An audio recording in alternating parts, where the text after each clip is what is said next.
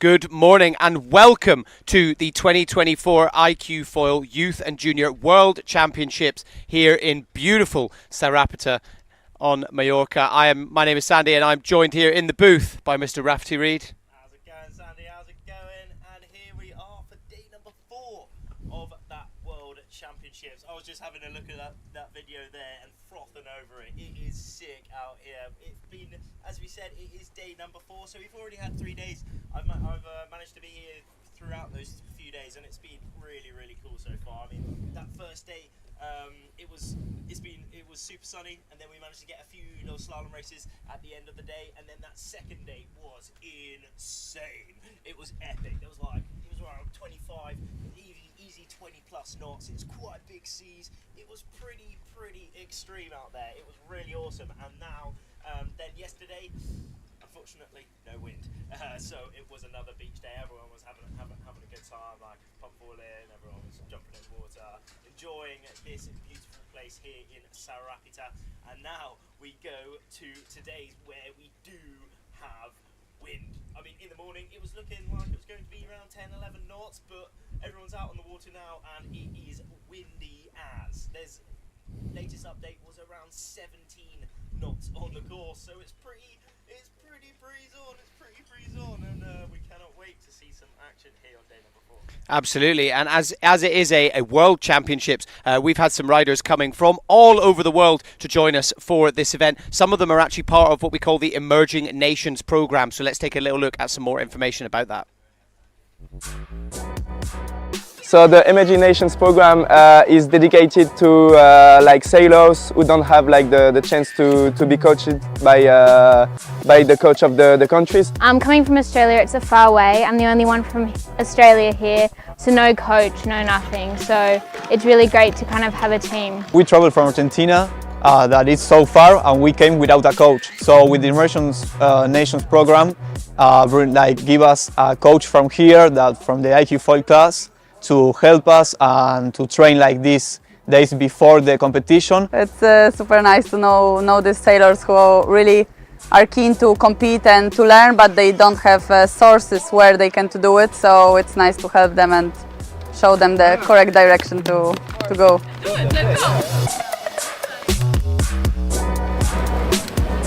Not like this 20 seconds ago, guys, please. We have a group with like guys from different countries, so it's different culture and different way to train. So we have like to, in a tiny time, to create a little atmosphere like between the sailors. It's good training. They're both amazing coaches, lovely, very easy to connect with, which is great. And they are like so good vibes, and they know a lot, so they are helping us so much. We are learning a lot from them. Awesome to hear about the Emerging Nations program. It's such a great part of the iQFoiL Youth and Junior in their journeys to hopefully become the Olympians of the future. Indeed. And as we said, this is day number 4. We've already had 3 days here. Day 2 was the windy day, so let's have a look at the highlights of that day.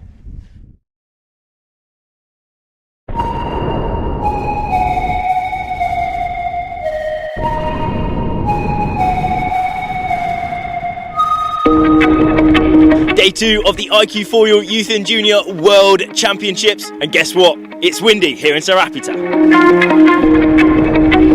It looks quite windy actually, and so we have to bring home 5 nice course races. Let's go.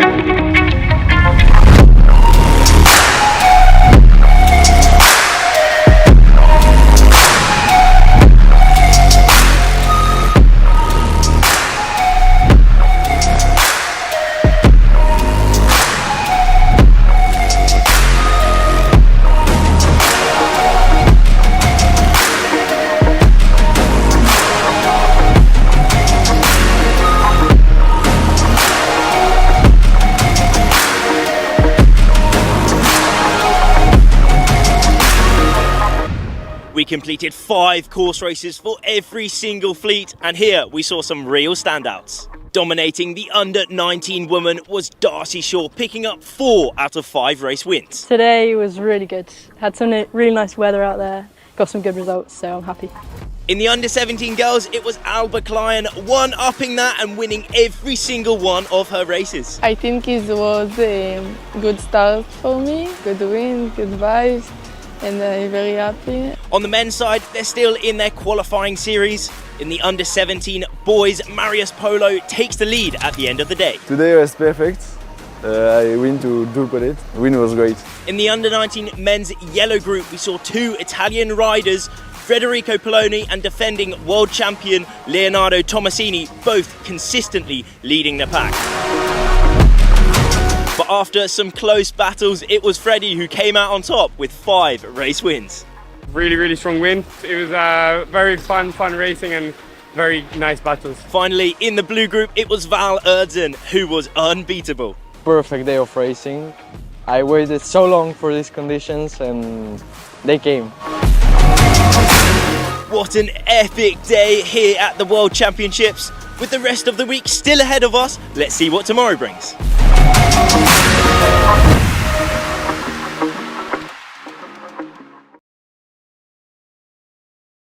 What a day of racing that was, and I think it really highlights the conditions that are possible out here in Sa Ràpita. And it looks like, fingers crossed, we're going to get something similar to that. As you said earlier, Rafferty, we had about 17 knots was the last kind of measure that they got on the course out there. So hopefully a day ahead of really exciting course racing. But let's take a little look at the rankings going into today. So first up, we've got the under-19 men's.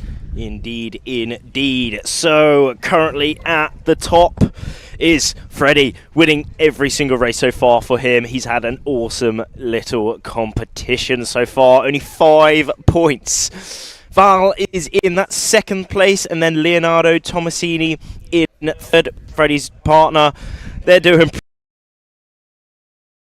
though Val wasn't in their group when they were racing before, so it's going to be very interesting to see how the racing goes today for them. Absolutely, and taking a little look further down, obviously a couple of names to kind of highlight. Kilian Manhavala sitting in 9th position. He obviously had a great result earlier on this year in Embrun for the European Championships as well, so he'll be looking to replicate that as we go into this event. But we're still a few days away from those medal races. Anything can very much change as we head towards that. Let's take a little look now at the under-17s men's. Indeed. So currently leading that is Marius Polo, France 908, only 6 points as well. But we can see how close it is at the top. David Itamar Leopold, only 1 point separates all 3 of those riders.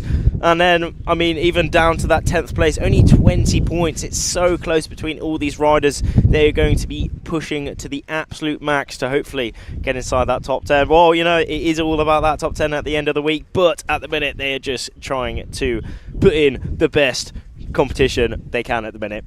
Yeah, absolutely. And today, to start off with, we'll be joining the women for the course racing. So let's take a look at the current rankings. First of all, the under-17s women. So as you said, Rafferty, that cut-off point is important, under the top 10. So only they will qualify for the medal series on the final day on Saturday. Indeed. And foiling ahead of these under-17 girls is Aalvaa Media with only 4 points on her scorecard, leading by 7 points to Ruya Gurla in that second place position. And then it is the rest. I mean, Sofia is in third place, Julia in 4th, both Polish riders, Hannah Simon in 5th. She was considering going on the 8 metre at this competition, but no, this is a time on the 7 metre. She's the windy conditions are her conditions, so will we be seeing her at the head? I guess we'll find out. Absolutely. Touching on a really good point there, Rafty, as we take a look at the under-19s, is some of the riders prefer certain different conditions, don't they? And so far, when the wind has been in at this event, it has been a little bit windier. You know, that kind of 17 knots, much more of the kind of course racing. Taking a look at the under-19s women's rankings. And leading currently is Darcy Shaw from Great Britain. 4 points to her scorecard. As we saw, we saw her won 4 out of 5 races on that windy one. Maya Gisler in that second place. She has just come second in the senior European Championships. Currently second again. Will she be getting another second place in this competition? I'm sure she'll be hoping to get that gold spot at this one. But again, everyone inside this top 12, I mean, even inside the top 20, top 30, top 40, everyone is going to be pushing for the top spot. Yeah, absolutely. The level is super high. One other name to highlight there, Medea Falcioni, currently sitting. Race with 375 other competitors on the water. Yeah, it's quite a lot, a bit more than Edinburgh, I think, and it's just like, when I was out there and I looked back to see how many people come out, I was just like, wow, there's so many people out here. It's just really nice, because in the UK you don't really get this experience on the start, especially with a lot of sailors, so I quite like it. Is there anywhere else in the world that you get this type of feeling? No, not really. Like I said, in the UK there's not a lot of people. On the starts, like, it's so crowded. It can be difficult at times, but others it's really fun, and it's just nice to have a lot of people here and all sharing the same sport, and it's really good, yeah. Epic. Well, best of luck today. Thank you. Emma, you're fully kitted up, ready to go out. 35 other nations on the water. Does that give you a bit of pressure? Yeah, maybe we do course racing because they're 13 to 15 knots, so excited for that. 375 other athletes in this competition. 375 other athletes in this competition. Does this give you pressure? Yeah, I've been a bit, but I know the other competitors, so I'm pretty confident. You've got a lot of experience in the youth and junior. Are you able to use this, or is it still a new competition here?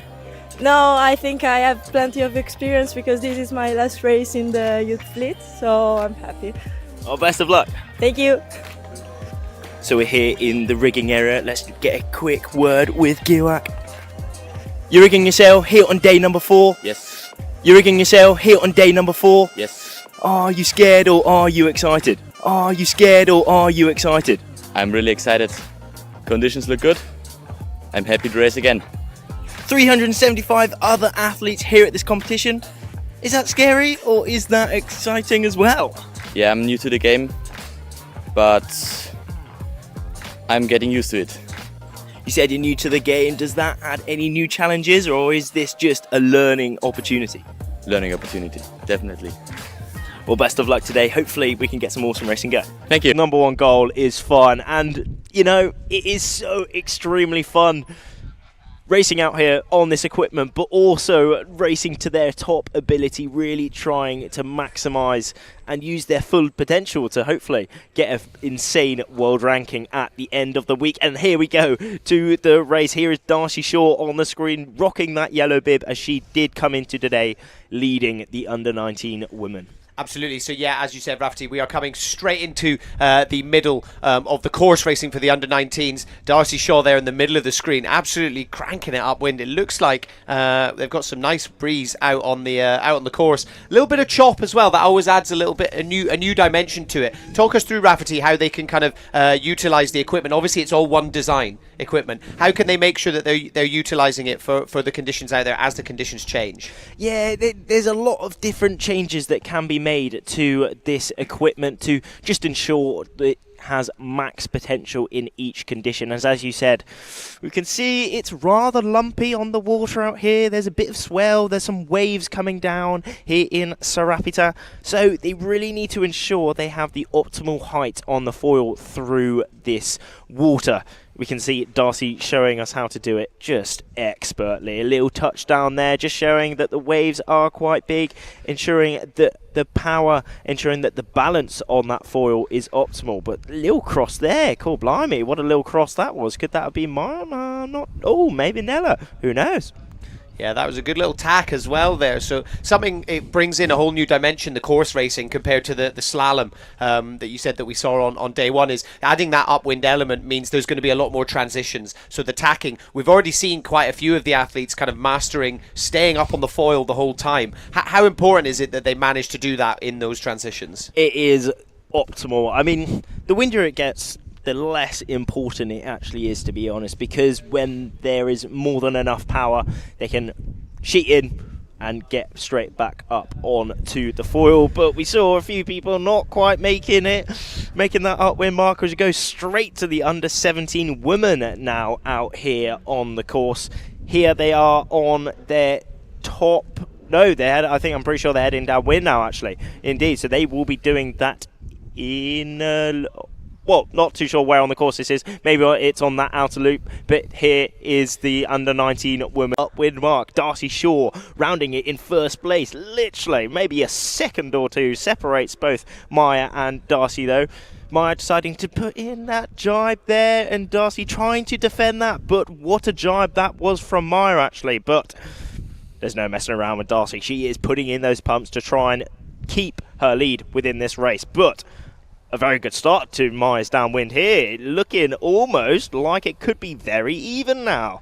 Yeah, a bit of a drag race going on here. You can see Maya opting to take a little bit of a kind of deeper line. So rather than heading too far out, you know, maybe sacrificing a bit of a board speed to have that shorter line down to that bottom mark. Rafferty, talk us through it. We've said it a lot in past events. Talk us through, you know, finding that balance between carrying that board speed and minimising your distance. Exactly. It is all about that VMG velocity made good at the end. But we're seeing both VMGs from Darcy and Maya quite similar here. You can see they're quite similar in speed and quite similar in angle. Will one of them change their modes, going from high mode to low mode? I guess we'll find out, but it is about that balance between the speed and the shorter distance. The shorter distance you go, the least speed you have. However, the longer distance you go, the higher speed you have, in rough terms, basically. So obviously there is an optimal VMG, as we're seeing both these leaders within this under-19 women's race at the minute, showing that their VMGs is it's top tier at the minute. But Darcy still has her lead to Maya Gisler just to the left of our screens at the minute. Look at that, not much separating them at all though. Absolutely, really impressive speeds that we're seeing there. So as I said, the last time we got a measure of the wind on the course, I think it was about maybe just under 17 knots. And you can see these guys doing 23 knots, 27 metres between them. And just look at the rest of the pack behind them as well. They've really separated themselves out from everyone else. Look at the difference in board speed there. Darcy Shaw hitting over 24 knots. Good grief, they're speeding out here in Sa Ràpita, aren't they? I mean, look at the speed differences, actually. I mean, they might be in a gust, but if I'm reading that right and everyone else can see on the screen there, they're 2 or 3 knots faster than everyone else.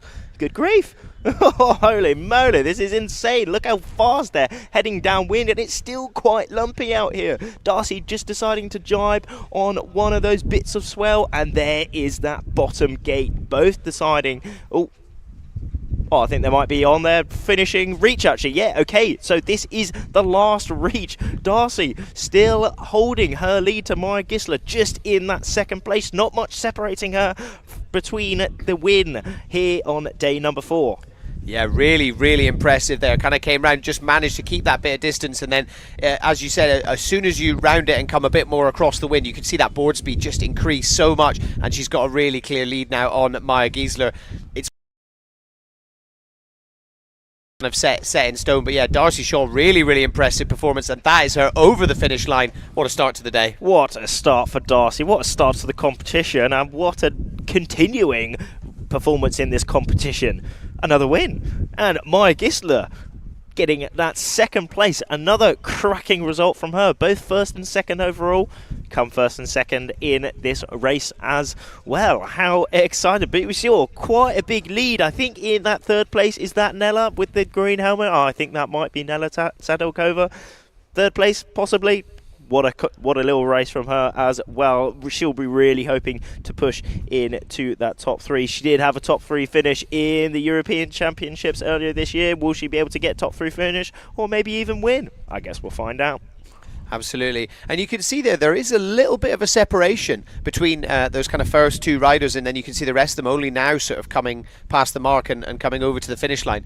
I mean, obviously these are secrets, but like what are those kind of little differences that you've noticed, Rafferty, that you think they might be making? Is it kind of just a combination of everything? So the tactics, the gear tuning, everything like that? Like what do you notice differently that Darcy and Maya as well are doing compared to the rest of the pack? It is a tricky one. I mean, here we are literally looking at the best in the world. This is the World Championships, and this is the best in the world. This is the elite of the elite. So here they are really working to get every single little ounce of performance out of this equipment. So it's not really the big differences. It's the 1% here, it's the 1% there that eventually add up to, 5%, 10%. And also, it is a huge amount of training, the amount of dedication, the amount of work that all of these athletes have put together towards this competition. You know, it didn't just start a few days before competition, it started for the majority of these athletes weeks, months, years ago, all up to this moment. Absolutely, and we, as you can see on the screens, we have swapped over to the under-17s women's fleet, who are in the middle of their course race as well. And currently we've got another little drag race as they're making their way down to the end of the race. Aalvaa Klein, yeah, really dominant performance so far this week, currently sitting in second place. And again, taking a little look at that board speed as well. So just not quite hitting 20 knots, but still, I mean, it's pretty impressive given the conditions out there. I can't tell. I mean, looking out at it, you can see it is definitely a little bit gusty out there, isn't it? It is kind of that sort of cross, sort of offshore direction. Yeah, it is. Well, it is pretty gusty, it's pretty big, and it's pretty extreme conditions up there. Extreme conditions for a extreme sport. All these athletes are loving the speed, loving the adrenaline. This is what windsurfing, this is what iQFoiL brings to not only, you know, the old riders, the free riders, also these young racers here in Sa Ràpita. But it's looking as if it is Delfin, Turkey 713, currently leading this race. There we can see how big this swell is. Yeah, actually. I was just going to say. Really ensuring that they have optimal height on that foil. Oh, it's pretty tight though. You saw Delphine there, like kind of almost unhook and like come right over the middle of the board there as they rode it. For some reason, yeah, it looked like a bit of a rogue wave there, trying to make sure that the foil doesn't breach, because that can be a real race ender, can't it? It certainly can. I mean, it can be a race ender, but it can also be, you know, it's that's what happens. That's what happens sometimes. It is part of the game when everyone is pushing to the absolute max. Things can happen. The boundaries can be slightly stepped sometimes, but I tell you what. Here, there are no boundaries being stepped. Both Delfin and Aalvaa showing us exactly how to do this downwind. Oh, you can see though they're pretty stacked. They're pretty overpowered at the minute. It is really windy out there. Talk us through the differences that they can make in the equipment as they do it. So obviously, whilst the iQFoiL gear is a one design, there are various things that they can do in order to change it whilst they're out on the course, isn't there? Indeed. So downwind, what they do is make the sail a little bit deeper. So that, how do they do that? They let off the outhaul. There's a bit of rope basically connecting the end of the boom to the side of that sail.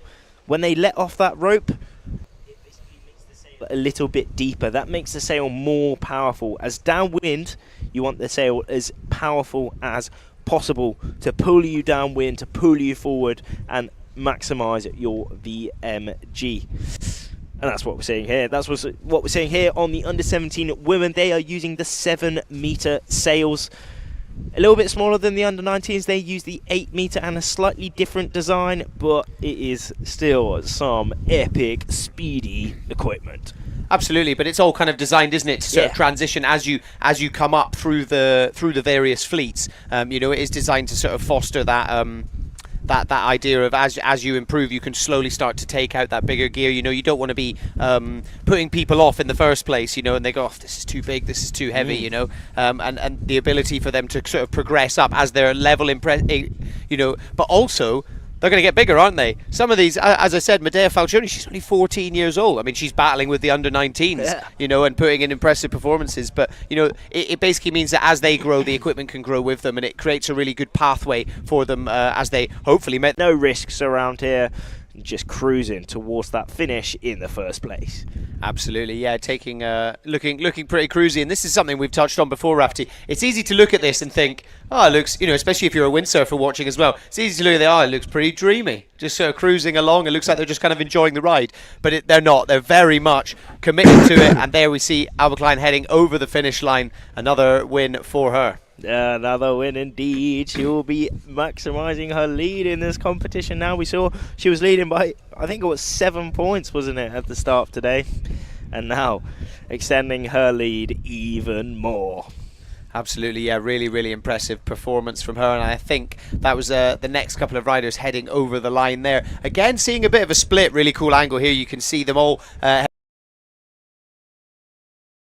race towards the finish line. That's always kind of my favourite part of a course race, is that final bit. That and the first round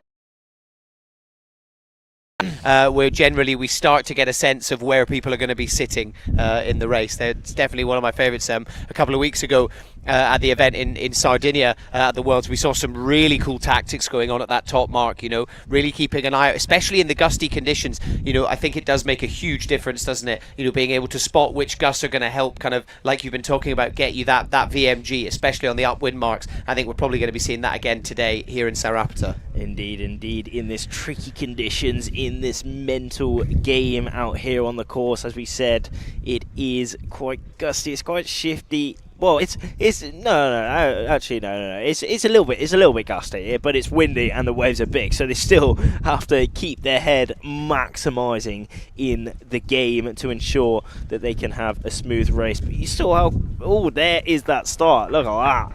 Yeah, so this is some of the recap from the under-19s women's race that we covered earlier that Darcy Shaw won, but so cool to see. I love the starts as well. Something to talk about with the starts, Rafferty, and you know we can do it for the next one, is it looked like they all decided to go off on the one side, whereas you know previous events we've seen them taking a bit of a split, so clearly they've noticed that there is a bit of an angle in the wind in terms of them getting upwind. Yeah, I mean, we saw on that start, actually, we saw down that pin end was a huge gust. Yeah. So for sure they will be looking at that. How can they maximise the potential in that gust? But it was Darcy Shaw and Nella having a very good start to that competition. Maya slightly further back, I'm not 100% sure where, but she certainly came back anyway. Yeah. Nella in that second place throughout. Oh yeah, there's Maya in the end. So there was that top three. But I mean, Darcy, she led that race from start to finish, didn't she? That's the really interesting thing about the course racing, is you can have the best start ever or the worst start ever, but you have enough time to try and play that catch-up game, put those tactics into place, whether it's the upwind legs, downwind legs, you know, you have a chance to be able to catch up again.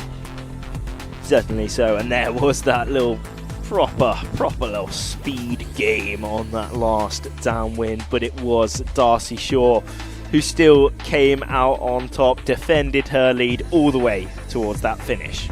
Absolutely, yeah, really impressive performance. And it's always interesting, you know, as we get to it, you know, we're kind of right in the middle of the event. You know, tomorrow is really going to be crunch time and getting towards that top 10 as we take a little look at the full results there. So yeah, Darcy Shaw in first, Maya Giesler in second place, Nella Sadokova, you were correct there, the signature green helmet I guess gave it away, sitting in third place there. Carola Colasanto as well coming in fifth. You chatted to her earlier in the pit walk, she seemed pretty chilled about everything. Another day on the water. She came in today sitting in fourth place position, and fifth place for her. She is really wanting to be on that podium. A few of these big competitions she's just missed out by a smidgen on that podium, but this is her last one, so this will be the time for the majority of these riders. This will be the last youth competition for the riders before they move to senior, so everyone will be really wanting to do maybe a good end to their youth career and a good start to their senior career. Do you think that adds pressure, or do you think it kind of means they can kind of relax a bit, you know, in that transition from the kind of youth fleets up into the kind of the senior fleets? Do you think that kind of creates, like as you said, for a lot of them this is their last one? I wonder if it's yeah, it's. I guess everyone's different, right? Everyone's different. Yeah, everyone's on their own journey. It depends. You know, obviously we're also kind of still at the start of a 4-year cycle. You know, we've just had the Olympics this summer. We'll be moving to LA, looking towards LA in 2028. So people will be wanting to get that started. And this is the results from that last race for the under-17s women. So Aalvaa Klein continuing her absolute run of dominance, coming in first place there. Really impressive performance from her. Indeed, and then that was Delphine still managing to get that second place. Albert, she did snatch the lead off of Delphine there, but still a very awesome result from all these top 10. Hannah Simon in that third place position, a great result from her. Hopefully she'll be very happy with that. Yeah, for sure. And then moving further down, and it looks like we are getting ready for the next race as well. We're not stopping today, as you said, Rafferty, with a bit of a lay day yesterday. So I think everyone's pretty eager to get out on the water and spend as much time on the course as possible. Exactly. Yeah, after yesterday, I heard a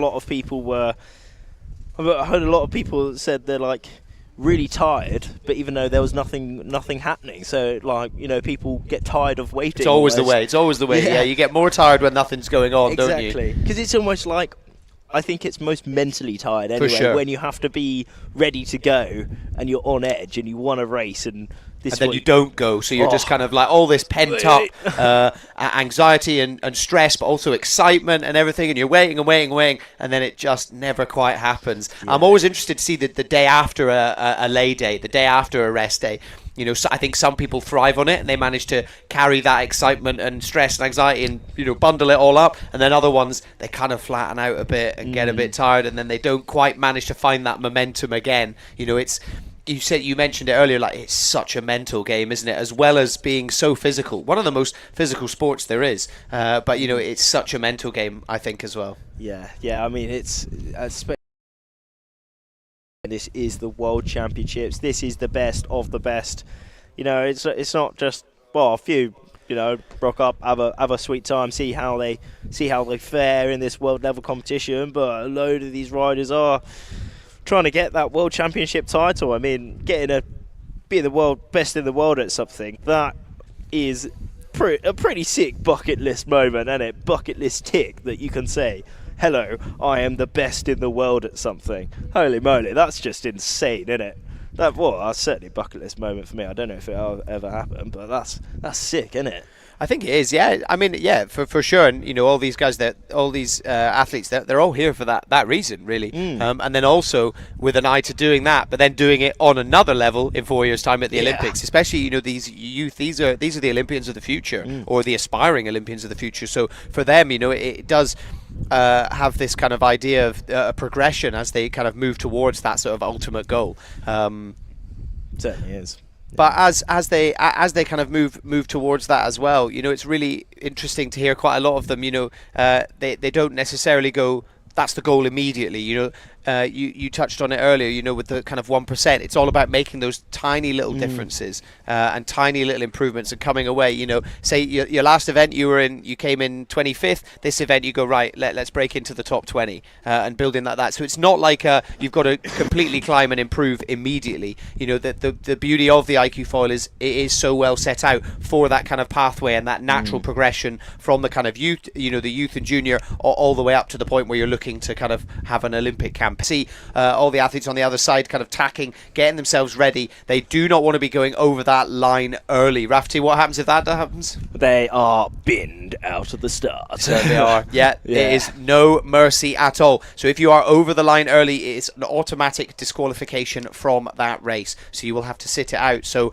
definitely not what you want on your card as you get towards the end of the day. If you were disqualified from a race, you know, it just makes life even harder. So yeah, definitely don't want to be doing that. So seeing them all getting ready, this will obviously be an upwind start for the course racing, so it's important. They've got to be so careful when doing that. Rafty, talk me through the kind of tactics. So you can see they're kind of sitting like off the foils, sort of, you know, and then they get into that last minute, they start to get up on it, but they still don't hit the gas, really, do they? Yeah, I mean, the pre-start routine does start from, it's not the last minute, it's not the last 10 seconds, it's the first kind of 3-4 minutes where they are going to line up, what they're positioning, and how to hit the start in the best position with the best speed and the best BMG upwind, you know, like hopefully power up, hopefully hit it with speed. As we're seeing in the last minute now, we're seeing some riders deciding to go down that pin end, some deciding to power up down that top end. Who will get the best start, we're going to see very soon. Yeah, you can see they're all kind of sitting on the foil, but they're sitting right on that back foot. They don't want to be accelerating. This is such a great angle. You can see bang on, that is the start line between those two boats. They're all sitting there. As we get into these next 5 seconds, we're going to start seeing a lot of pumping going on. Let's see what we've got here. Who's going to have the cleanest start? Who is it down that bottom end? Italy 95. Who's going to push out? And it is Italy 57. Media down that bottom end, having a corker of a start. In the middle, we can see Darcy Shaw and also Maya Gisler in the middle there. Down that top end, a good few riders up that top end having a banging start as well. It's still all extremely close. Look at this. This is just epic, isn't it? Absolutely, yeah, really good there. We could see Maya Gisler seemed to find an extra couple of knots there and really sort of separate herself from the rest of the pack. As you said there, Medea Falcioni at the bottom end there having a really, really good start. You can see from this top angle here, you can see a couple of the riders riders really are making their way out a little bit further ahead, but we will start to see a bit of a split of the pack after this. Some of them will probably opt to tack a little bit earlier. The other ones generally tend to take a little bit of a wider line. There's no right or wrong way to do it. It's all about what the athletes are kind of looking over their shoulders, looking at what the wind's doing, looking at what the gusts are doing, which directions they're coming from. As we said, it's kind of cross offshore wind here, so it will be slightly gusty. So it's really important that they're trying to use that to get as much of a header as possible, get themselves upwind to that top mark as quickly as possible, but also as efficiently as possible, making sure they want to take up as little ground as possible as they make their way up. Certainly. On our screens at the minute, Israel 100, Maya Barrel having a great start, almost leading that start off of that committee boat end. But down in the middle as well, we're seeing Nella, and also I'm pretty sure if I make that out right, that is Maya as well in the middle. Also, British rider can't quite make out the bib, all or no. Darcy. Guess we'll find out very, very soon. Some deciding to tack off. I was just about to say, I think I saw a Turkish flag, but I couldn't make out the which one it was. But actually, she kind of messed up a little bit there. She actually had to go down under a couple of the other ones. So she went round onto port tack, so left hand forwards. That means she has to give way to everybody on starboard tack, and she actually kind of did it almost a little bit too early. The other riders had right of way and pushed her. She had to go a bit. She got up onto the foil and then had to go downwind. So a little bit of a mistake there that does cost you quite a lot of ground. So you've got to be really, really careful, really keeping your head on a swivel, making sure that you've got plenty of clear room if you do want to throw in that tack. Certainly, and that's one thing that all these riders really have to think about are the racing rules of sailing. The most basic one, which you touched on there, Sandy, is that port and starboard rule. It's the one on starboard always has right of way. A couple other very common ones is the windward-leeward rule, basically saying if you are closest to the wind compared to someone else, you have to keep clear of them. Basically, those are the two main rules that we usually see here on the course. Absolutely, and taking a look, it looks like Darcy Shaw again with a pretty clear lead over everyone else. Taking a look on the left-hand side, you can see the speeds there. So obviously they're on their upwind legs, so they're not going to be going as fast as they make their way up, but still basically matching the wind speed. Although I would say that it does look like the wind has potentially dropped off a little bit, maybe possibly closer to sort of 14, 15 knots. I know 17 was kind of like the peaks, so maybe still 17 in the gusts, but looks like they're potentially in a bit of a lull, but still flying along, making their way up. Yeah, still heading upwind, 15, 16 knots on this iQFoil equipment. It's so speedy, just flying above the water, flying over those waves, and really speeding upwind to that upwind mark. We're seeing, as we can see on the screen at the minute, everyone's quite spaced out at the minute, deciding to take different routes upwind. Remember, the fastest route upwind is diagonally. And where you put in those turns is up to these riders. Where they put those in depends on them, where they think is the most wind, where is the shifts, and where is the most optimal conditions. Oh, someone just not quite make an attack down that bottom end. It looked like they were quite high up. Hopefully they will come back proper quick. Could that have been Nuhayat from Turkey? Oh, but it's a lovely tack from these top two riders again, isn't it? Really, really good tack there, especially from Darcy Shaw. Yeah. Basically only touched down for a fraction of a second. Maya Giesler also really gaining on her. Seeing a bit of a repeat of the last race as they make their way up to that top mark there on the left-hand side of your screen. Looks like they've all got a pretty good line. You want to go around it as tight as really wide line as they come out. And yeah, it'll be Darcy Shaw getting round first. You can see there, that's her letting off that downhaul, bagging the sail out as we see her making her way back downwind towards the gate. Indeed. I think they're actually making their way onto the reach now. If not, yeah, I think they're all going on the reach as they are doing the outer loop. But it is all extremely close between those top 5, between these top 10 and the rest of this fleet, top 30. Look at all these rides. It is extremely close. 23, 24, 25 knots on this reach, and there is that upwind mark. Will we see any funny business? Hopefully not. Hopefully they all make it round pretty pretty nice and easily, but oh god, it's so close. All between here. Here is where some of the really big battles happen, because one quick thing can make the difference between 5 or 10 places as we head straight back to the under-17 women's start here on the same course. Absolutely, yeah. Just over 20 seconds left to go until the start of this, and we're seeing a repeat again. You can see them all kind of lining up, sitting on the foils, but not quite putting the gas on. Last few seconds, they're going to start putting the weight over that front foot, pumping the sail as much as possible, trying to get over that line quickly, but also cleanly. Nobody wants to be going over early as we get to it. Who's going to have a good start? You can see quite a few of them, pretty even split actually, down towards the pit end, but also up towards that committee boat. And there is that start. There it is indeed. I think that was Berta down that bottom end. Estonia 209 having a good start down that pin end. Also Aalvaa there with a very, very good start, immediately taking a lead from the rest of her competitors. Absolutely, yeah, really splitting away from everyone else. And also that's quite an important thing, isn't it, Rafferty, in terms of the wind? You don't want to be right among the pack, especially when going upwind, because obviously you want plenty of room to be able to tack, but also as the wind comes down, you know, you are going to get that dirty wind from the other competitors. Yeah, and as we can see here, Aalvaa is in clean wind. She's got no one covering her from giving her some messed up wind, some used wind. That's probably easier to say, isn't it?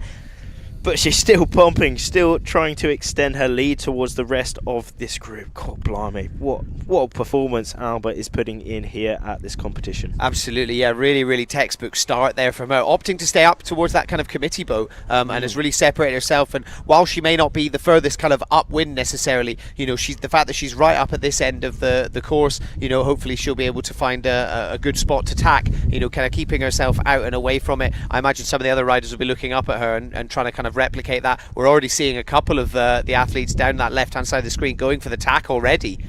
So yeah, some changes in the tactics among the fleet already. Yeah, that's one thing, that if you're second row, third row, getting some used wind from the other athletes, putting in the tack can allow you to get out onto the other side and hopefully get into some cleaner wind. But we are seeing the majority of these riders heading out onto the left side of the course. Could there be more wind over there? Possibly so, possibly so. I mean, we saw closer to the beach, maybe there was a little bit more wind, looked a little bit more gusty. As the closer they head to the beach, the more the wind comes over the land.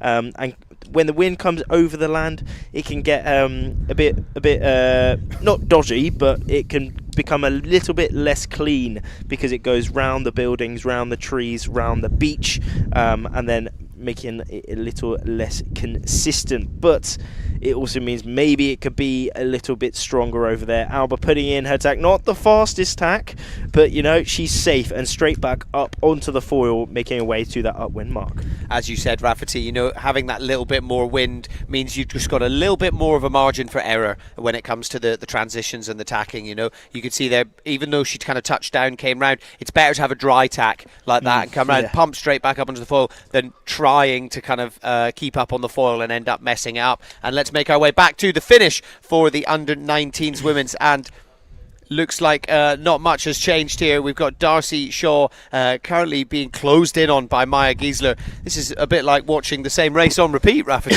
Yeah, it's pretty similar, isn't it? Good grief, but they are making their way back upwind for their second upwind leg. All 3, 4, 5 even top riders deciding to head out onto the left side of the course again.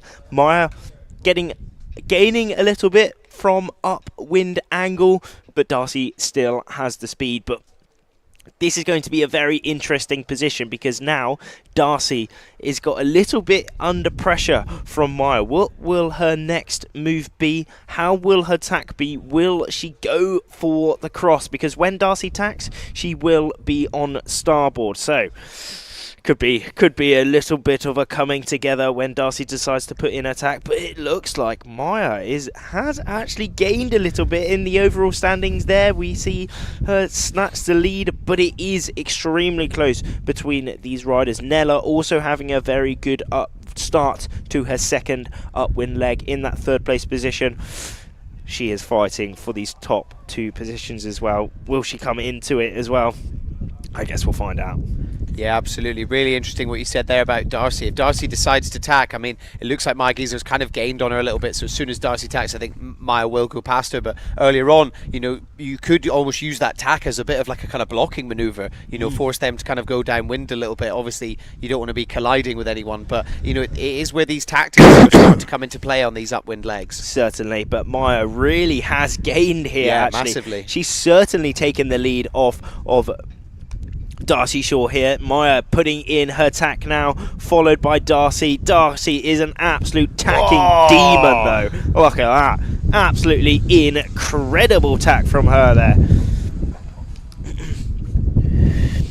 Really, really impressive tack there from Darcy Shaw. That's the best one we've seen of the day. I mean, we've only just started, really, but so far, that was pretty much on the foil the whole time, right? Yeah, it was cruisy, and straight back to the under-17 women now on their upwind. Here is their upwind. Who will be leading into it? It's looking like Aalvaa Klein again, coming in to that mark in the first place position. Absolutely, yeah. You can see her just coming round there. You know, a few little pumps to keep herself up and going as we see the rest of the fleet making their way round that top mark and then onto that reach, making their way down. You can see Aalvaa Klein in the distance there. Not a huge amount, you know, in the distance. There's definitely kind of closing in on her a little bit, but you know, still pretty clear lead going on. A great race so far for Sophie Clark as well. GBR 384, probably in that top 5 position there, around that. Anyway, as we're going straight back to the under 19 now, but it is Maya Giesler, Norway 21, who has got the lead. She's looking back at Darcy. How can she defend this lead now all the way to the finish? There's still a fair bit to go. They are on their last little bit of their second upwind now. They round that mark, heading, then go downwind, and then through to a reaching finish. But Maya Giesler, 18 years of age, average event finish 7th. I mean, she's always been in the top 10. Good grief. Yeah. She's cruising. 5 sets of medal races. Yeah. You know, she knows what she's doing. She's got her eyes on the prize. But equally, I think, you know, and we've spoken to the athletes directly about this. A lot of them, they're not necessarily thinking about that. It's just all about taking it one race at a time. Certainly so. We saw highest place position is 5th, but that is in the youth and junior competitions. I'm pretty sure she recently came 2nd at the senior women's iQFoiL Europeans, and also 2nd at the under 23 world championships. So I mean, she's got the experience, she's got the skill, she's got the level. She is really at the top of her game. Could she win this 2024 World Championships? I mean, she's putting herself in a good position for that at the minute. Absolutely, opting to take a little bit of a different line there compared to Darcy. You can see Darcy going round onto the other side. Maya on a mission of her own. Zooming out, you can see the rest of the athletes still quite far away. That pin end right up in the distance there on the left-hand side of your screen. So yeah, what's Maya potentially seen that Darcy hasn't, or vice versa? Yeah. And there is that under 17 gate. Remember, both under 17s and under 19 women are on the same course at the minute. That's pretty cool, isn't it? All these riders racing at the same time. And there is those top 3 of the under 17 women so far. Aalvaa still in that really good place position. Israel 601. Hila Partouche in that 2nd place position. Turkey 5835. Uruya Uglo in the 3rd place, and then all extremely close within that top 10. 5th, Sophie Clark. What a race she's having as well. She came into it today in that 11th place position. Could she be moving up? Whoa, I mean, in that 11th place position, that's the sketchy zone. Everyone wants to be in that top 10 for those medal races. Everyone wants to be 11th, but also no one wants to be 11th. It means you're within striking distance. You just got to have a good day, but it also means you're in striking distance. Well, you know, yeah. it adds that whole new level of stress of you're kind of so close, and we've seen it so many times, haven't we? There's always such a battle, and it always changes so much with every race. You know, certainly as we move into tomorrow, that's going to become a really, really interesting talking point of who's sitting in those kind of moments. And there is Maya Giesler on her last reach towards that finish. It looks as if she has still managed to keep her lead. We did see a very interesting manoeuvre from her on that downwind. She decided to go a lot further onto that right side compared to Darcy, Nella in that second and third place, but that has put her in a good place position. What a manoeuvre from her, what a little decision from her, and she has allowed herself to go towards the finish. There is that finish line. Will she win this race and win this second race here on day number 4? She does.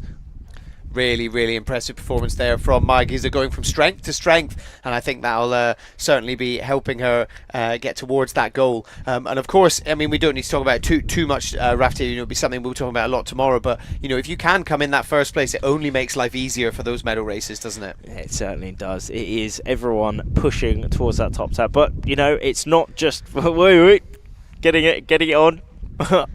She's happy. Putting up the guns, sun's out, guns out. She's happy, showing her strength to strength on this World Championships. She's won a race, she is happy. But yeah, everyone is pushing towards, well, as you said, it's not only about that top 10 as well. It's about the top 20, it's about the top 30, it is about the top 100, you know. Each one of these athletes have their own little goal, whether that's just be able to complete every race here at the World Championships, or if it's to pick up that World Championship title. That's the really cool thing. But it was Media Falcioni down that bottom end, having a very good start. Yeah, under 19 race recap. Here we go. Darcy, Maya and Nella all having a great start. There was Maya Burrell in having a good start at that committee end. But we did see some standouts quite early on, didn't we?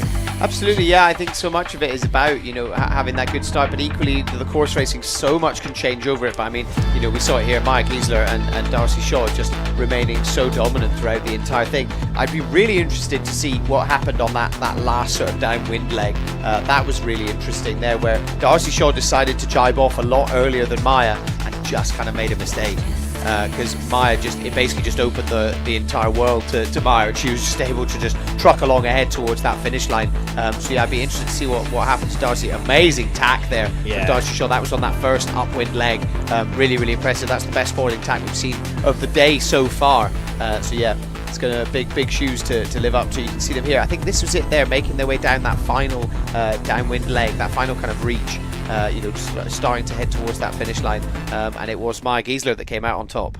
Certainly was. I would go straight back to that top mark for the under 17 women, and it's looking like we have a new leader within this race. Still, Aalvaa is in that second place position. I think that might be Maria as well, also possibly Ruya in this top 4. Who is leading? It is Israel 601. Hilla has snatched the lead off of her Israeli teammate, but there is no slouching around. She's got a fair bit of distance, as we can see here. Poland 977. It is Julia actually in that third place position, really fighting to get that into that second, and maybe in.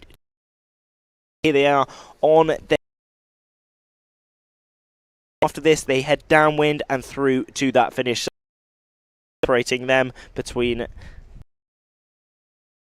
Absolutely, you can see there Aalvaa Klein really starting to gain on Hilla Partouche. Hilla Partouche just looking like she's kind of struggling for the board speed a little bit. Maybe just sort of drop down. You can actually see they are in a bit of a lull. You can see there's a really nice gust just upwind there, so that'll be hitting them soon. But it looks like, sadly, Hilla will be getting a bit of dirty wind from Aalvaa Klein. It could be just the kind of angle that we're looking at it from here, but it looks like Aalvaa Klein's really managed to find a little bit of board speed, and it's definitely been reflected there. You can see she's got a little bit more speed, just an extra almost knot, just under. Oh, it's actually, she's increased it even more now, hit over 20 knots, 20 and a half knots, so really increased her speed over Hilla, and it looks like, yeah, she'll be giving her the dirty wind to try and get the overtake. Yeah, she certainly has come back a bit. She's put the power on. She has really transferred every single bit of power from the wind into the board through that foil to get the speed, and maybe she will be rounding that. Oh, it's really close though. You can't even tell right now, but they are on their reach. Where is that final reaching mark? But it is Aalvaa Klein who has Court, she really showed how hard she can put the power down on that top reach, didn't she? And snatching the lead off of Hilla. That was really, really impressive there. Amazing little drag race going on and just showing how things can change there. That was an absolute textbook overtake. Nothing sneaky going on there. And it looks like Julia's also going to be looking to do the same to Hilla, but there's a bit of a pumping battle going on. Aalvaa Klein now got a little bit of a comfortable lead as they make their way downwind towards that final mark before that last reach across to the finish. So still anything could change, but it does look like we've got a bit of a battle on our hands here. Certainly do. There's not much separating these top three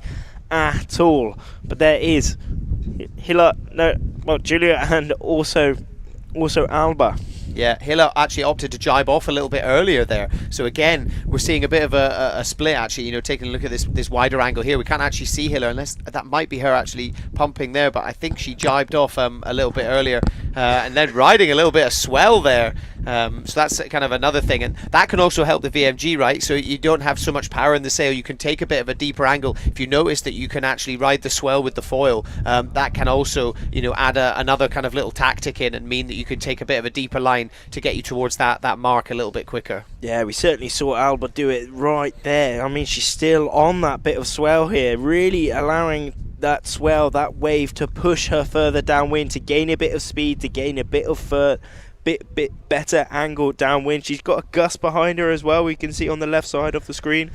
Will she be able to get in that gust? I mean, driving now back onto the right side of the course, just towards that bottom downwind mark.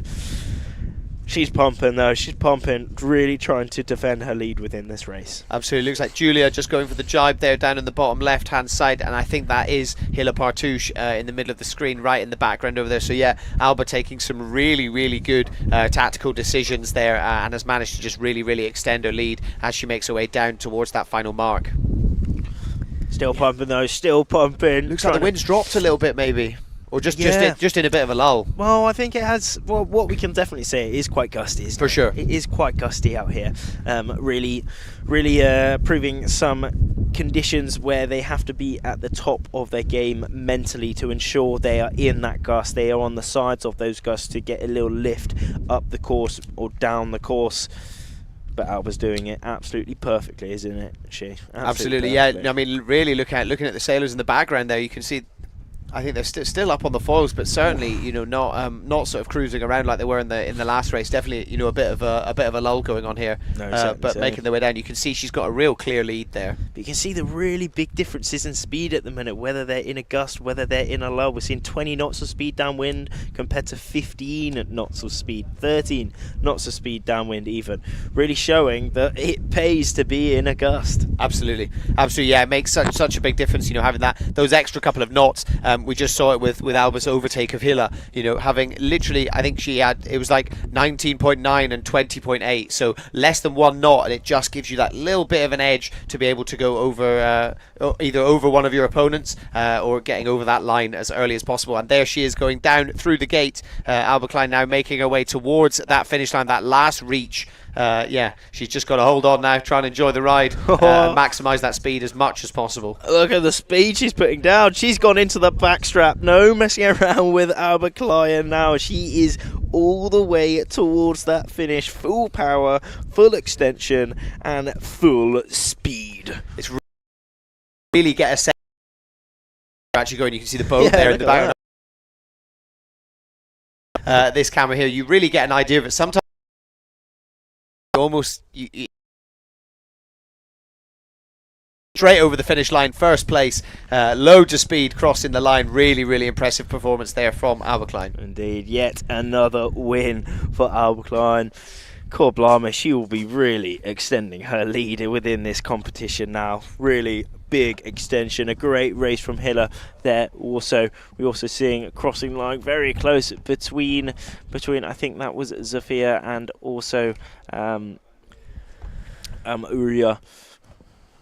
Yeah, really, really impressive there. And again, as we move towards that medal series, and tomorrow is going to be the day when the cut-off happens, it is so important to be just trying to maximise your chances of staying there. But also, if you're already within that top 10, the higher up you are, the easier your life is going to be on those medal races. Basically, you're going to guarantee yourself a spot on the podium if you're sitting in that first place. So Aalvaa Klein definitely looking to try and cement herself in that position, and so far she's doing a pretty good job of it. Yeah, not a bad job of it at all, as she's making her way back to her boat, back to her coach. If I'm right, that is Shahar Tibi, one of the senior competitors right at the top of her Game 2022 world.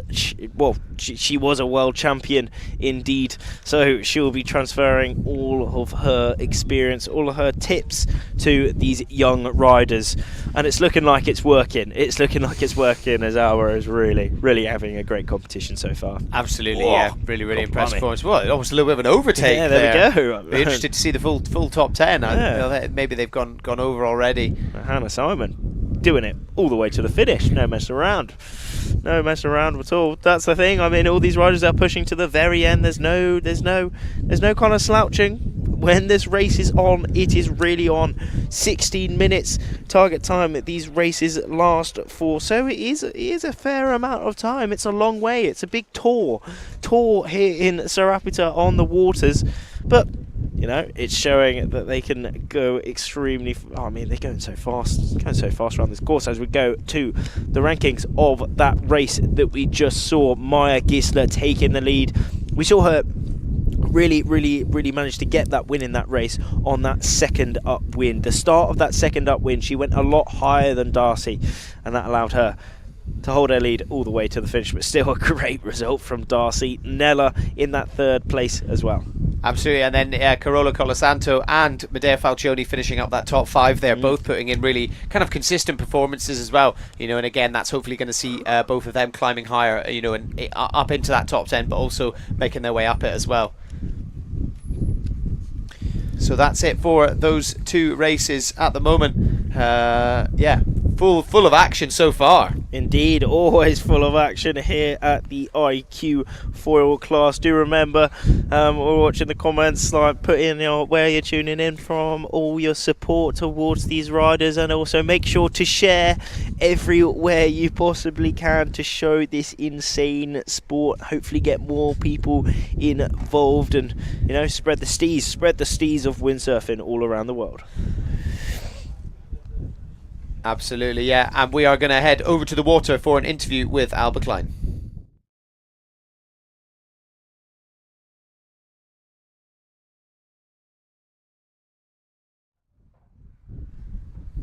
Oh, having a couple of technical difficulties there, but yeah, hopefully we'll get them sorted out so that we can get some words from the athletes out there. It's always got to be kind of exciting, you know, this kind of time between the races. You know, they're getting ready for that next one, especially if you just had a really good one. I mean, Rafti, you've been in the driver's seat when it comes to that sort of stuff. What's this point like? You know, where you finished a race, you're getting ready for that next one, whether you've had a good race or a bad race. How does this kind of almost like few minutes of downtime feel? Obviously, they're heading straight over to the coach boat so they can talk to them before making their way, you know, back onto the boards. How does that work?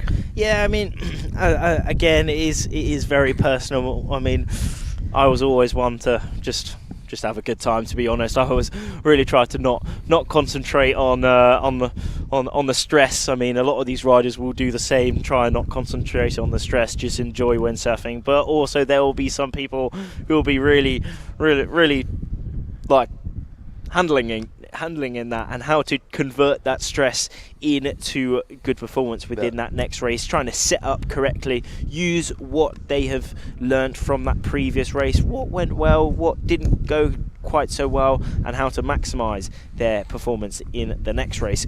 Are doing extremely well.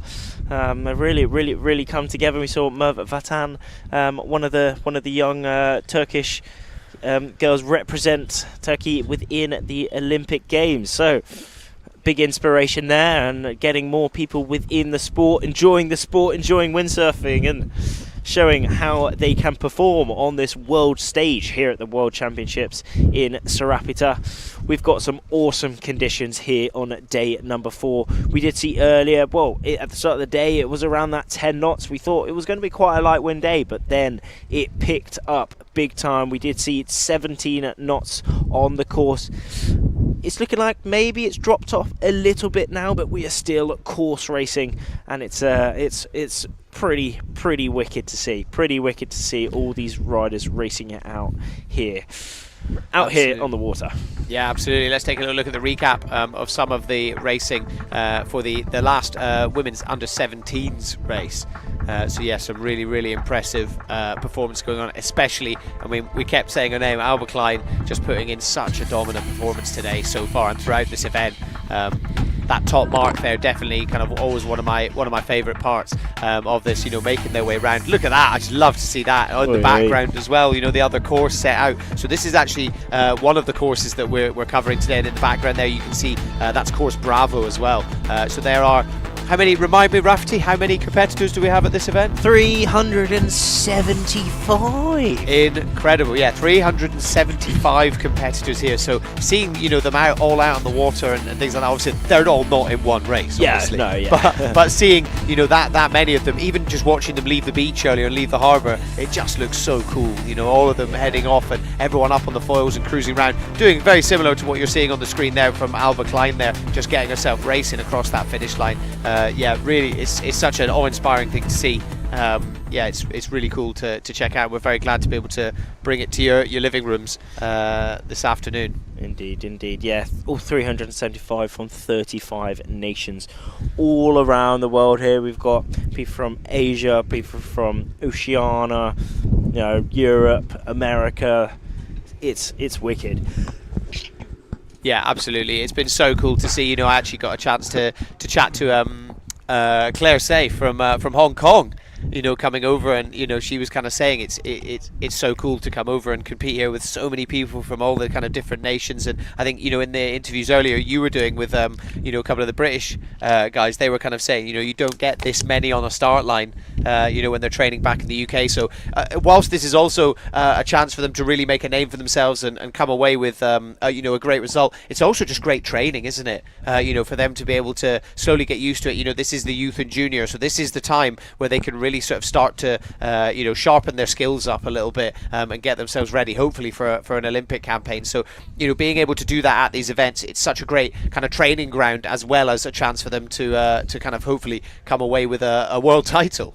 Indeed. As we go to that committee boat, so out here on the course, how these races are run, because it's not like the land, you know, it's on the water. So that committee boat there is basically like it's race control there. That's where the race committee are on that boat, organising the racing, making sure the racing is run correctly, calling the start, making sure the marks, the boys are in the correct positions, and then we also see they as well, they will be making sure the start is correct. And we see the other end of the start down on the left side of our screen at the minute, just going off there with that orange flag.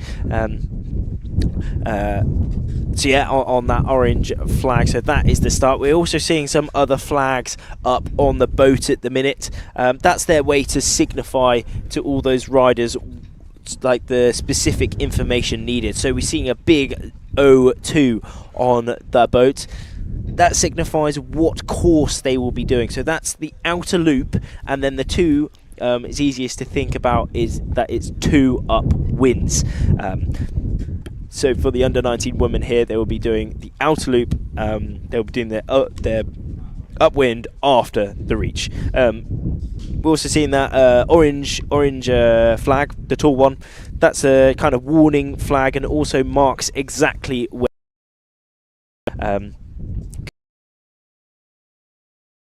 We're seeing a few other flags. We're seeing that white iQFoiL, that signifies the class, so that is the under-19 women. We're also seeing the square, like red and white one, that is the U flag, so that shows that if you are over the start, unfortunately you are disqualified, albeit no general recall. And also that red one on the front, that signifies that we are doing course racing out here in Sa Ràpita in these epic conditions that we have. Absolutely. I think one of the most important ones to point out there, Rafferty, is that orange one. That marks the exact point of that start line, because they want to be so sure if people are over early. And obviously, as we mentioned earlier, if you are over early, it is an instant disqualification. So given the gravity of that situation, it's so important that the judges are absolutely sure that you were over early. So yeah, to have a point on the boat, because otherwise it would go, hang on, is it in the line with the tail of the boat? Is it, you know, in line with the front of the boat? Like how does it work? So, you know, having that flag just gives it an absolutely concrete point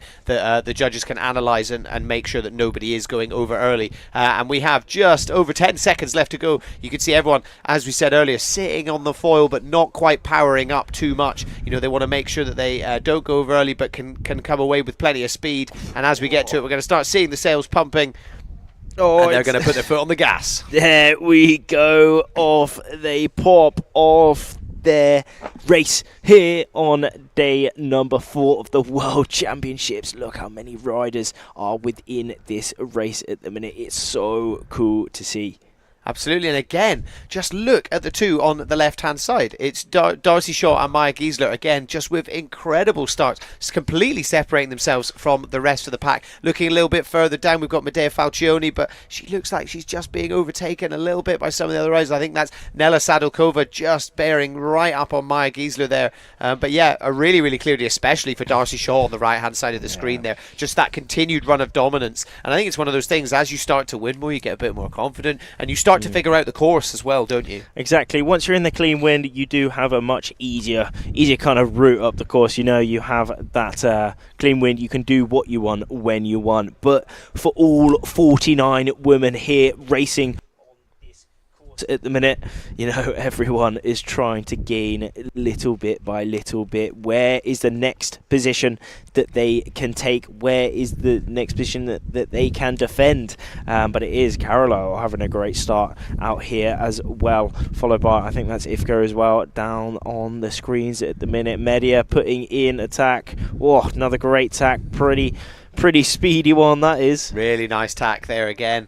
I'm not sure it's quite as good as Darcy Shaw's from earlier on, but still a really impressive one. And again, but a bit of a risky manoeuvre there, tacking a bit early. It did look like she had to kind of duck under a few of the other sailors as well. You know, obviously being on that port tack side, so left-hand forwards, that means that you are at the mercy of the sailors on starboard tack. Certainly so. But again, we're looking at the top 2 riders from the previous 2 races. There they are, having a great start. We did see Carola and also Media, both Italians, tack out a little bit earlier. They are on the top of the screen at the minute, if I'm not mistaken. And then Darcy and also, well, there we go, Darcy, Nella and Maya again. Oh, look at it. God blimey. Tiny touchdown, but basically perfect as well. Darcy really is attacking demon out here. It's wicked. She's really impressive, and you can see there in the background, Maya Giesler tried to replicate it, but is still pumping to kind of fully get properly back up on the foil. So you can see what a difference that transition made. Darcy Shaw is now streets ahead because she managed to get that tack absolutely nailed down. You can see Maya Giesler there looking to kind of chase and catch up now, but has managed to put plenty of room between herself and everyone else. Darcy Shaw, really, really impressive foiling tack there. Indeed. Oh, little bit of another rider in here. We've got Anastasia Valkovic with just cruising out, having a bit of training on the new sail, which is pretty cool. Watching the racing here for the under-19 women. But there we go. They are making their way up. Win Hungary 7. Ooh. Pretty sure she was racing, but nope, straight back to Darcy Shaw. Darcy Shaw, could she be leading this? Ooh, maybe not. Maybe Carola's come back. Carola and also Switzerland 36 having a good race so far. Yeah, I mean, it's so hard to tell with the upwind marks because obviously they're the whole it's a complete starburst. Everyone kind of spreads out so much. It's so difficult to tell. It's only as you make your way towards that top mark that you really start to kind of get a sense of it. But Darcy Shaw still putting in a really impressive performance. But we have seen a much more of a split in this one than we've seen in the previous races. You know, some of the athletes opting to go out towards that kind of far end of the course as they make their way up to that top mark. Indeed, but it's looking like I think Carola has certainly made the correct decision on this first upwind as she goes round in first place. Oh, did you see that tack from Darcy? Whoa. Just managed to get round on the foil the entire time and just manages to retain a third place. And Maya Giesler there comes. At this, it's still extremely close. There's no chilling around for these top 2 riders. Absolutely. Carola Colasanto as well. You see that the stats up on the left-hand side. A previous event winner, has been in the medal races 4 times, so she's no stranger to being in the position she's in now. So yeah, I mean, if she can hold on to this, obviously they've got to go, as you said, down the reach, down to the bottom, and then back up again. So anything could change still. But I mean, look at that with the rest of the crowd behind her. That must be a pretty good feeling to look back and see everyone behind you. It must be an awesome feeling, but also a very stressful one. Right? Yeah, right. Cool, blimey, yeah, both ways. But yep, deciding to put in a jibe quite quickly, actually, almost straight away. Potentially, did you see she was very much on the other side of the course, though, so maybe she wants to jibe, get herself over there as quick as possible, seeing that there's potentially, a little bit more wind, or it's very difficult for us to say sat in the booth, what they're feeling. And we've made our way over to the under 17s, just under 10 seconds left to go until the start of their next race, and we can see they're starting to line up a little bit towards that finish start line. Nobody wants to be going over early. Let's see, is it going to be a clean start? Oh, cool, blimey, down both Norwegian riders there, and Jenny having a great start, it looks. Hopefully they weren't over, but it looks I was like, kind of indeed, bated breath there. Yeah, Jenny having a great start right at that pin end. Will that be the best start? Will she be putting in a good result in this race? It's looking like she will. She's got clean wind. She's got clean wind all the way down at this bottom end. But remember, up that top end, we also have some standouts as well. One of the riders deciding to tack off straight away, just ensuring that they have clean wind. Yeah, really, really impressive start there from Norway. 116 down in the bottom left-hand corner of your screen. You can see she's really managed to separate herself up from basically the rest of the pack there. Slowly starting to catch up. You can see a couple of riders in the background already decided to tack off and head off in another direction. So interesting to see how the tactics are changing. Certainly that far end was definitely paying off in the under 19s race that's going on at the moment. Carola Colasanto, that was where she managed to gain the edge. Actually, she didn't have to throw in as many transitions, as many tacks by heading off up into that end. So potentially these guys may have been watching it or noticed it and are kind of doing the same thing. Yeah, exactly. I mean, it looks like there's a and we're straight back to the under 19s. Look how close it is between all of these riders. But, God blimey, what a downwind that Maya has had. She has taken the lead, and also Turkey 1030. That is indeed that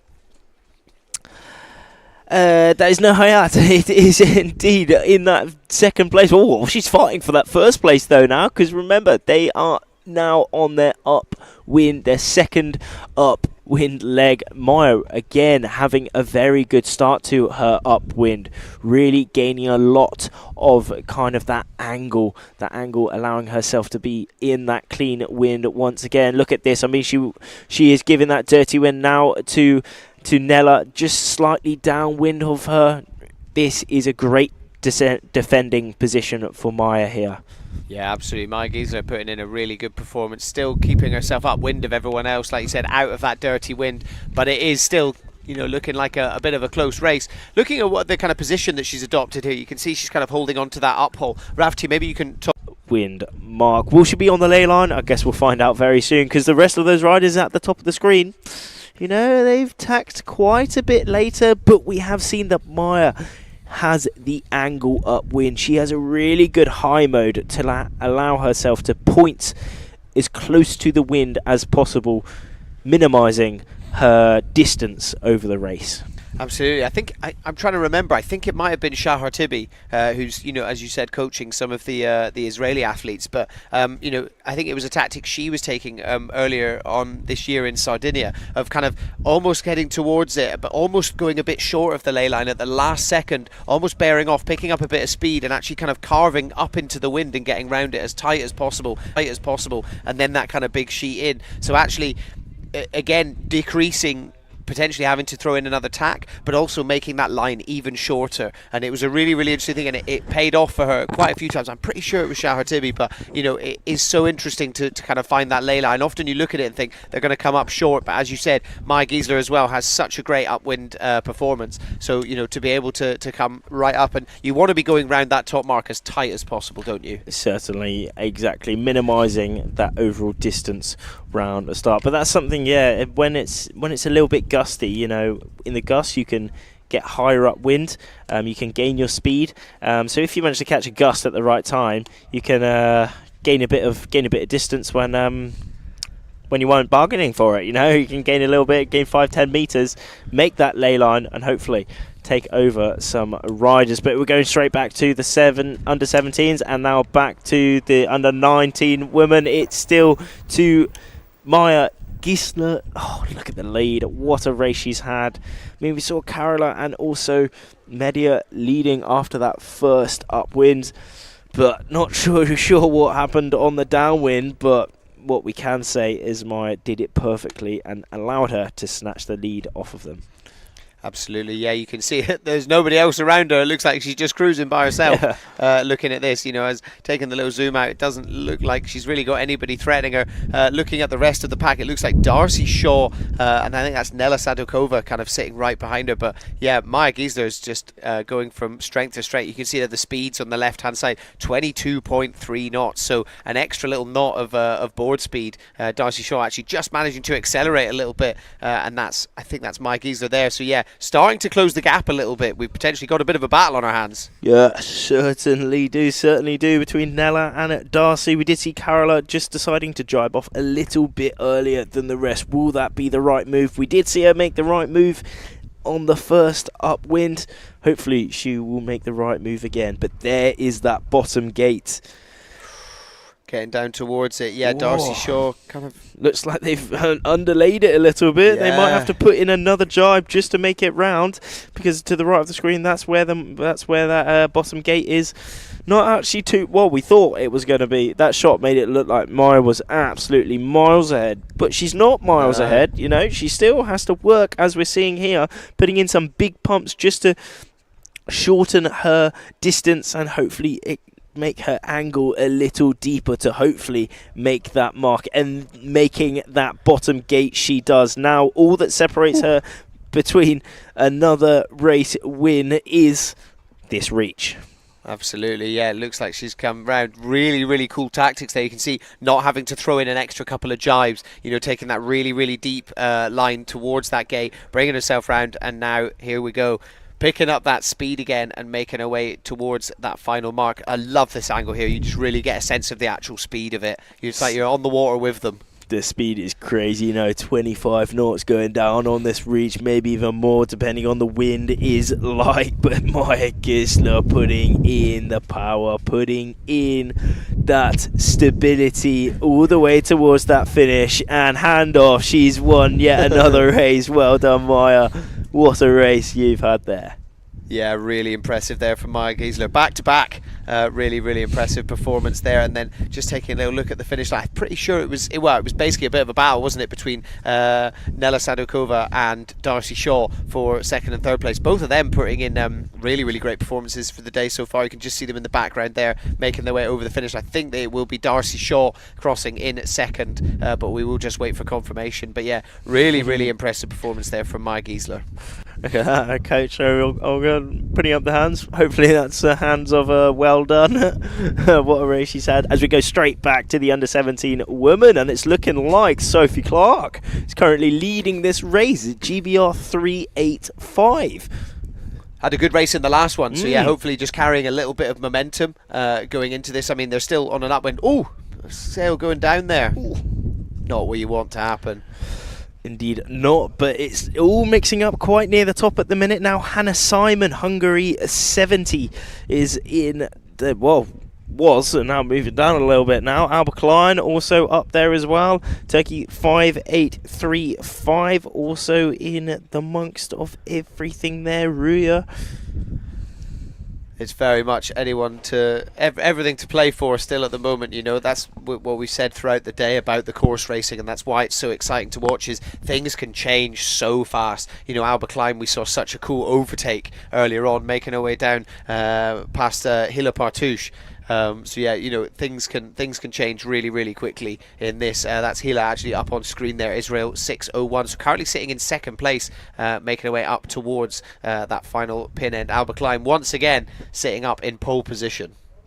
Indeed. But I mean, early on when we just switched over, it looked like it was all pretty close, but maybe there are still two standouts yet again. Both Israelis is Hilla and also Aalvaa. There is their last up. No, they'll be doing the inner loop. So after that mark, they are making their way up onto the reach. Or a little bit of a touchdown from Hilla there, but she manages to save it. It's all safe, it's all stable, and everything's good. Absolutely, and then that will be Aalvaa Klein making her way round that top mark, heading out onto that reach. Hilla Partouche looking like she's potentially... I think she's got a good line. I think she'll make it. But it looks close, doesn't it? Certainly does look close, looks close indeed, and it is always close. She's pumping just to ensure that she does make that upwind mark. And upwind mark she makes. Oh no, we're going back to Aalvaa in the lead, but let's go to an interview with Carola Colasanto, who just completed her race. Yes, we're here with Carola Colasanto. She was leading up until middle of the race. What happened? Yeah, I was leading until the first gate where in the downwind I went to the right side and unfortunately it didn't pay, so it was better to go on the left side. But yeah, I'm pretty happy with my performance so far. That's good, Carola. How do you like course racing in these conditions? I prefer course racing to slalom, but maybe with some more wind it would be better. But it's fine like this.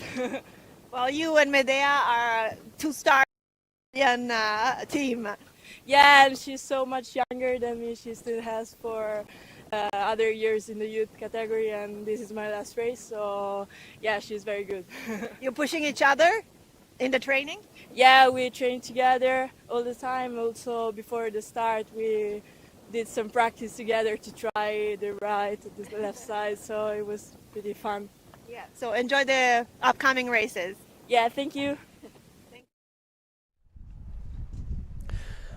All right, yeah, apologies for the audio quality there, but great to hear from Carola Colasanto on the course. Interesting there, she said the wind has dropped a bit, so confirmed what we were saying, Rafti. You know, it did look like it, and yeah, she's kind of saying, you know, almost it's kind of yeah, not quite there, but I guess it's just gusty, isn't it? Nobody's having any problems staying up on the foil. If anything, here it's looking like a bit of a bucking bronco that we've got on screen here, but certainly it is that quite gusty, and we're definitely seeing that come into play in terms of the tactics. Certainly, we've got this very interesting technique from Aalvaa here. Look at how much she's adjusting that clue end, sheeting in and out downwind, like riding the foil. Interesting, always kind of changing her kind of weight over that foil. It might be the waves to ensure that she's on the top of the wave to maximize speed and downwind angle. It's just like those little micro pumps of the sail, just to kind of keep herself up and going, maybe. Yeah, but certainly on that last downwind leg, she was doing it way more than now. Now she kind of looks a little bit more locked in, but on the previous side before she jibed,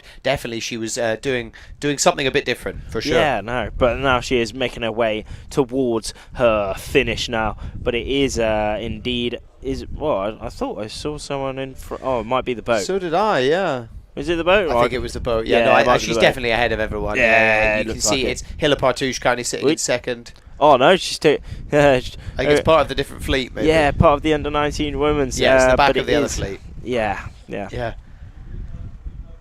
Yeah, really, yeah. And look at the board speed there from Aalvaa Klein. Really impressive there as she makes her way towards that finish line. Definitely. So where is that finish looking like? She is taking another win here on day number 4. What a race she's had, and what a scorecard she's going to be having. Yeah. First. Yeah. I mean, pick whichever one you want to discard. Yeah, right. It's mad. But yeah, no, there's something to touch on as well. Out here on the course, we have 2 groups racing, both the under-17 women and the slightly different courses. I mean, we're doing the trapezoid course. One of the groups doing the inner loop. And then the outer loop, but that's something that's so cool. We've got 49 women for the under-19 women, and 58 for the under-17 girls as well. So all of those riders racing it out here in Sa Ràpita. Absolutely, and then we can see the rest of the fleet starting to make their way over that finish line. Really, really great performance from all of the athletes. But I mean, Aalvaa Klein just putting in such an impressive performance. And let's go over to the replay of that last under-19s women's race. So Maya Giesler coming out on top of that one once again. Again, we're seeing dominant performances on both sides of it, aren't we? The under-17s and the under-19s. Maya Giesler in the under-19s, you can see there, had a really, really good start, middle of the pack, but managed to still get herself away and up and ahead of everybody else.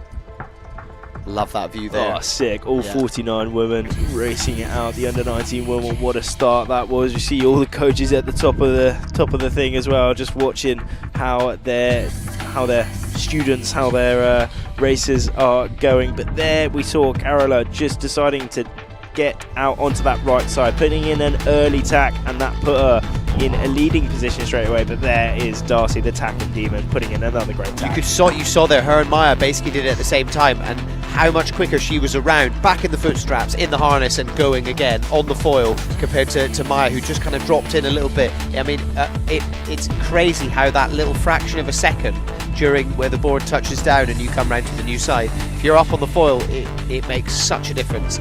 Tiny amount of time also just makes such a huge difference in terms of the amount of time as well. So yeah, really, really interesting to see. It was on that downwind where Maya managed to snatch the lead all the way to the finish. It looks like she's certainly got the angles around this course here on day number 4. She points really high upwind, she points really low downwind, and that's allowing her to get another win. Really, really cool there from Maya Giesler. So there are the top 10 results from that previous race. We had Darcy Shaw coming over in second place, Nella Sadilkova in third, Carola Colasanto improving a little bit, coming over in fourth place, Nurhayat Govan in fifth, Medea Falcioni in sixth. So again, we're certainly seeing a bit of a consistency from the Italian riders for sure. Coming in that, they're always in that kind of, between third and sixth sort of position. But they'll definitely want to start pushing and make their way up into that top 3, hopefully, trying to improve their overall ranking heading into the final day of the full fleets tomorrow. Indeed.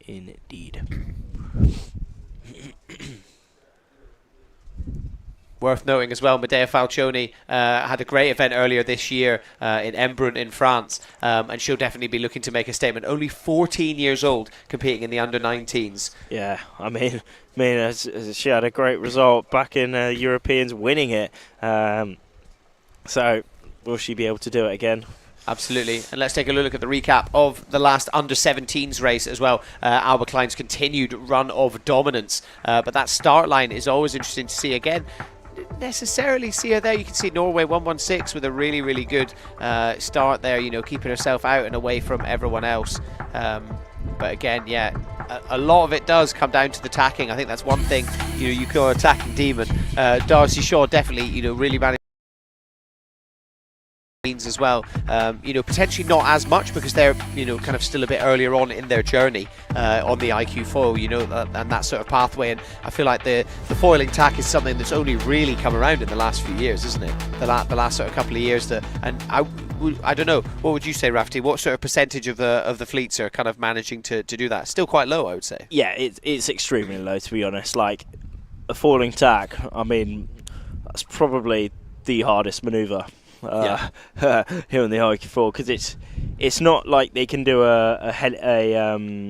it helitack, when you stay on the back of the board? Yeah, exactly. So to be able to backwind the sail and put it round the front, I mean that's very difficult with a cambered sail, a sail of this size. Exactly, that's what I was going to say. Like, a helitack is quite an easy way to do a foiling tack. However, it's impossible on this equipment because it's racing equipment. So they have to jump all the way round the front.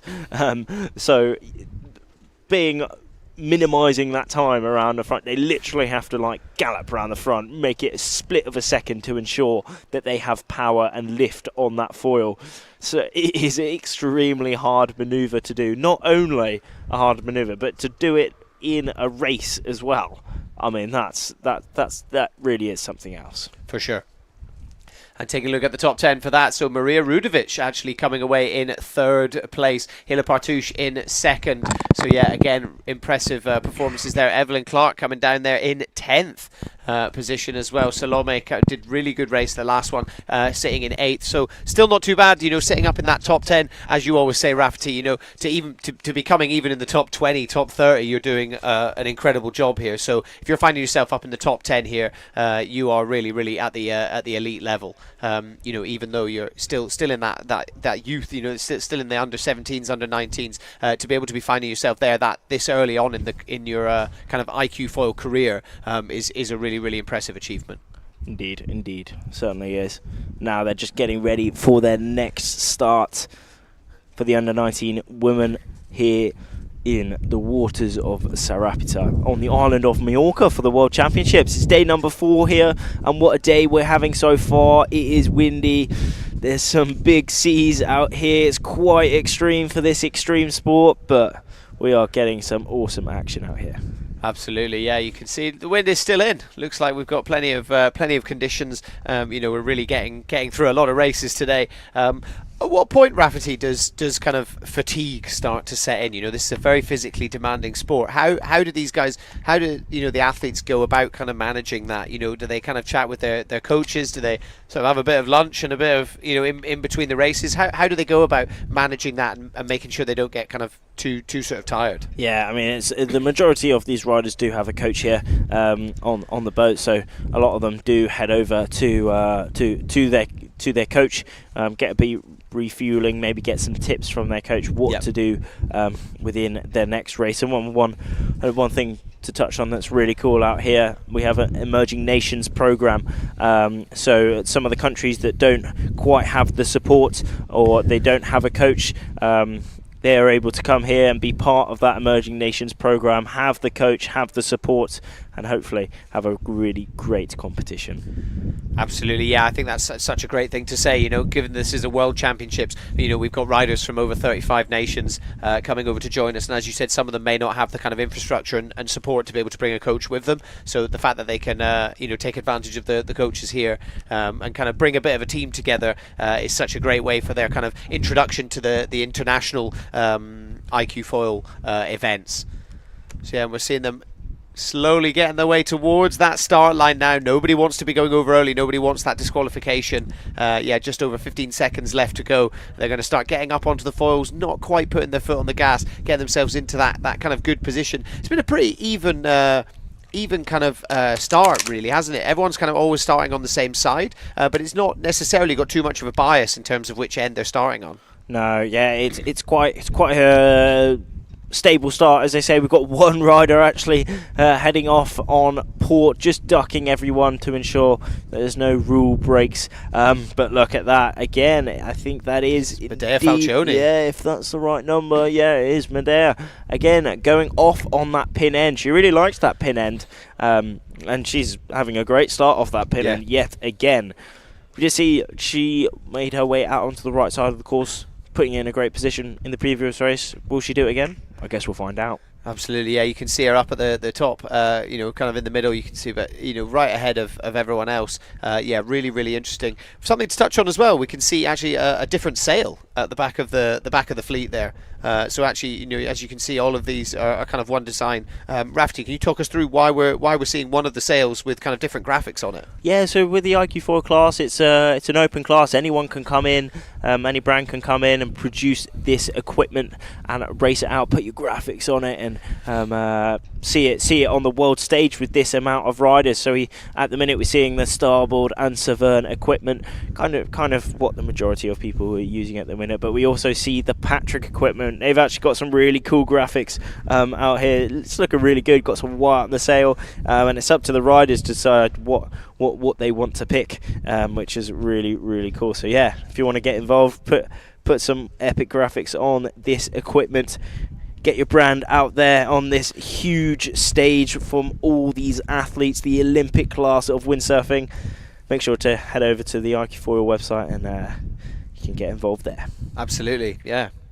saw someone going down on attack a little bit, managing to save it. I'm not too sure. It was an Italian rider, but yeah, kind of came round the tack and just sort of dropped the sail a little bit, but managed to uphaul and bring up, so it wasn't a full kind of crash. But yeah, got to be a heartbreaking moment there. You know, as we've been saying earlier with Darcy Shaw's incredible foiling tacks, like having those transitions dialed makes such a difference on these upwind legs. As we see, it looks like Nela Sadokova having a really good race. You know, putting in, you can see her on the right hand side of the screen there, making her way up. She's actually got a little bit of board speed on everyone else. But speaking of board speed, actually looking at Darcy Shaw, she's always going just that little bit faster than everyone else.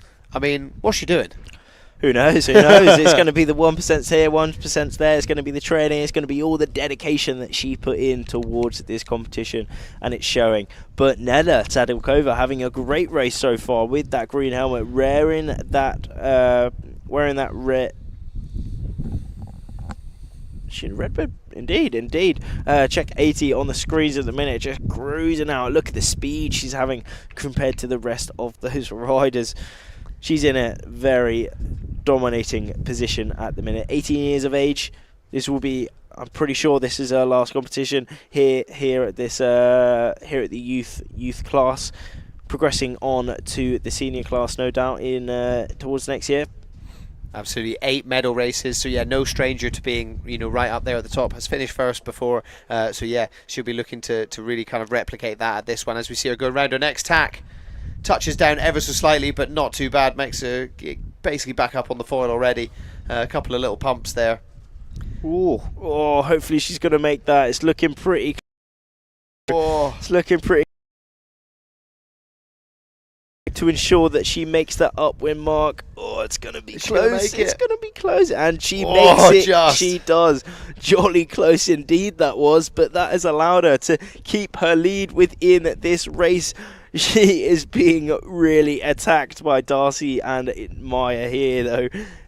God, Nella's going to be in a very stressful position right now. Absolutely. Darcy Shaw there, like, again, just that super quick tack at the last second, getting that ley line coming right up around and has catapulted herself straight into second place. And Maya Giesler on the right hand side of your screen there, sitting in third. And we've got, once again, a real battle on our hands, only 5-6 meters separating them. Yeah, looking like Nella's managed to put a little bit more distance, and we're seeing Maya Giesler starting to bear down on Darcy Shaw a little bit there. Indeed.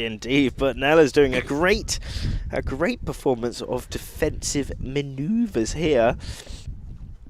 There's no mess around. She's still got the speed. Look at this.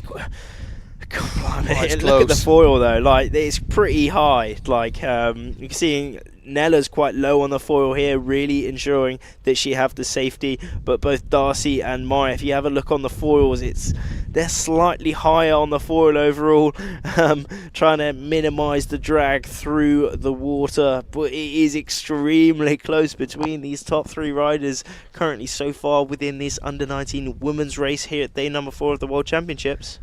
Absolutely, yeah. Nela Sadokova, pretty nice little lead. I mean, you definitely don't want Darcy Shaw and Maya Giesler behind you when you're going down the racetrack. But Darcy Shaw also managing to put up a pretty good defence there against Maya Giesler. It did look like there was going to be a bit of an overtake for a second, and we are switching back over to the under-17s women in the meantime, and we are getting ready for their next start. Just under 25 seconds left to go as they line their way up. Is Aalvaa Klein going to continue her complete run of dominance and come away with another one on the scorecard? Yeah, I suppose we're going to find out very, very soon.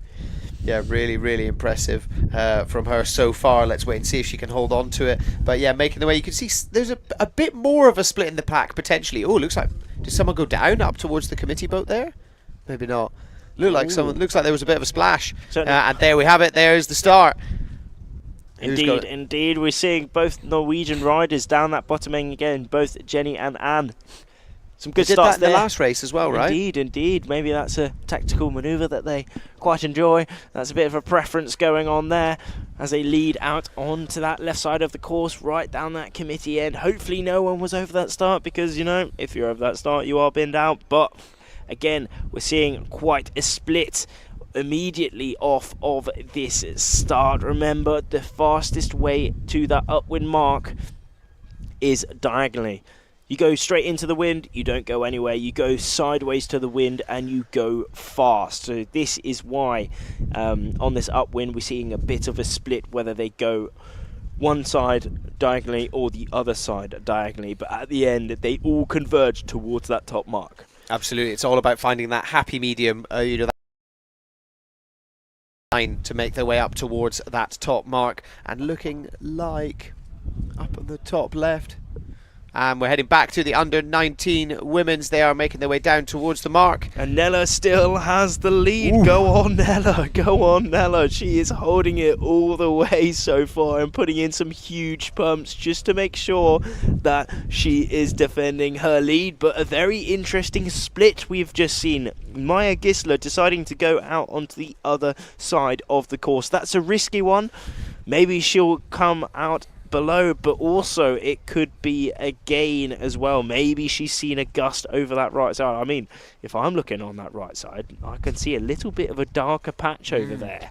So we are going to see again, but this is again, they can go diagonally one side or diagonally the other side, and Maya's decided to go diagonally the other side. So we'll see at that top mark where they converge, who made the best decision. Yeah, that's a really, really interesting maneuver, really interesting decision that Maya's decided to take there. As you said, Rafti, I totally agree. Like, there's definitely a bit of a darker patch over there, darker water. So whether that is going to come into play or not remains to be seen. But looking at it, Nella, pretty still consistent lead over Darcy Shaw. Managed to put a little bit more of a distance between her. The only thing I will say is Darcy Shaw with the foiling tacks is dangerous. You do not want to be going into like attacking contest with her at all. Yeah, right. We've seen from the previous times. Yeah. She certainly does have the tacks, don't she? And now we're seeing a bit of mixing up between the under-17s and under-19s. But remember, here is Nella Sadalkova currently leading the under-19 women's race. They're on their second upwind, so probably just over halfway through their race right now, and Nella has managed to take the lead all the way through. How is her tack? It's a fully planing tack, it's a safe tack, and she is back up on the foil. Absolutely, yeah, really good tack there from Nella. You don't have an option to not do that if you're having to tack next to Darcy Shaw. So yeah, you can see here, as you said, Rafferty, this is the under-17s also making their way up, so there's a bit of a crossover within the fleet. But yeah, Nella now looking like she's got a pretty clear line. It looks like that's going to be Maya Gisler as well, making their way up. So it's going to be interesting to see those two cross over. Good grief. So, I mean, if we're looking at the live rankings at the minute, maybe Maya has made the right decision going out onto the left side of the course. But Absolutely. They're not close together yet. We will be seeing very soon. They're very similar in speeds, around that 17 knot mark at the minute. Now Nella just speeding up a little bit, maybe a little knot faster. No, all around that 17 knots upwind. But here on this, is that Maya? That's Maya Gisler. Yeah, that's Maya Gisler at the bottom there, I think. Oh yeah, that is a Norwegian flag indeed. Yeah, that exactly. is Maya. So where is Nella at the minute? Nella will be on the right side of it. Yeah, okay, indeed. So it looks like Maya is way ahead. Whoa, what a maneuver the Maya had there. What a little tactical tactic there. Good grief, going off onto the left side. Oh God, she's done it again. She's Looks done like it again. she's streets ahead. Look and at they're that. throwing in that extra tack. The only thing... Oh, good grief. Oh, but Maya's all right. She's straight back up onto it. How fast can she get up onto the foil? Oh, what she's a all right. recovery there. Oh, my. Yeah, luckily she kind of Water went started down. back out, Yeah, yeah. went down in a water starting position and in a gust as well, so she got straight back up. But God blimey, now Nella has got a little bit more more opportunity, but if Maya just holds it now, she could go towards another win. But that's crazy, isn't it? That was stressful for a second there. Coming round, she was so far ahead. I mean, still definitely made the right decision to go out onto that far side. Mad. But that was so close. I mean, so lucky, she's all right. so She's lucky right, to come over into that water start position there. That was a good management of nerves there from Maya Giesler, and still managing to find herself ahead. You can see Nella Sadokova in the background over there. I think that's her taking a much deeper line. Oh, she's got a gust there. Yeah. Oh, she's really got a gust there. Good grief. Look at the difference in angle she's got there. Yeah. And we can see in the darker patch, she has got the gust. Okay, so it's going to be extremely close here. Nella gained a lot. Nella putting in that attacking maneuver, jibing before she gets to Maya here. That is the best maneuver she can kind of do at the minute, and now Nella is going to be working the absolute max to make sure she gets round that bottom gate. Where is that gate? We can't quite see it at the minute. We can't see who's on the ley line, but whoever is on the ley line, well, if Nella's on the ley line, it's gonna be close. It's gonna be jolly close indeed. But I mean, if she's underlaid it, it's gonna be Maya's still gonna have the lead. But you know, we're going to see. Oh, yeah, it's quite gusty there. You can see the gusts coming down the seas here. Yeah, definitely. It's looking like whoever that is up further in, I think it's probably Darcy Shaw. She's in a really good gust at the moment, making their way back down. But I mean, that gust is only going to be going one way, so it's going to hit them eventually. But the only thing is, the iQFoil equipment is so efficient that you can almost go at least double the wind speed. And there is Maya Giesler making her way around that mark in first. Oh, she's done it again. She's done it again. Maya Giesler rounding that bottom mark in first place. What a upwind she had on that second one. She took the risk, and the risk came off. She gambled big and won big. And look at that. She's really leaning out, just transferring all of that power from the wind into that sail, down through her body into the board and through the foil to ensure that she can have speed all the way towards that finish. And there is the finish again. Another win. God blimey. God blimey. What an amazing performance from Maya Giesler. I mean, that upwind leg was just incredible. I mean, and to make that mistake as well, falling in on the tack, but somehow just managing to save it.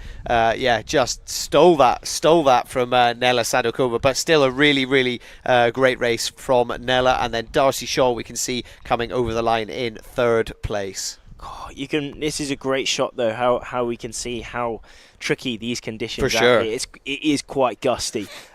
So if these riders can stay in the gusts, I mean, that's the ultimate goal. Well, we saw what a difference it just made there. The fact that Maya went over onto that far side there and stayed in that gust, it just made such a difference for her. It was huge, absolutely huge. Yeah, and then we're slowly starting to see the rest of the riders making their way over. Let's go back to the under-17s, who are still making their way over. Indeed, but it's looking like Spain 636. Martina Mantovani currently leading this race, maybe. Oh, no, but it's pretty close between Spain 909. Natalia, on so that's the Natalia on screen at the moment. Natalia really cranking out. She's in a gust at the minute. Yeah. Really, really leaning out on that equipment, trying to gain as much speed, as much angle upwind. Where's that upwind mark? Okay, it's literally upwind of her. Her ley line at the minute is great, but she's just about to head into a gust. Will she get knocked? Will she get lifted? I think she'll be more than okay, though. Yeah, absolutely. Really, really nice little angle here that we can see, kind of managing all those conditions there. Keeping the harness lines really, really long. I've noticed as well, Rafty, maybe you can talk through this.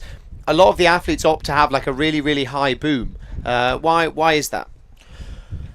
It's to kind of get away at that sail again. Really have that sail upright, allow as much power as possible, really leaning out from that sail. Basically, if you have the boom up, it's kind of power position. If you have the boom down, it's kind of survival, like a less power position. And we're seeing here, I mean, a lot of these riders, they want the power, they want the speed, and they want the angle around the course. So, they have that high mast, they have that kind of leaning out, as we're seeing Natalia really showing expertly. We're getting really close to Natalia here. Hopefully she will be all right. Yeah, she's looking like she's got a pretty good lead, hitting over 20 knots. I mean, look at the difference in board speed. She's going so much faster than the rest of the pack. Israel 205 slowly starting to gain a little bit, yeah, 19.5 knots there. But I mean, yeah, really impressive there from Natalia. They see the drone right behind her. That's so cool, isn't it? And there is that shot. Natalia just reaching. God, that mark is quite far away, isn't it? But Natalia, she's cruising. Well, not cruising, but she's showing us exactly how it's done. She's super stable on the equipment. Now, that back foot just a little bit outside of the strap, just a little bit forward, showing that it is windy out there. She has more than enough power, maybe a little bit overpowered on this reach at the minute, but one thing's for sure, she's sheeted in and she is going for it. Yeah, absolutely. Yeah, it's that power stance. It's really interesting to see how much variation there is in the kind of stances that they take. You know, typically you think of, you know, windsurfers, and a lot of people watching will go, well, why, you know, you want to be in that back strap the whole time, but actually it is that kind of one design. But there's so many sort of differences that you can make, and kind of taking that back foot out, you know, especially when you're going upwind, kind of helping to bring that body weight a little bit further forwards, is going to really help you trying to get that ley line so you can get round the mark like we've just seen Natalia do there. Indeed. She's got quite a lovely lead on her. Yeah, really actually, comfortable lead. You're going to see the second place only just Israel 205 only just going round the mark there. So yeah, you know, it's a bit of a comfortable lead as they make their way back downwind. I think this is that was the last upwind mark of this race. That was the last upwind leg. So yeah, now it's just making their way down that last sort of reach down after this downwind leg towards that finish line. So yeah, if Natalia holds on to this lead, she's going to be coming away with a race win. Hopefully so. But it is all still quite close between these top 10. I mean, we saw definitely Natalia has a lead, but all the way down at that bottom, you know, Spain at 350, Teresa also Sophie Clark as well in that 8th place position. You know, it is all extremely close between all of these top 10. Still gains can be made, but also losses can be made. So, you know, they're going all the way until the very end. But Natalia in a little bit of a lull here, She's really pumping to maybe even a really low. Maybe she's pumping. Well, I think she's just pumping for a little bit of gain downwind. I think she's all right with staying up on the foil here. Yeah. But look at that shot. That is a great shot, you know, to really see how spaced out everyone is at the minute on this under 17 women. Absolutely, and look at the gusts up in that top corner, you know, almost like closer towards the town and the marina where we are. You can see why Maya decided to go off onto that in that last race. There's definitely it looks like a little bit more of a gust, a little bit more breeze, which is interesting given that it's sort of, you know, closer up towards the land. But maybe it kind of, as you said earlier, makes it funnel a little bit more. So there's a bit more strength there. So it'll definitely be something that the coaches and things will be keeping an eye on to kind of talk to. And I imagine in the next race, the next under 19s anyway, we'll be seeing a few of them trying to kind of replicate Maya's tactics in that last one, and certainly for the under 17s as well. Certainly, but we have seen a little bit of a gain from Israel 205 at the minute. Aalvaa Klein coming back, certainly a fair bit towards Natalia here. Oh, she's gaining actually. Oh, okay. Oh, Natalia hasn't quite made that. Oh, went to throw in that jibe and decided not to because she saw Aalvaa there. Oh no. Oh no. Oh, but it is Aalvaa again, snatching the lead again. She is cruising all the way to the finish, all the way up on the foil. Absolute heartbreak for Natalia there, just dropping off the foil. Had to go over that. Yeah, from first, now sitting in 4th position. I mean, it's still impressive, but not what she wanted at all. You know, leading the race from the moment we joined just earlier as she went round that top mark. But Aalvaa Klein, well, once again, looks like she will be coming away with a first as she bears down on that finish line for the final reach of this race. And there it is, crossing that finish. I mean, whoa. Another one. Good performance there. But interesting, yeah, like, as you said, you know, Natalia had a really comfortable lead, and then suddenly, you know, turning right, I feel like I blinked, and Aalvaa Klein was right there. Well, that's the thing, because it was a tricky one, because when Natalia jibed, she would have been on starboard actually. So she did have right of way, which was an interesting thing. But maybe it's kind of that pressure, built up. Leading a race in the World Championships, it's such a huge achievement that there's pressure, it's not over till it's over as well. I mean, she was right towards that last kind of mark, but things can happen. Everyone has to be at the absolute top as the rest of these riders are coming through the finish. Now a lot of Spanish riders here doing extremely well in the under 17. I think it's really interesting as well what you said about the like the Spanish team and the Turkish team, especially in the under 17s, where that's kind of the grassroots of the sport, isn't it? That's when everything's really kind of getting started, and to see it, there's obviously some really great competition within that nation, and I think that only accelerates all their levels, doesn't it? Yeah. And we're certainly seeing that with the Turkish team and definitely with the Spanish team as well. As we take a look at the recap from the last under 19s race, so this was the race that Maya Giesler won. Really impressively as well. Yeah, cool, blimey. But we did see early on, here we are, Nela Sadulkova was basically running the whole race, wasn't she? Yeah, she was doing pretty wicked, actually. I mean, she was pumping all the way around the course, really trying to cement her lead within that race. And look at that, it's the top three. And, she did hold it all the way until that last upwind. But it was a huge manoeuvre from Maya there, just going a little bit down. Yeah, but it was that huge tactic that she went out onto the other side of the course. A big gamble, but the gamble certainly paid off. Absolutely, paid off in spades. And the fact that she recovered so quickly from that tack crash there, landing in that water start position, just getting herself straight back up, managing to stay cool, and didn't quite let Nela, get in with the overtake, and then she just managed to stay ahead for the whole of that downwind leg. Really impressive from Maya Giesler. Wicked stuff. What conditions we have out here on day number 4 of the World Championships. Just going to the overall rankings of that race that we just saw. Maya Giesler again taking the gamble, and the gamble paid off. Nela Sadulkova from the Czech Republic, a great race from her. 2nd place, Darcy Shaw. 3rd, Noah, a great race from Noah. Martina, a really good race from Martina, actually. 5th place, well done. That's epic. Francesca in that 6th place. She's moved on to the under 19.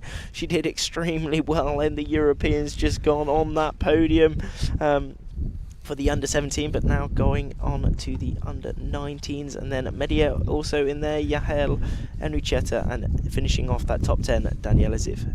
Absolutely, yeah, really good results there coming in from all of those athletes.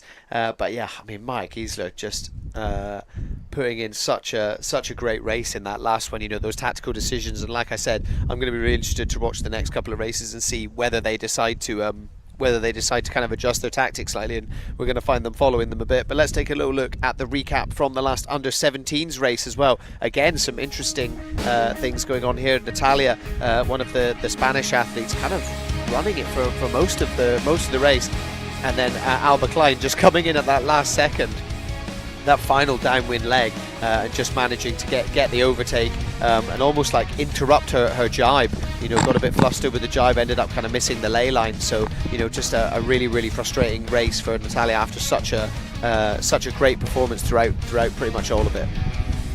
Look at that though, she had it all the way to the end. She was putting in an extremely good performance. She can be so happy with her performance here, really going all the way towards, but there was that moment, there was that defining moment, unfortunately, where Aalvaa Klein managed to take the lead yet again, going all the way towards that finish, picking up another win here on day number 4.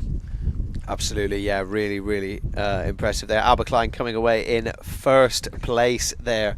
Yeah, and then you can see Natalia there down into 4th. Oh, it's just must be frustrating. But equally, a 4th place is nothing to grumble about, is it? No, certainly not, no.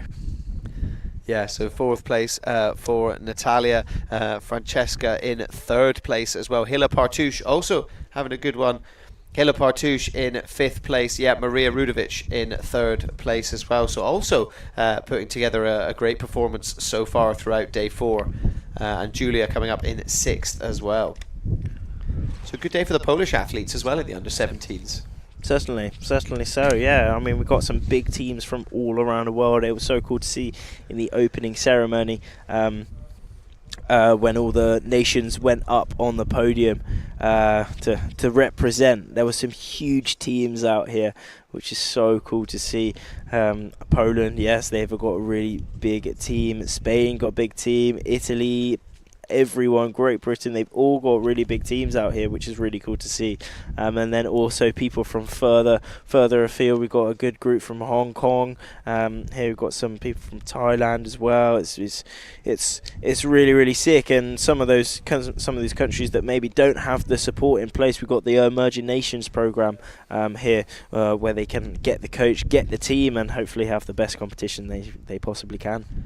Absolutely. So yeah, just over 3 minutes and 10 seconds left until the final women's race of the day, and we will then be switching over to the men's. We will be covering some of their racing for the rest of today. So yeah, I mean, we've done quite a few races today so far, haven't we? Certainly done a fair few races. I mean, after yesterday, unfortunately getting no races in yesterday just because of no wind, but today has delivered here in Sa Ràpita on Mallorca. Really has delivered, as we are having full course racing going for all fleets. We're concentrating on this course at the minute that has the under 17 women, under 19 women. This will be their last race of the day, as they've already done so many so far, and then afterwards we will be going for some more racing. So do not go anywhere. Make sure to share everything, share this all around. Hopefully get some more people enjoying this racing. It's super sick to watch. So yeah, let's try and make windsurfing big. Absolutely, yeah. Just over 2 minutes left to go until the start of this race, and then yeah, as you said, Rafti, we will be heading over to the men's under 19s gold fleet. So we'll be running a few more of those races left, and it looks like the wind isn't stopping. We've got pretty ideal conditions here today. You know, Carola Colasanto, we got to interview her on the water a little bit earlier on, and she kind of said, you know, it was sort of on the, you know, sometimes not quite windy enough, but I think that's just because it's gusty, isn't it? You know, and that's certainly what we've noticed. And if anything, sometimes I quite like that. I think it adds to the tactics, you know, certainly for things like we saw earlier with Maya Giesler, you know, choosing to go out onto the far side, you know, choosing do things like that. It kind of just adds a whole new dimension to it, you know, those kind of tricky conditions. I'm not saying I want it to be difficult for them, but by adding these various different changes, these different variables, it just makes it a little bit more interesting for us to watch, doesn't it? Exactly. These athletes have to be well-rounded, no matter the conditions. It's not like usual sports where it's the same thing every single time. We are bound by the weather, so whether that's light winds, you know, that's one set of skills that you need to have. Whether that's medium winds, another set of skills. Strong winds, another set of skills again. And then you have to worry about all the kind of sea states, whether it's flat, whether there's waves all around. I mean, here we've kind of got that at the minute.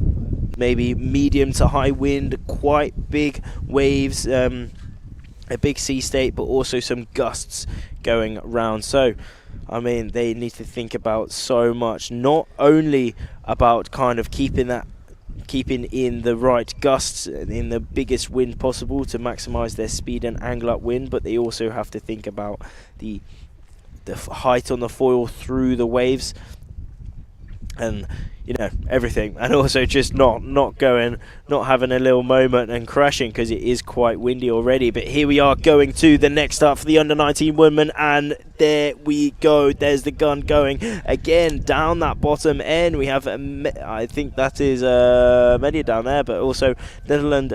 I think that's IFCO as well, having a good start down that committee boat end, just trying to get out onto that left side of the course. Did they see Mara? Oh, look at this shot. I was about to say, I can't stop. Crazy. I don't even want to talk. I just want to watch this. It looks so cool, doesn't it? Seeing all of them making their way down. It does look like, yeah, a bit of potentially down towards that pin end, but maybe has a little bit more of an advantage. But once again, Maya Giesler separating herself from the rest of the pack. You can see Nella Sadokova and Darcy Shaw again. It has just been those three all day, hasn't it? kind of, battling between each other. But actually, Medea Falcioni as well. Also, taking a look on the left-hand side, Italy 57. She's also had a really, really great start. So it'll be interesting to see as they slowly start to tack. But are we going to see them tack, or are we going to see them all make their way right out to that point? That was where Maya Giesler found so much success in that last race, by sticking out towards that sort of far end of the course. Indeed, but on right in the middle of our screens, well, we did see Adatan, Turkey 14. We've got so many well-established riders within this race. If I'm correct, I'm pretty sure she was on the podium in Brest. Did she win from the under 17s, and now she's on the under 19s and still putting in a great performance here. But we are again seeing some standouts straight away. Martina in the middle there in the pink with the green helmet, a great start from her. But Nella again, God blimey, straight away they're at the top, aren't they?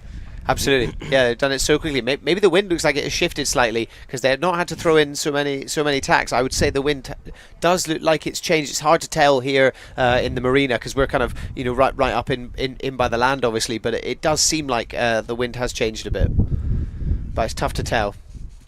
Again, it could be the case because it is gusty. Maybe they get a bit of a header. They manage to make their way upwind a little bit quicker on that side. I mean, it's what we saw Maya Giesler do in the last race. As we see them tacking their way around. Nella Sadokova just finishing her tack off, trying to get up and going again. And it looks like, I think that was Darcy Shaw making her way, round and straight up again.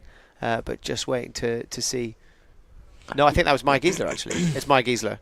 Yeah, she'll definitely not want to make any mistakes on the tacking in this race after the last one, will she? Hopefully not. Medea Falcioni's also right up in there. Noah Rajaran in there as well. Italy 9 also in there. A lot of riders all within. Chloe also in there. And it's all quite tight still. It all is all extremely tight, but it's looking like, look, everyone's kind of in a line at the minute. Maybe they're on that ley line exactly. Where is that upwind mark? We'll see who has made the best judgment very soon. Absolutely, yeah, really good there. So yeah, Maya Giesler, the pretty confident lead. She's got a little bit of extra board speed on everyone else, but it's the same old story. Nella Sadokova and Darcy Shaw sitting just behind them, and it looks like also Darcy Shaw's fighting off a little bit of competition a little bit further back, but you can see there, yeah, Maya Giesler looks like a couple of pumps, and that is it, going straight round that ley line.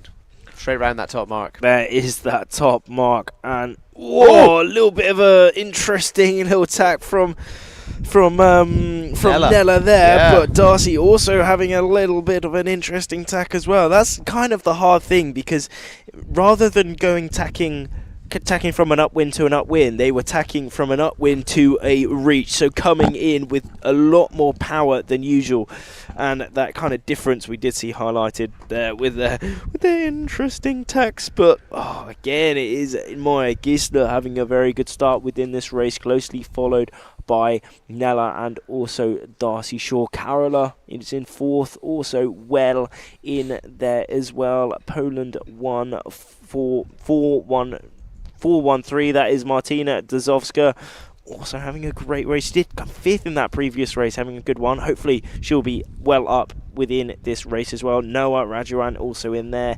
Medea Falcioni, Francesca Salerno in that 8th place position. She did come in 8th in the European Championships earlier this year, so will she be able to do better? Will she be able to stay around that 8th and hopefully go into those medal races at the end of the week?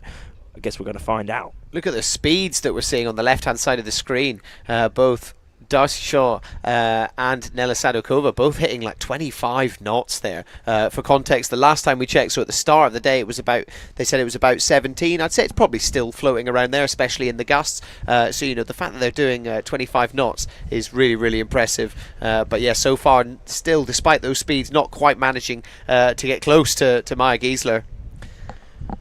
And let's head over, while we'll leave these guys to complete their race, and we're going to head over to the under-17s start line.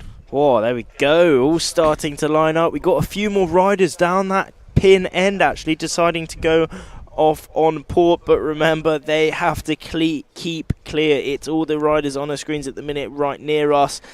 Those have the right of way.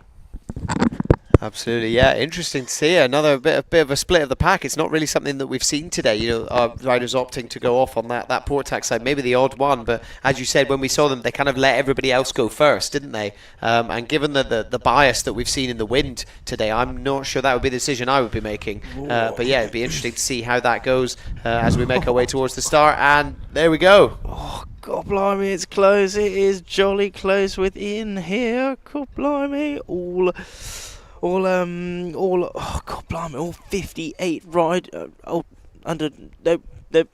it's not. I'm pretty sure it is. Yeah, 58 riders within this race at the minute, all extremely close. Zoe, Sophia, yeah, in that kind of committee boat and having that clean wind that we've always been talking about, she'll be putting herself in a good position in this race. Absolutely, yeah. Still pretty even split. There's not necessarily anyone necessarily. Poland 114 looking like a really good start. Making herself out and away from the rest of the pack. You can see the under 19s making their way down on the far side, as you said, Rafti, a few times. They're very much sharing the course, but kind of always making sure that they've got plenty of room so that there won't be really any or much of an overlap at all. Indeed. But we're seeing Zofia wearing that red bib at the minute. That signifies that she did come into today in that third place position. She's currently in that third place position as well, but it's all extremely close at the minute, so we can't see anything at the minute. Sophia putting in her tack. It's quite light out here, so the tacks aren't the fastest things around, but Sophia pumping really hard to get back up onto that foil. Yeah, a bit of a frustrating one there, coming down and off. We've seen Darcy do it so many times today, and it has been actually a bit of a point of difference, managing to have that good tack and often coming down and sort of losing the wind a little bit. Sometimes it does take a couple of seconds to get yourself back up onto the foil, and that can really be the difference between managing to stay ahead of the pack and suddenly finding people really coming up to sort of overtake you. So yeah, it's so important to have those tacks absolutely dialed down. But then if you can recover quickly, like we saw Maya Giesler do earlier on in the under 19s fleet, you can manage to get away with it, but it's still not something you want to be gambling with. No, yeah, it's all about balance out here on the course, balancing that kind of how hard you're pushing to safety. As we're going back to that under 19, Maya Gisler putting in a lovely tack, just textbook stuff, straight back up onto the foil. She is leading race number 10 here for the under-19 woman, day number 4 of the World Championship. Starts in that second place. Martina is up to third place. What a race she's having. Hopefully she can hold that towards the very end, but I guess we're going to find out. Absolutely, yeah. Maya Giesler still up and ahead. Yeah, Darcy doing pretty well as well. Taking a little look down that top 10, you can see a couple of people dropping off the speed a little bit there.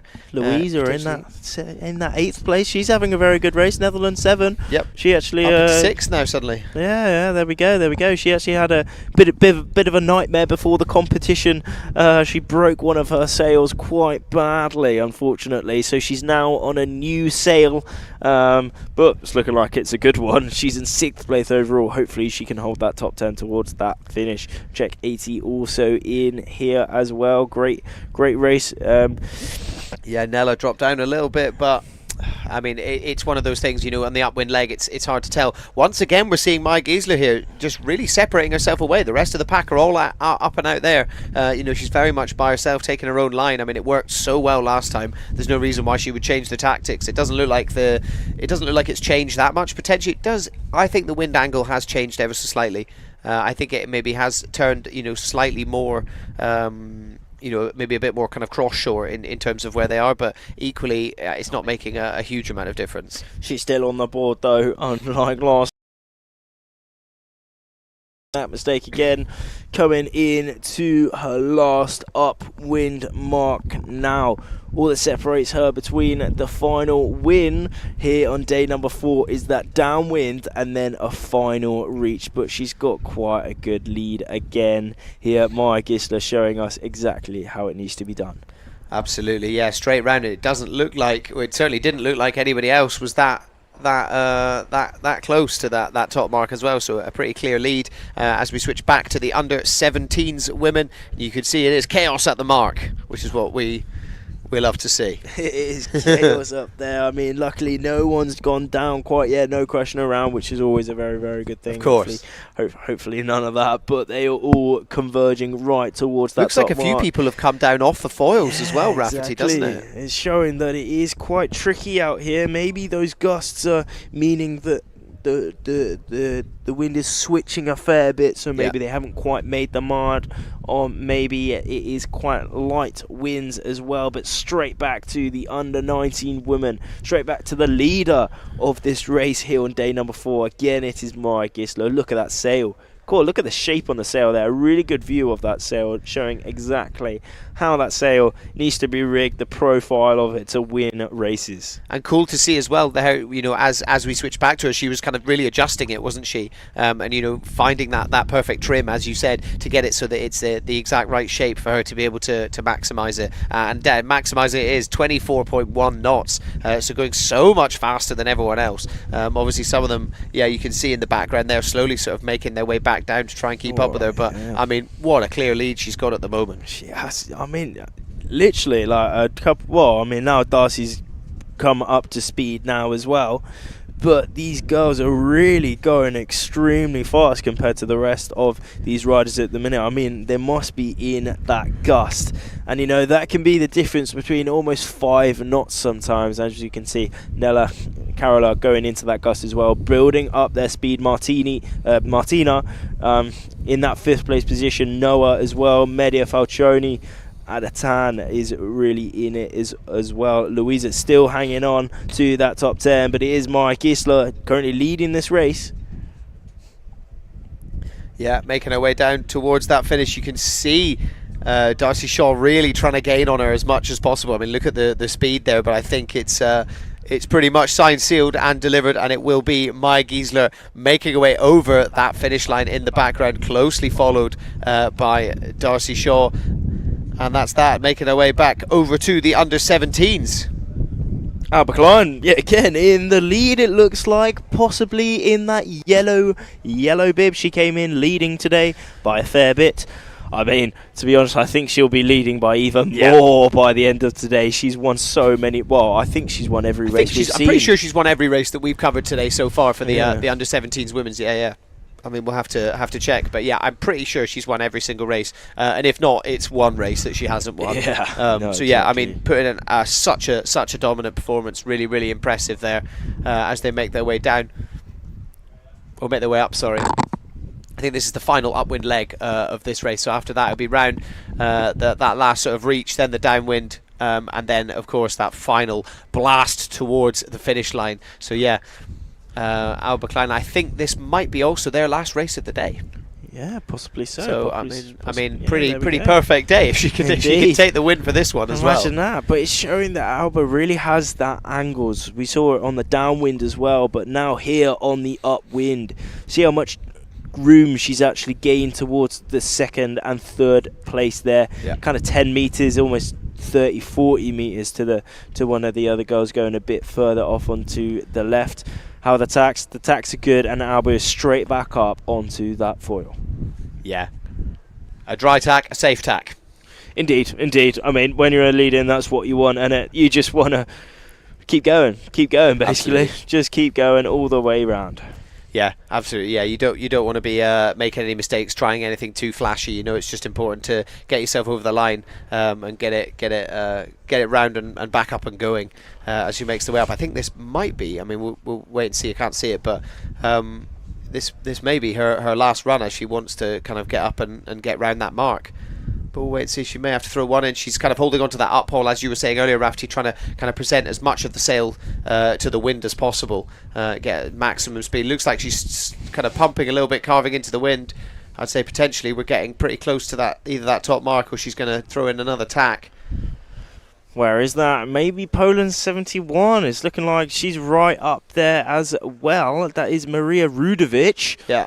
Ooh, where is Maria at the minute? I think that might be her on the screen. No, that's not. No, not quite. But there we are, straight back to Aalvaa going pretty well, and is still cruising out up to her upwind mark. Further down, we've got some more riders. Hong Kong 24 in there as well, having a very, very good race. Let's have a little go at this. Tis Yuet Chueng, good race within that top 10.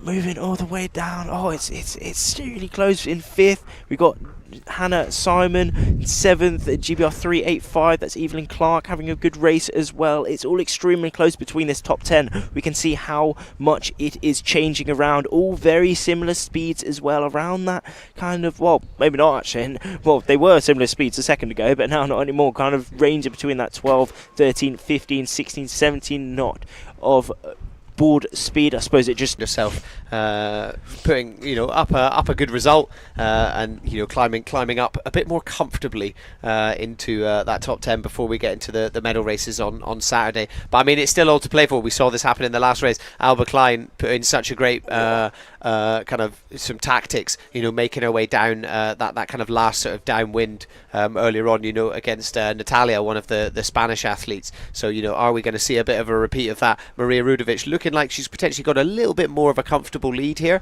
and hopefully can just sort of keep extending that as they make their way down to that final mark. Some good board speed coming in, but again, Aalvaa Klein, look, just almost 2 knots more.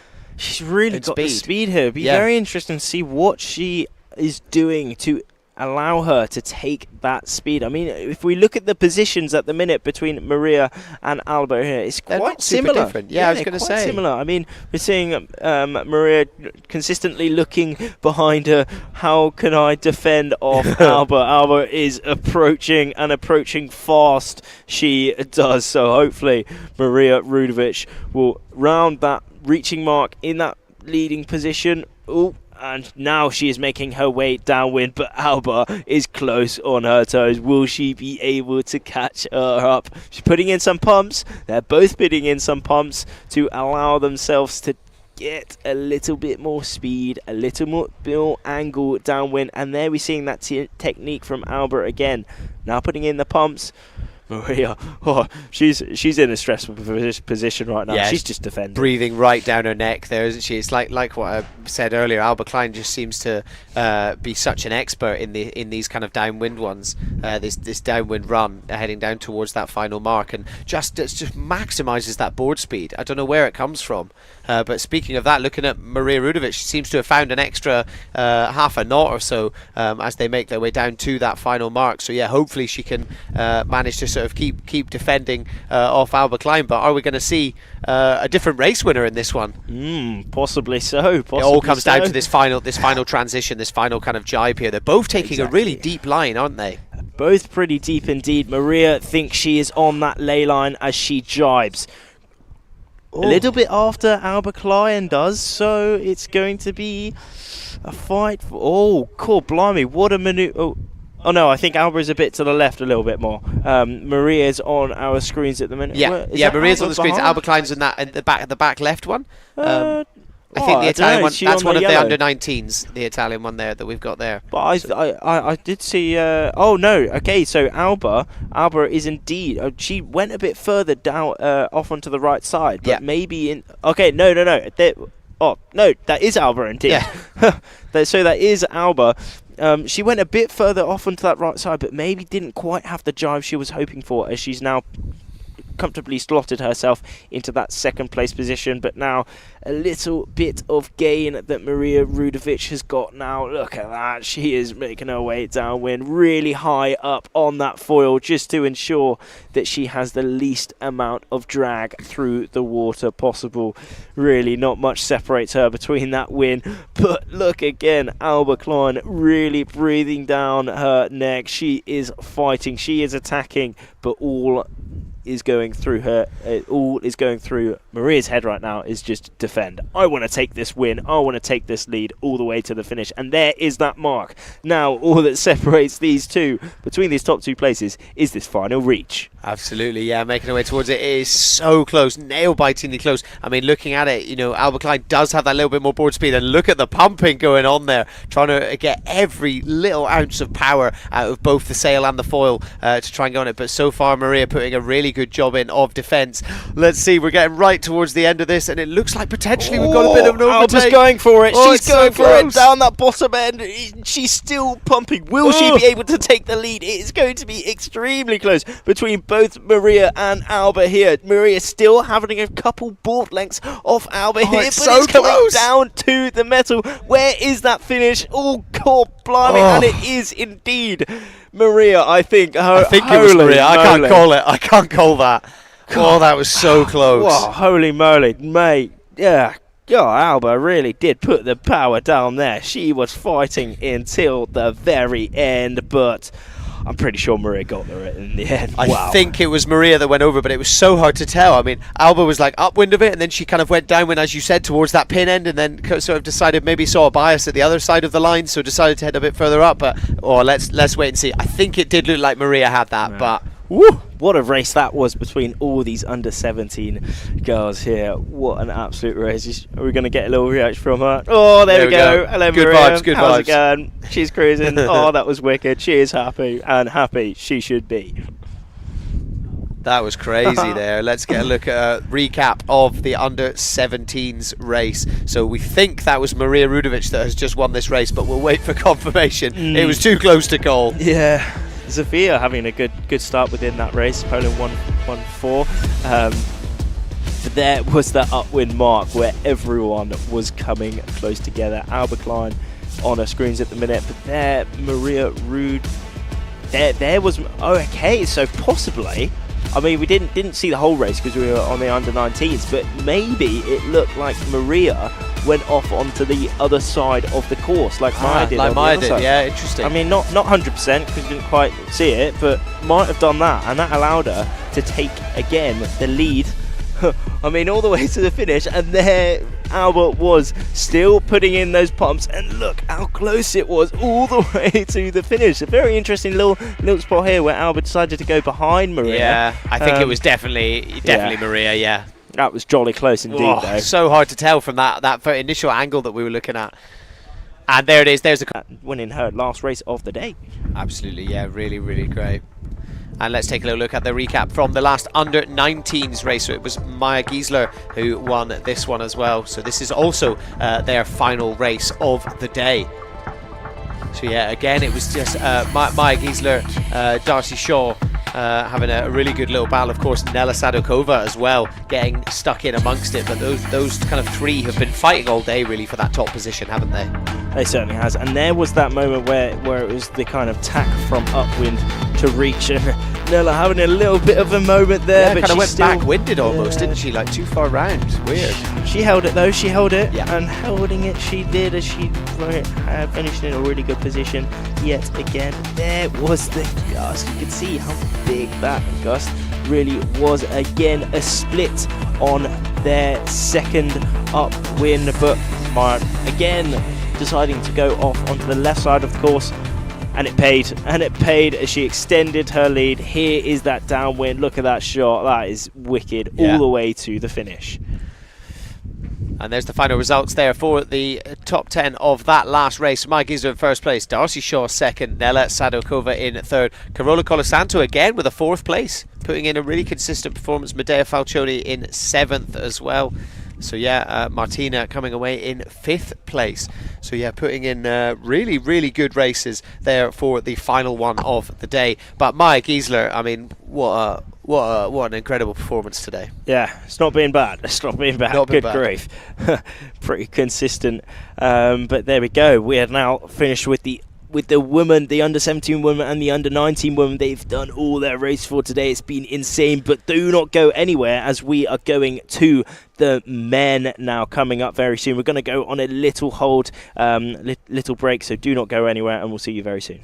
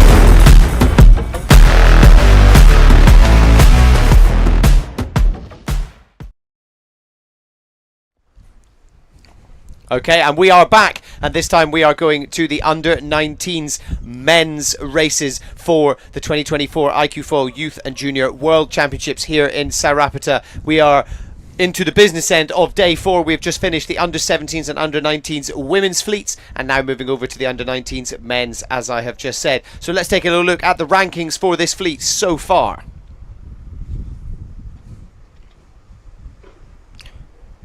Currently leading the under-19 men's. In first we have Federico Alan Peloni. Freddie in that leading position with 5 points overall. Only leading by 1 point now to Val Erdzen.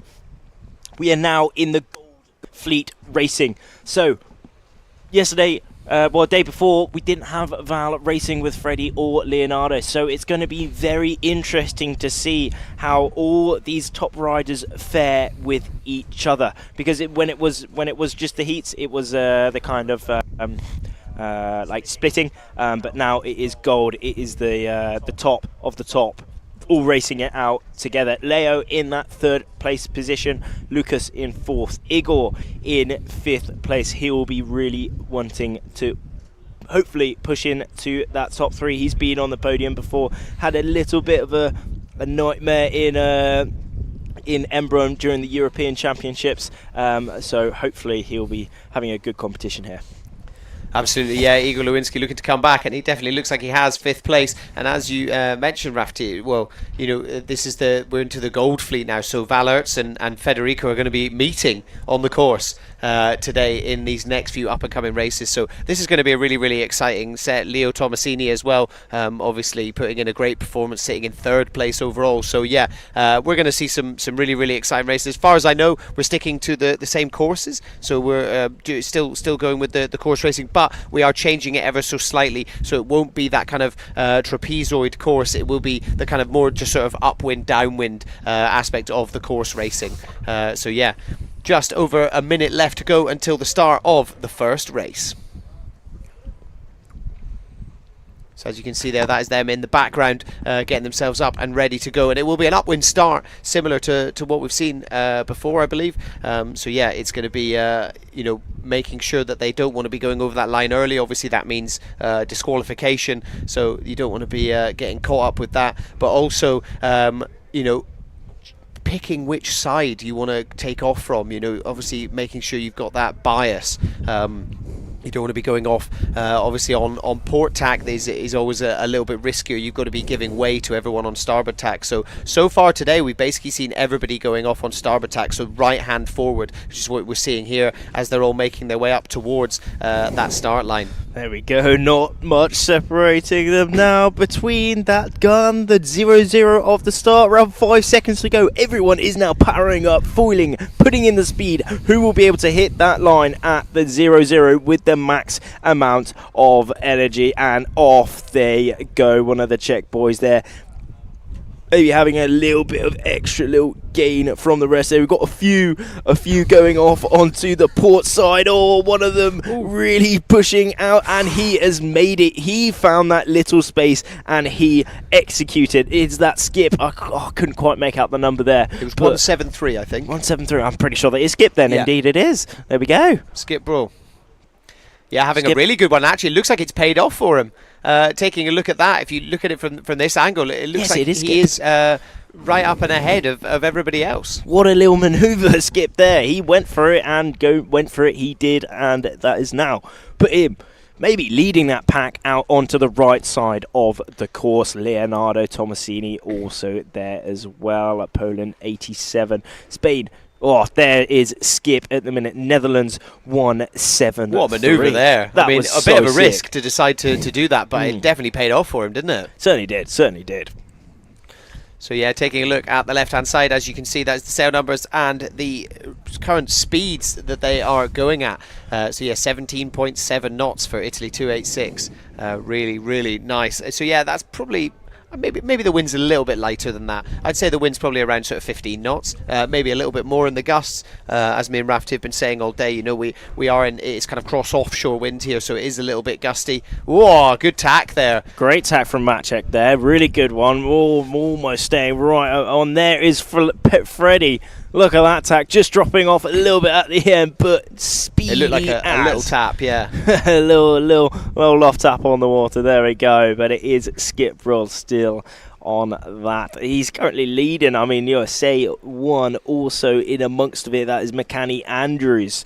It's all extremely close. There is the other rider, France, also in there as well. It's all Andrews, close a real waterman, isn't he? There we so go. It's not just the iQFoil, you know, he's also into these various other sports and all the kind of foiling and things like that. So yeah, great to have him here. And I mean, looking at it, I mean, he's currently sitting up in third place. That's who, you know, is that him? Oh, that's 162 maybe.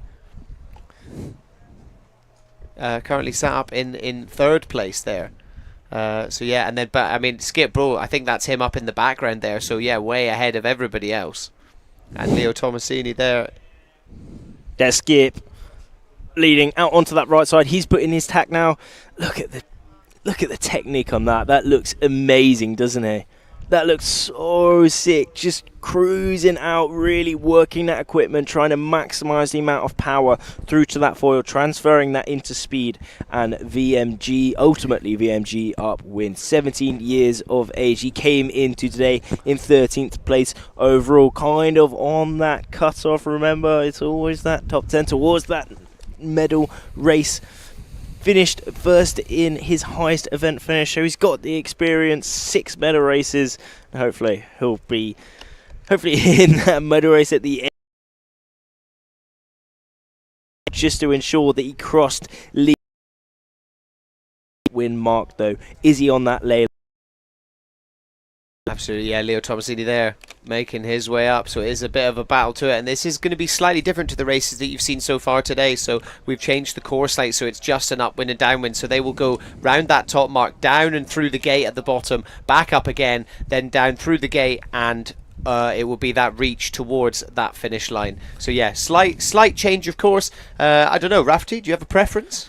Well, it's all down to the rider. It's all down to the rider, whether they prefer the reaching, whether they prefer strong winds, light winds, slalom. You know, all these riders have to be extremely well-rounded. They can't just be good at one thing. They have to be good at everything to take these wins. We do lots of different courses. We've already done slalom on that first day. We've done course racing on that windy day, and now we're going for some more course racing, upwind, downwind stuff. Now we're going for that specific upwind, downwind kind of course, but it is Skip Brill, Netherlands 173, leading out on their first race for the under-19 men here at the 2024 World Championships. Absolutely, he put in such a good performance, throwing in that extra tack there. Whoa, such a good one. Tiny little touchdown, but looks like he'll manage to carry on just behind him.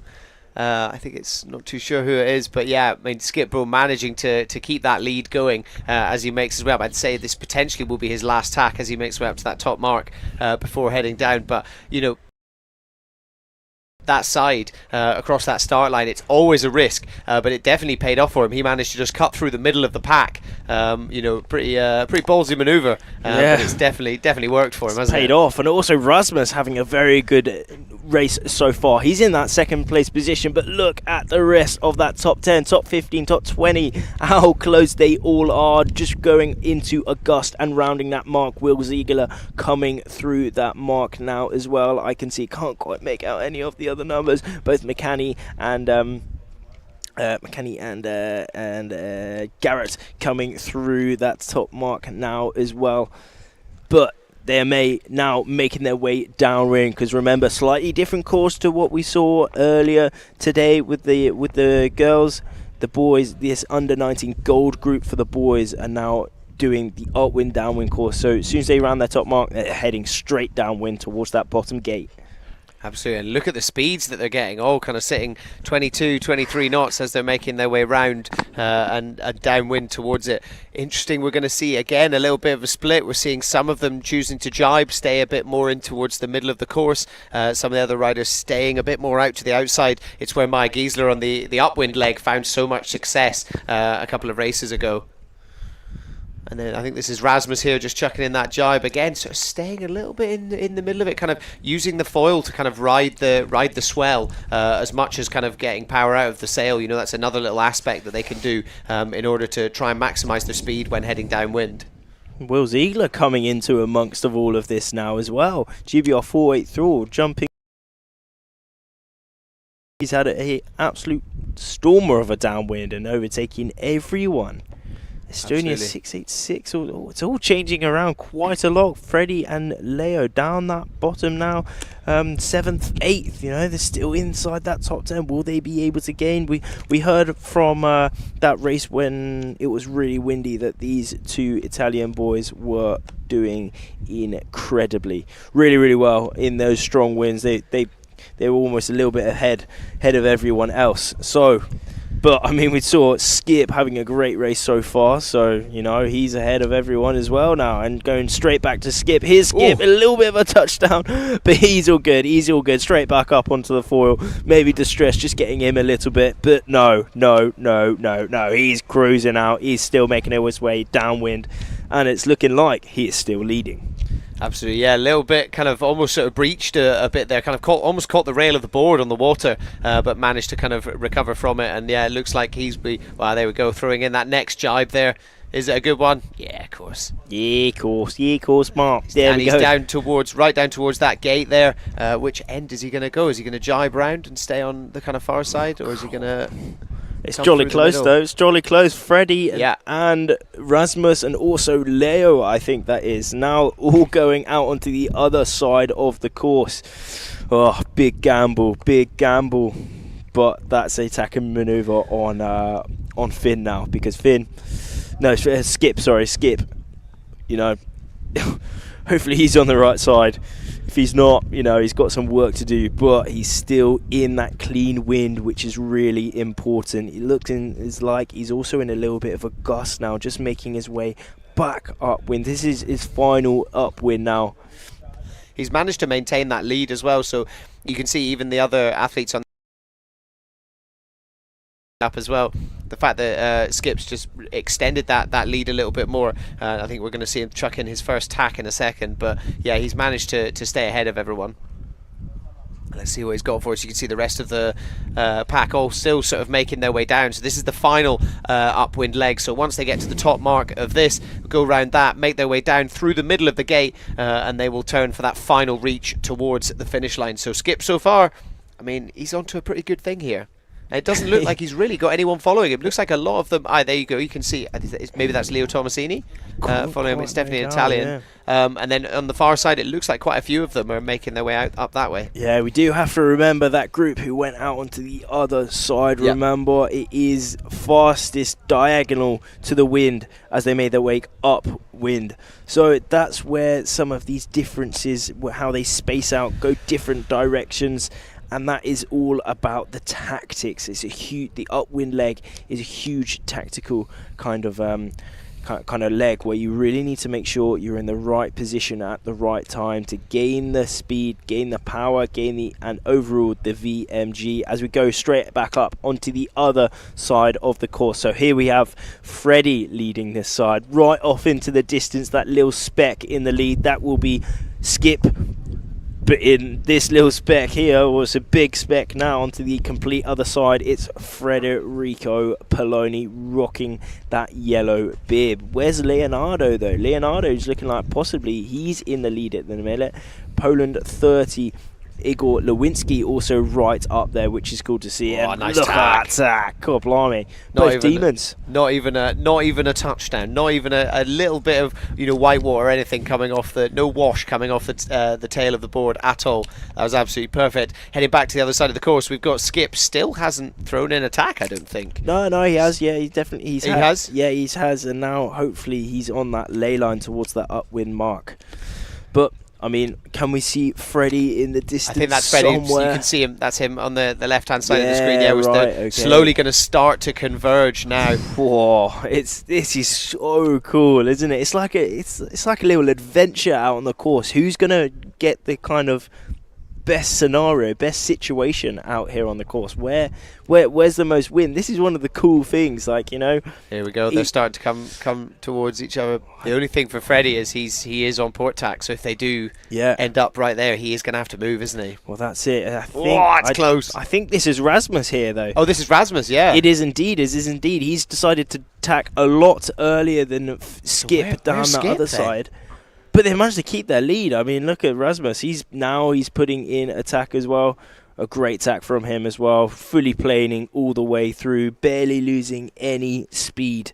But that means he didn't quite make that ley line. Well, not make that ley line. He probably wasn't on. Wasn't trying to make that ley line. Maybe you saw a little lift, and there is that upwind mark. Yeah, so that's Skip off in the background there, kind of the one furthest on the left-hand side of your screen, and it looks like he's got the ley line already, so he made the right decision. He certainly did. Making his way out there, and it looks like a lot of the rest of the fleet are also following him as well, but he's got a pretty comfortable lead, and that's him. Yeah, I mean, he's well clear of that mark. Look at this. So he'll be rounding that and making his way back down towards that gate as quickly as he can. Oh, go on, Skippy, go on, Skippy. He's leading at the minute by quite a bit now. What a decision he made going out onto the other side. Yeah. All stems from that start, doesn't it? Exactly. He's got a fair bit of lead on here, actually, which is really exciting to see. Yeah, absolutely. I mean, it's still all to play for, but yeah, you know, he's still carrying plenty of board speed as he turns the corner and starts to make his way back down towards that gate. Well, having a really good race so far, moved up into that second place position. Where's Rasmus? He's dropped a little bit down to that 8th place position. It looked like really banging that right side of the course really did pay.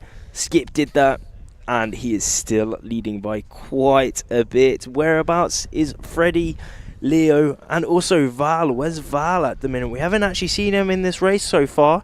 I mean, he did come into today in that second place position. He was really hoping to podium and maybe win at this competition, you know, but also he wants to have a good time, which is really cool to see.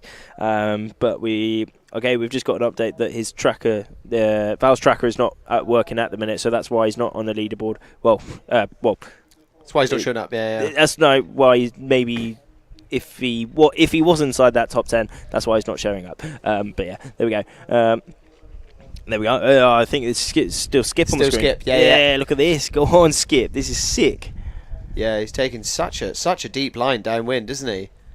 I mean, you look at that in relation to the to the chop and the way that the waves are going. I mean, he's taking a super deep line. You know, really getting himself as far downwind as he can, making his way down towards that gate. And there you can see it in the distance there. So you probably have to chuck in a couple more jibes. But yeah, really maximising it, and he's kind of by himself. Looks like he's really managed to extend that lead. You know, he got round that top mark a little bit ahead of everybody else. So it's just as soon as you get that downwind, you get that extra burst of speed to just really increase the gap. But there is that gate at the bottom. He's putting in, well, hopefully his final jibe if he's on the correct ley line. He's pumping out just to build up his speed, build up his acceleration. And he's going still, but it's still quite big out here. I mean, the wind has certainly dropped, like that kind of high teens. I mean, still in the gusts, it might be around that 15 knot mark. Still quite fruity in those gusts, but you know, now throughout the course, probably the average is dropped a little bit lower. But we're still on this course racing upwind, downwind races at the minute. And it's upwind, then straight downwind to this gate, and then towards this finish as Skip is leading this race. He's made it round this gate, he's got it through, he's did the perfect ley line, and now he is on his final reach towards that finish. Absolutely, yeah, they've changed the side of the finish for this. So yeah, coming around, as you can see, yeah, as you said, Rafferty through the gate, and now it's just a straight line, and can he hold on to it? He's got loads of speed. He's certainly got the speed, he's got the stability, and he has got the style. This should find him, I mean, a race win here. That's a really good little jump up for Skip in the position he's in as well. What a start to day number 4 here at the 2024 World Championships. He's happy, and he should be so happy. What a win for Skip there. maybe that pump falling yesterday did help.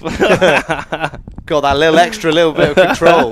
Yeah, really, really good effort there from Skip. He'll be really, really pleased with that one. Yeah, so he should be. And there, I think that might be Joel in that second place position. Didn't quite make out the number, but definitely one of the French riders, followed by Spanish as well. Can't quite see the numbers, but some more good races highlighting how good Skip's race really was. And then I think another one.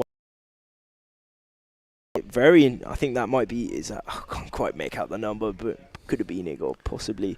But was very interesting. We did see Leo and Freddie, our current competition leaders at the minute. They were right up there, but they decided to go out onto the other side of the course. It didn't pay. Yeah, it just didn't pay off for them, did it? Which is interesting, because earlier on with Maya Giesler, that was exactly what needed to be done, and she found the perfect line, and then they tried to replicate it, and maybe perhaps the wind has changed ever so slightly, so it just didn't. That angle of the wind just didn't work for them at all. Yeah, indeed. But there is that finish. The rest of these under-19 men's gold group coming towards that finish now. I mean, just being on this gold group is a huge achievement by itself. You're the top half of all the world here in this competition. There's Skip Brule talking to his coach Maciek, just having a little review of how that race went, how he can possibly do that again as the rest of those riders coming through that finish now. So we go to the replay. Absolutely, the recap. So this is like literally the point of difference is there. So you can see that Skip there deciding to go off on the port tack. Port tack is way riskier on a start line like that, because obviously you've got to give right of way to anybody on starboard. The majority of the fleet are on starboard, but it literally just worked for him, didn't it? It worked absolutely perfectly, and it meant that he was basically just streets ahead of everybody for the rest of it. And you saw the couple of riders that followed him on that port tack. It also paid off for them as well. We did see there was him just crossing Freddie there. I mean, he was right up there, but that other side of the course really did pay. Look at all these riders on the screens at the minute, just cruising, enjoying the waters, enjoying this World Championships here in Sa Ràpita. Yeah, really impressive performance there from Skip Brule, coming round that final mark and then just making his way towards that finish line. Good work. That's how you start the day. Yeah, that's a really dreamy way to start the day. Skip Brule from the Netherlands winning this first race here on day number 4. Absolutely, yeah. So tomorrow, day 5, tomorrow is the last day of the full fleet before it goes into the medal series for day 6 on Saturday. So, I mean, tomorrow is the real day where you want to try and do as well as possible, but I mean today also, I mean every day obviously, but like as you do get towards the business end of these events, it's so important to try and be maximising your chances to get up into those medal races, or if you already are there, to get yourself climbing as high as possible so that you've got as little work to do and more of a guaranteed result come medal races day. There he is, hand up, Stoked. He is happy, and so he should be. What a race from Skip Brule there, Netherlands 173. And here we go into the race results of the race we just had. But remember, this is not all confirmed. But in theory, Skip, well, we did see him win. Skip Brule picking up a win, the first race for the under-19 men's gold fleet here on day number 4. Absolutely. Kilian Manhoval as well, coming away in 4th place there.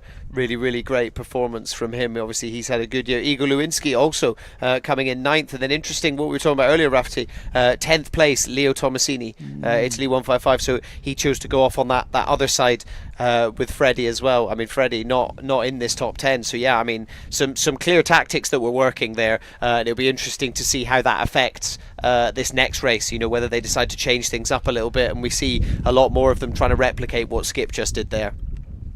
Indeed. But there we go. Going now they're just heading over to their coach boats, having a little bit of a refuel, a little talk, what to take through to their next race. Plan is kind of let's go for 5 races today, do the maximum races possible in the epic conditions we've got out here in Sa Ràpita on the island of Mallorca. Yeah, absolutely. You can see them just as Rafferty said, like, you know, having a bit of a chat with the coaches, and I imagine there'll be a lot of insights coming from the coaches. You know, they'll have kept an eye on that last race. You know, the tactics, what was going on. You know, why some riders chose to go off on port tack for that start line. You know, and there will be some kind of changes being made to the plan for a few of the athletes to you know, try and change things up and make things a little bit more similar to what Skip just did, because you know, he just found that absolutely perfect line. But one of the unique things about this event, you know, this is the World Championship, so it's meant we've got athletes from over 35 nations, and part of the plan within the iQFoiL is something called the Emerging Nations Program. So some of the athletes who've come over here perhaps don't have the infrastructure to bring a coach with them or anything like that. They are, you know, kind of given that and to kind of help their journey along the iQFoiL path. So let's take a look at some more information about that. So the Emerging Nations program is dedicated to like sailors who don't have like the chance to be coached by the coach of the countries. I'm coming from Australia, it's a far way. I'm the only one from Australia here, so no coach, no nothing. So it's really great to kind of have a team. We traveled from Argentina, that is so far, and we came without a coach. So with the Emerging Nations program, like give us a coach from here, from the iQFoil class, to help us and to train like these days before the competition. It's super nice to know these sailors who really are keen to compete and to learn, but they don't have sources where they can do it. So it's nice to help them and show them the correct direction to go. Do it, let's go! Not like this 20 seconds ago, guys, please. We have a group with like guys from different countries, so it's different culture and different way to train. So we have like to, in a tiny time, to create a little atmosphere like between the sailors and try to have a group spirit. Yeah, some translator sometimes is needed for this, but we manage to do this. We have some good sailors, they can go fast, everything. The only problem is like they're not really used to competition with big fleets, so it will be quite challenging for them. The starts are like plenty of people and all like so near, so it's so hard, and it's obviously like emotive to be here. Like, it's impressive. I'm really keen to get on a bigger start line and just push my abilities and come home with lots of learnings for the summer season. I think for them it's just to get new experience, have fun, don't stress. I don't have any expectations about the position, just to have a good races, good training. They're both amazing coaches, lovely, very easy to connect with, which is great. And they are like so good vibes, and they know a lot, so they are helping us so much. We are learning a lot from them.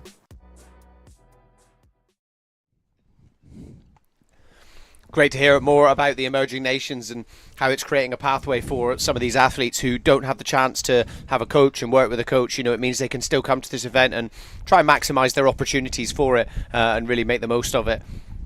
Yeah, it's always good to see, and cool to see, you know, people from other nations coming and getting involved within the IQ. You know, obviously the events are here in Europe, but I mean, we've got riders coming from Hong Kong. You know, you saw there we've got riders from Argentina, from Australia, from Japan, you know, coming from literally the other side of the world to come and join in and get involved with these events.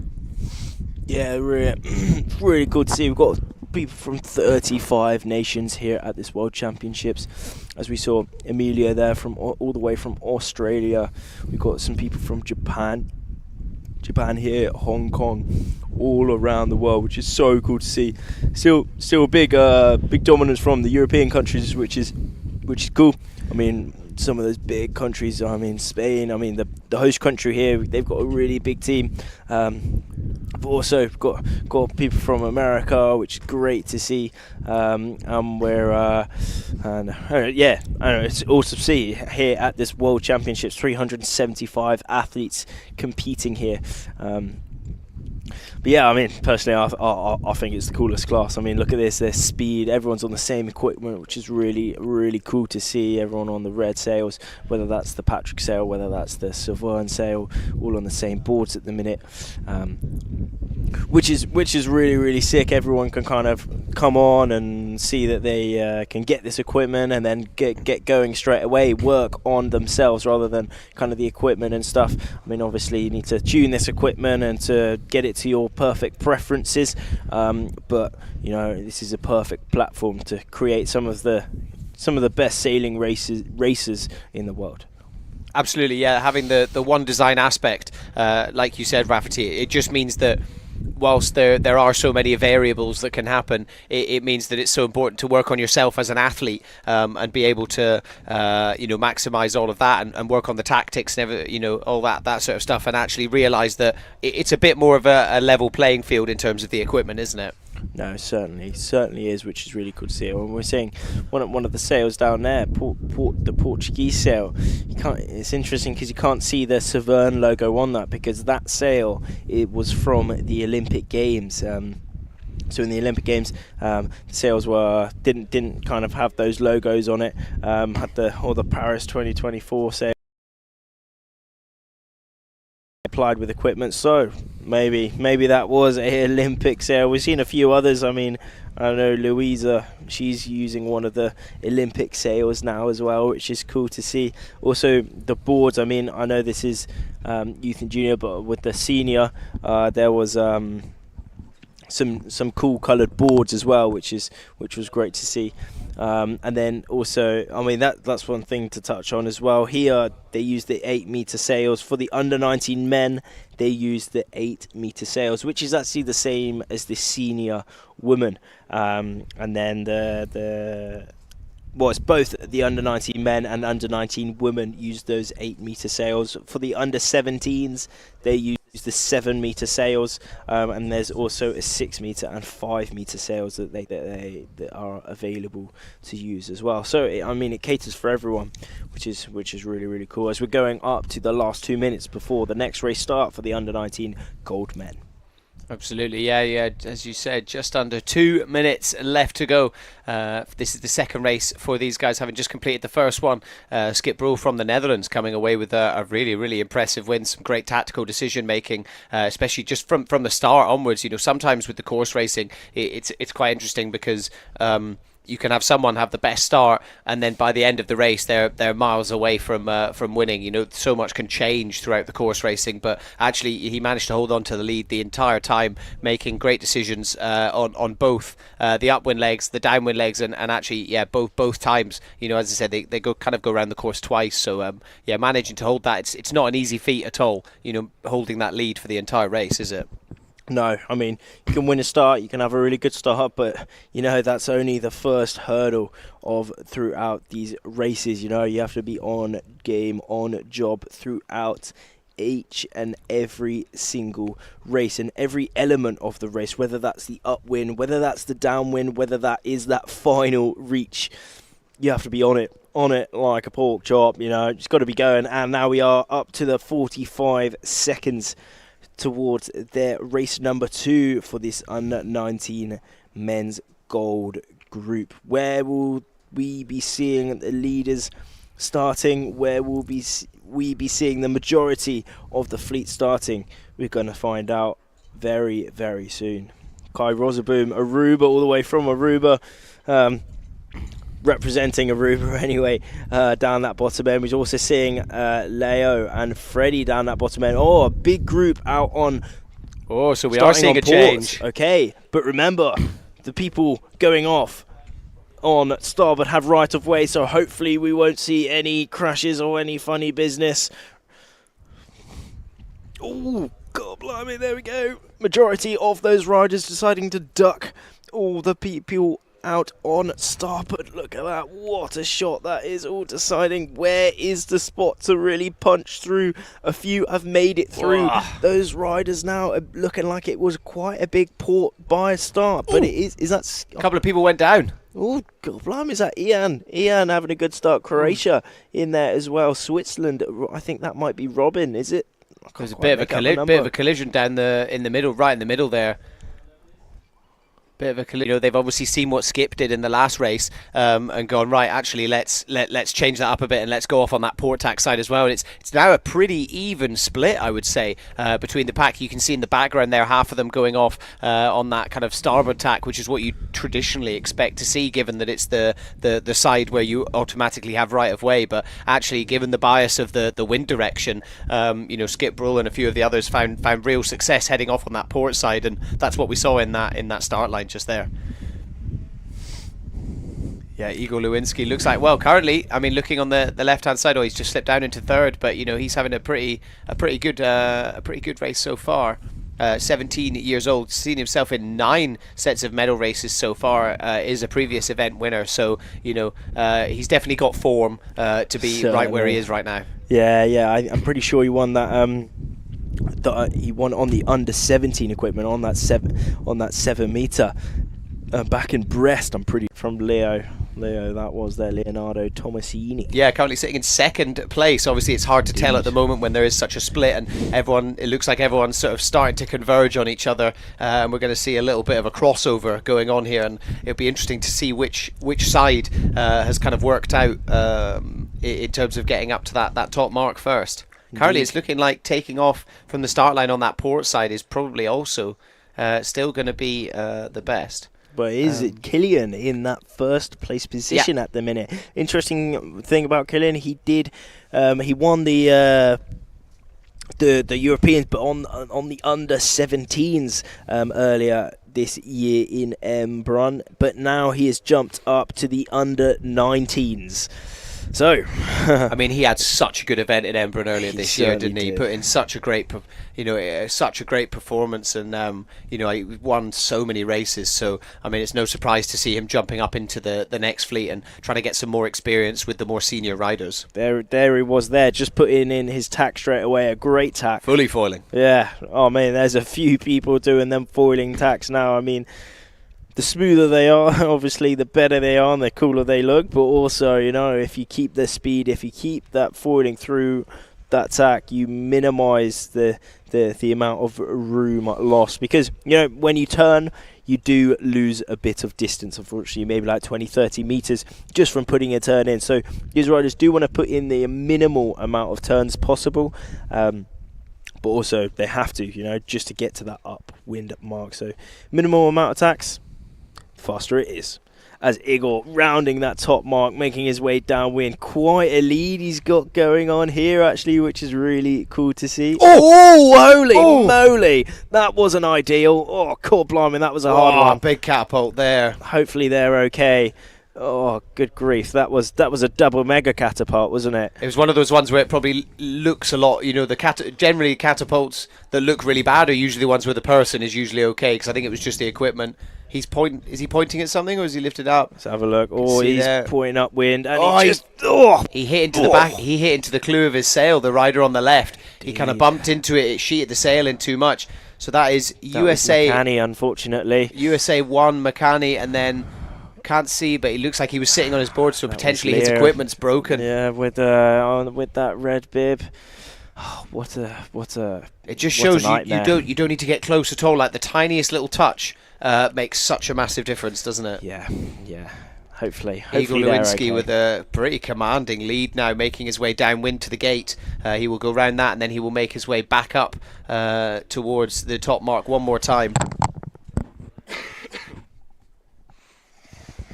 So yeah, Igor Lewinsky really putting in good downwind leg. Certainly a good downwind leg. 22, 23 knots all the way downwind. Still kind of keeping his lead within this race. Killian Manhavel in that second place at the minute. Also Canada 187. Valentino having a very good race so far. There he is on the bottom right of our screens at the minute. What a position that is. He's making the equipment look small. He's pretty tall. Good grief. But there is Igor just backwinding the sail a little bit.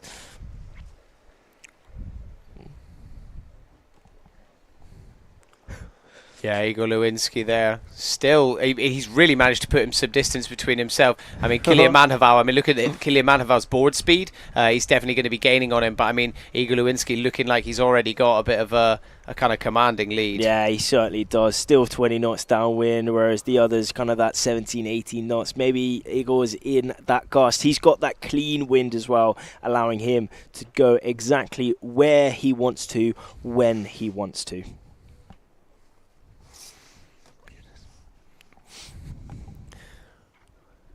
Really clean jibe there from Igor Lewinsky.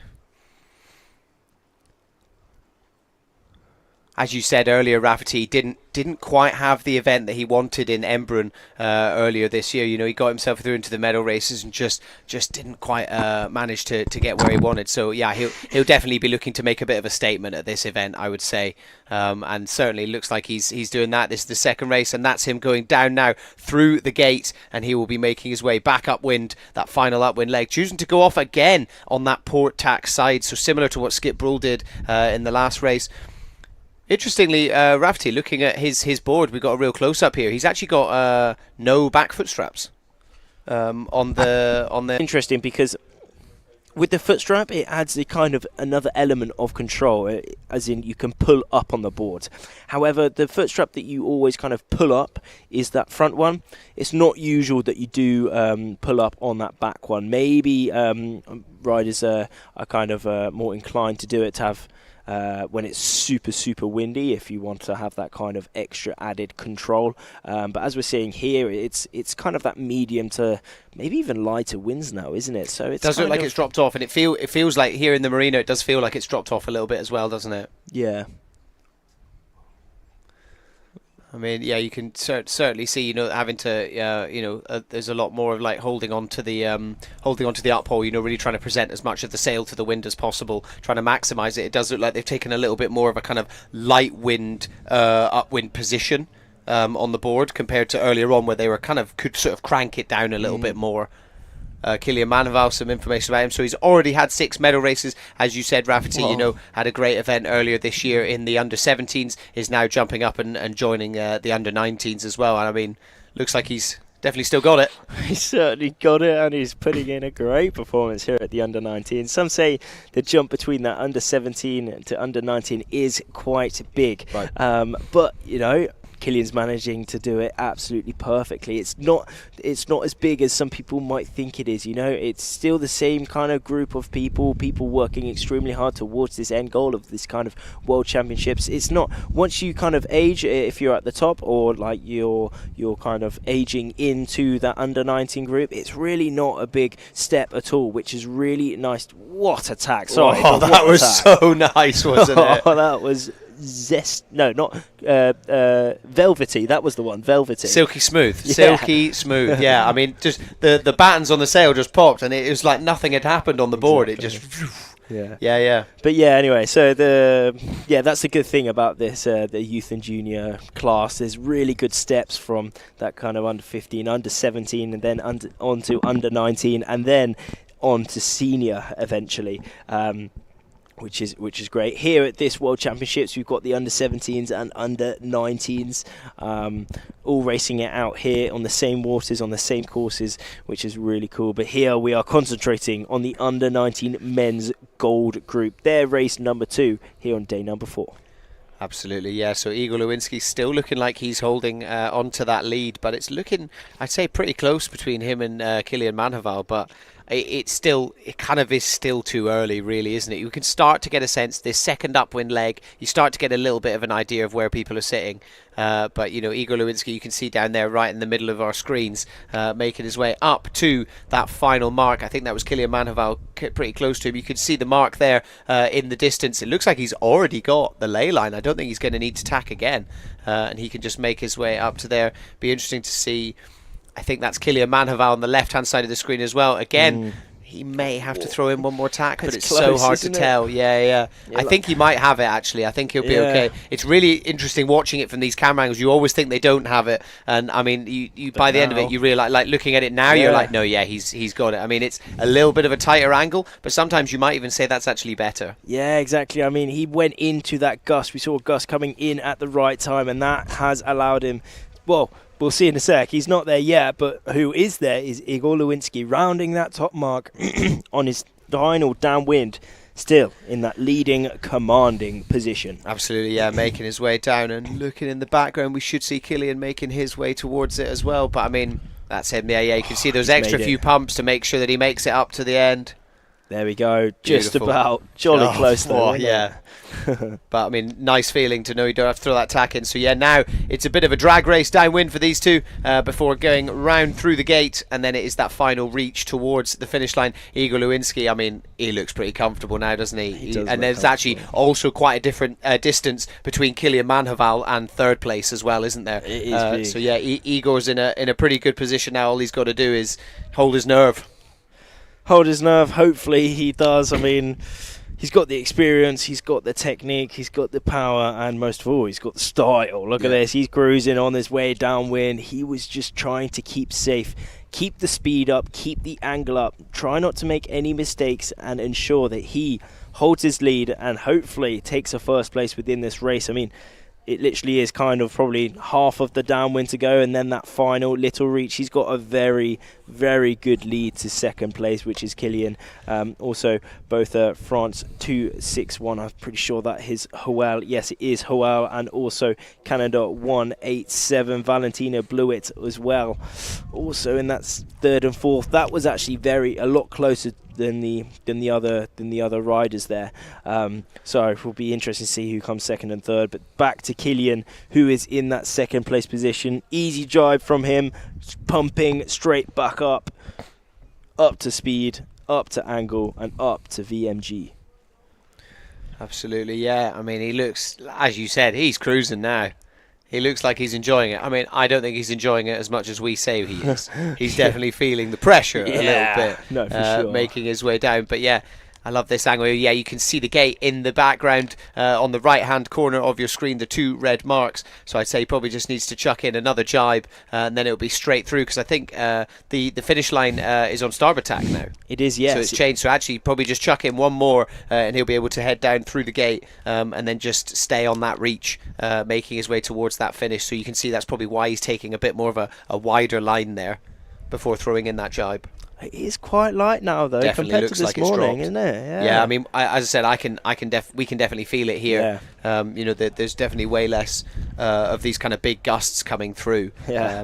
Yeah, I mean, earlier we were nearly flying away, weren't we? It was very windy. Yeah. And first of all, starting, and I think we're certainly noticing it in the in the upwind parts of the course racing. You know, now, you know, we are seeing a lot more of that, holding the uphole, really kind of standing really tall but keeping your body weight forwards, whereas earlier it was kind of they were able to kind of sit down into it a little bit more, weren't they? And now we're with Igor Lewinsky on the chase cam. He is leading this race. He's on his final reach towards the finish. He's got his hand off.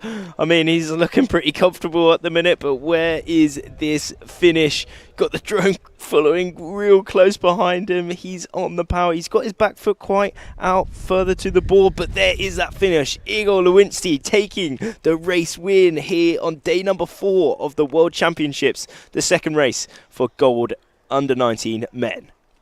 Really, really nice work there from Igor Lewinsky. He'll be really, really pleased with that one.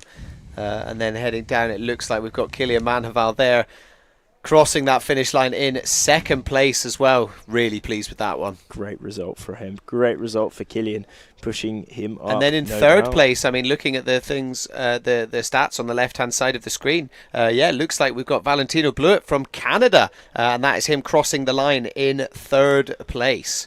Freddie in that 4th place now. Also Hoel, I think, that is in 5th. But there is Igor. He's happy. There we go. Stoked for the first Top place. legend. What a lad.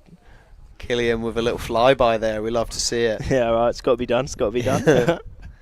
Yeah, great results there coming in from second race of the day for the under-19s men's gold fleet. Look at this, the rest of the top 10 coming through now, still with their maximum speed, all decided to drive off straight away to go see their coaches, but there is that speed, and we go to the race recap. What a start again. We did see a big group deciding to go off on port. and it was actually the Port riders that came out on top in the end, wasn't Absolutely, yeah. I think I'm probably going to end up seeing even more of them. I mean, it was basically a really similar story to what happened with Skip in that last race, to what happened with Igor in this one. There was that big crash there. I mean, we didn't quite see which athlete it was, but it looks like that was some equipment breaking, wasn't it? I think it was Makani Andrews that kind of bumped into him and hit the kind of back of the sail, and his equipment looked like it was okay, but that other athlete, yeah, it looked like his equipment was broken. We saw him kind of sitting on his board. Yeah. So yeah, we'll have to wait and see who that was, but at least they're okay. Well, it was Leo Tomasini. Oh, it was Leo Tomasini, was it? Indeed, yeah. So that was because that may be having to retire for the rest of the day if it's equipment broken. Jolly hope not. That's heartbreaking, isn't it? Yeah. But that's what can happen when everyone's pushing the limits. You know, there was nothing malicious there at all. It's Not just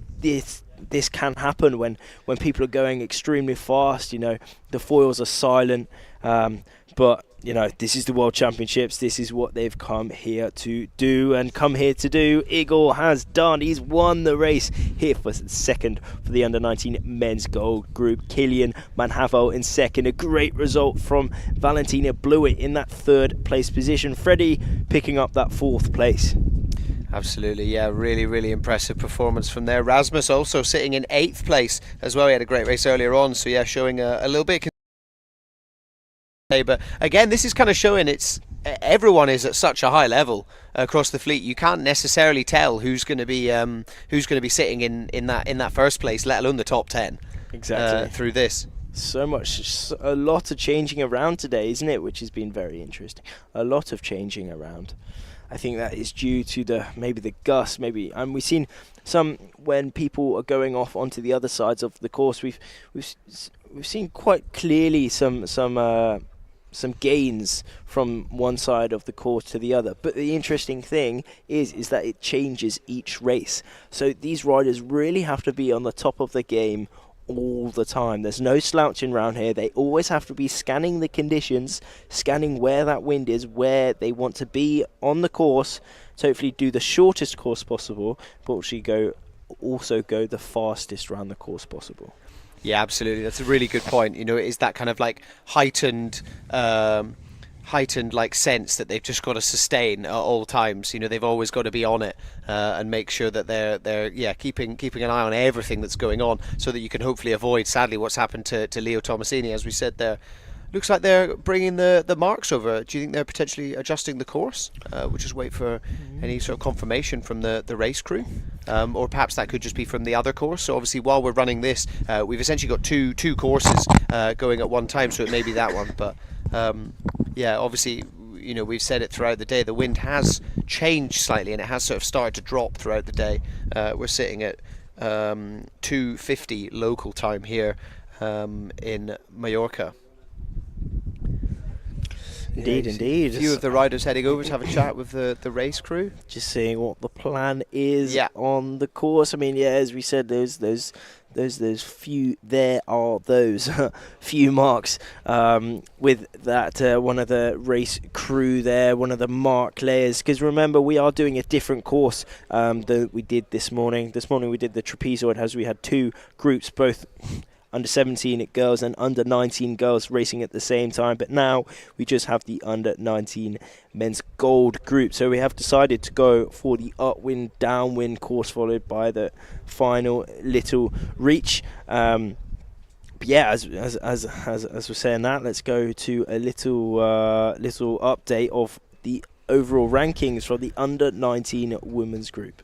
So despite Maya Giesler having such a kind of dominant day and winning so many races, Darcy Shaw still sitting in first place. Obviously, she was also very consistently within that top 3 today, and obviously a little bit ahead at the start of today's races. So yeah, sitting currently in first place, Maya Giesler in second, Nella Sadokova sitting up in third place, Carola Colasanto goes up into fourth place as well, and Nurhayat Guven from Turkey coming up in fifth as well.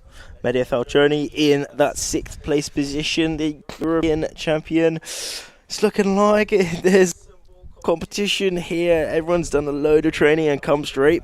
We're doing extremely well. Noah in that 7th place position.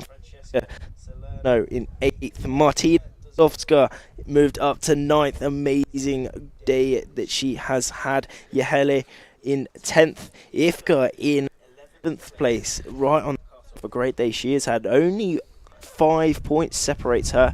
But yeah, I mean, that was interesting that still Darcy has got it. Only by 1 point, though, as we go to the under-17 girls' current standings. Absolutely, yeah. Aalvaa Klein, I mean, holding on to her current run of dominance after such a great day of racing today.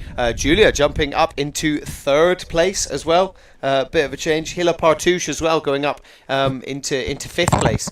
So yeah, Aalvaa's teammate from Israel, you know, they had some close battles today, but yeah, Hila has definitely improved on her rankings, currently sitting up in 5th, and Aalvaa, as you can see the total points, but yeah, so just coming through, actually she had an over early. Well, over early, but that is definitely her discard. Look how many points she is leading by. Let's do some quick maths. 2, 16, 26, 28, am I right? You are, yes, there correct. We go. So I mean, a huge difference there, you know, between 1st and 2nd. So yeah, the other girls have a lot of work to do in order to get themselves into that 1st place. Of course, Maria Rudovic as well in 8th place, so brought herself up. I think she was sitting in 11th. Earlier today, I'm not too sure, but anyway, it doesn't necessarily matter now. She's sitting up in 8th. She's brought herself right up into that top 10. So yeah, standing in really well going into tomorrow, the final day, where the full fleet will be racing. Indeed, Zofia Zarzeka not quite having the day she was hoping for. I'm pretty sure she came in today place position, just dropped down out of that top 10, but no doubt she will be pushing all the way to the very end to hopefully get inside of that top 10 for those medal races on the last day. Absolutely, and Martina Vantavani as well, finding herself sitting in 12th place as well. So a great position, but also not a great position. You're within striking distance of getting yourself up into those medal series. But yeah, let's go back to the under-19s men's. We have just over 3 minutes and 20 seconds left to go until the start of this next race. So this will be race number 3. So we have 3 races left today. So yeah, this is the 3rd one so far. So we're about at the halfway point. So yeah, and it is course racing still. So no changes. It is the upwind, downwind. So a bit different to what we ran with the women's earlier on. But yeah, there will still be plenty of variables going on to get the action. I think whilst the wind has dropped off, it's definitely still appropriate to be running the course racing. You can see them all kind of gathering around that committee boat that forms part of the start line. That's that white boat in the middle. Yeah, let's see what we've got. We've had two winners so far. There's been, you know, a lot of changes, and actually, yeah, it's going to be interesting to see how this is going to affect the rankings before we get to the end of the day today. Yeah, it'd be interesting to see where my thoughts are with Val at the minute, to see whereabouts he's lying overall. I haven't seen him at the minute. I mean, he came in today in that 2nd place position. He's from Slovenia, repping it up the nation, having a good time, but I haven't quite seen him today. We have seen Igor having a great race, Skip winning that first race. As you said, yeah, some mix arounds. We're seeing Freddie there in that yellow bib, just pumping up, getting up onto the foil. He's again had some insane races, put top 10. You know, just to be inside the top 10 in one of these races is crazy. Like it's mega. It's mega. You know, we've got 143 under 19 men competing here at this competition. You know, top 100, even being 143rd within this competition is a huge achievement. Competing at the World Championships within a sport, just being here full stop, is amazing for each and every one of these riders. Interestingly, I think I just saw Leo Tomasini out on the water there, so maybe his equipment wasn't broken, maybe it was okay. Yeah. So yeah, fingers crossed, maybe, yeah. Or if it was, maybe he was able to change it, or you know, I know he has to register the equipment. I'm not sure whether he had a replacement registered as well, or I'm not too sure. But yeah, we've just got a minute left until the start of this race, and we are seeing a lot of riders over on that far side, aren't we? Yeah. Potentially they're going to be looking to go over on that port tack side. Taking a little look, obviously the light has changed throughout the day, but it does look like the wind has dropped off a little bit compared to earlier on, doesn't it? It really has, but it's still really great conditions out here, and it's infinitely better than yesterday. I mean, yeah, I mean, there was no wind at all yesterday. This is still absolutely perfect. Yeah. That's the beauty of the iQFoilers as well, is like it's crazy how light the wind can be, and we can still run kind of full racing. You know, generally the rule is if it's under 10 knots, we tend to run the sort of slalom format. Over 10 knots, we run the course racing, and it's definitely well over 10 knots today. You know, earlier on it was sitting at around 17. I'd say it's maybe dropped a couple. It's probably sitting around 14, 15 now. So still absolutely perfect to be running the course racing. And here we go. Oh, it's going to be sketchy as all these port riders try and make their way through starboard. Remember, the starboard riders do have right of way, so it's going to be sketch zone, but luckily no. Oh, look down that bottom end. Oh, God blimey, holy moly, but it's all okay, luckily. There was a bit of dodging going on there, wasn't it? Yeah, right. It was nearly carnage out there. Well, it is, but not literally. There we go. Well, either way, that was a sketchy one. But again, Igor Lewinsky deciding to go out onto that other side of the course, going right down the bottom. Poland 87 on our screen at the minute, all cruising up. That is indeed Maciek. Maciek, yeah, I think so. Italy 286. So Freddie's got himself a really, really nice lead here, choosing to go out on that port tack. So obviously taking what some of the guys have done in the previous races, and is now sitting quite nicely ahead of the rest of the pack. You know, as you've mentioned it a few times today, Rafty, that concept of kind of that dirty wind, the used wind, and you don't want that to be going through your sail at all. You know, it's turbulent. It's already been through a couple of sails. It kind of disturbs the airflow quite significantly, and it can really, really slow you down. So you don't want to be getting in among the pack, especially on these upwind legs where the board speed is so important. Really is important. But Federico Palloni on the screen. Federico Palloni, as I was instructed, in that yellow bib, really going out onto that right side of the course. Cool, blimey, and he's cruising up. But look at that. I'm pretty sure that's 484. That is Will Ziegler. On having a great start as well. I'm pretty sure that's Artan Senal from Turkey, having a great start off onto the left side. But remember, they're all going towards that same mark. Who will come out with the best start and the best side? Where will the best side would have been? I guess we'll find out. Look at Freddie with the glasses. He's rocking the style. Absolutely, he's got no glare in his eyes. Yeah, he's not planning on falling in. Doesn't want to lose those. Not. There we go. Yeah, no, he's still got a pretty good lead. I mean, there's a good pack here, and it looks like they are quite ahead of the guys who went off on starboard initially. They've all tacked round now, and they're kind of almost on the same line as the ones that went off on port tack in the first place. So yeah, it's a bit of a difficult one. You know, potentially a bit of a mistake there. But also, you know, it does just mean on that start line you don't have to get out of anyone's way, you know, and that always makes a difference as well. There's advantages and disadvantages to either side when it comes to, you know, going over that start line, especially when you've got the wind coming from this direction. But we did see earlier in the day, we saw Mark Gisler going out onto that other side of the course and actually coming out on top a few times. How is this going to cross? Whoa. Rasmus putting in a very attacking manoeuvre there. Yeah. But Freddie put in a great tack. There's Will, a great tack from Will as stays well. up on the foil, really now nice. He is on starboard, so he has to. He can go where he wants to. Yeah, they have to get out of his way, exactly. Where is this ley line though? Oh, God, blimey. Bit of crossover going on there, wasn't there? You don't. It's great because everyone is still so close together. No one knows which is in the lead, but we can see at the very top right here is Maciek and Artan. These were the leaders out on the other side of the course. Where will they converge? Where will they slot in with these other riders? Oh, it goes down on the tack there. Oh, no.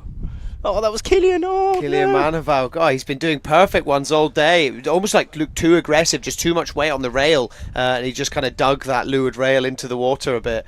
You know, obviously wanted to stay on the toes to keep the power in the foil, but just did it a little bit too much and dug it in. Oh, it's frustrating there. Hopefully he can recover. Gosh, I think they might have underlaid it up that top end, unfortunately. I couldn't quite make out who that is. I think that's Valentino. I think they've all underlaid it, maybe. Oh no. I think a few of them will there be we go. okay. Like the previous thing. It always looks like it. Yeah. But look at the very top left there. This If is so Valentino close. makes it, oh, he's gonna make it. Is he? Oh, it's gonna be so close. Oh, he's made it, Valentino. He's only gone and made it and taken the lead within this race. Oh, that was such good tactics. That's what I was talking about earlier, taking that deeper line and actually at the last second that kind of carve up using the board speed, even though there's nothing in the sail. You're basically going straight into the wind, but that's the power of the foil, isn't it? It really is, but it looks like that side did pay. Arten and Maciek are in that top 3 as well, but there Valentino blew it. Is what a little, like that kind of last 30-40 meters, he was pushing, he was pumping to the absolute max to try and get as much angle upwind, and he made it by the skin of his teeth. But there he is, now he's leading this race. Yeah, really cool there, and I think he's the only one certainly in this race to be coming from Canada as well. He's come a long way for this, and he's really making it worth it. That was really impressive tactics there, and it'll be interesting to see, is he going to be able to hold this lead as he makes his way down to the gate? Hopefully so, but it is Arten in that second place. Second place, Turkey 2008, around that 20 knots, 21, 22 knots of board speed. USA 1 also in there as well. McCanny Andrews, he did have that crash before, but it's looking like he's alright as well. Yeah, I think so. Yeah, I mean, he seemed fine, and fingers crossed he'll be looking for a bit of a comeback in this race.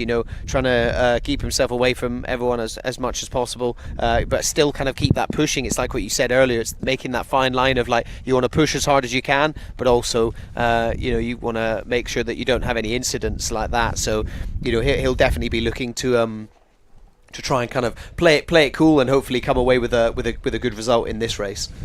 Nice textbook drive. Oh, a little bit of a touchdown, but safe drive. Just highlighting kind of how big these seas are at the minute. It's pretty tough out here. Arten putting in his jibe just behind him. He has held his second place. He's jibed on that wave to ensure that he can get pushed down on the top of that wave, getting more speed, getting more angle towards this bottom gate.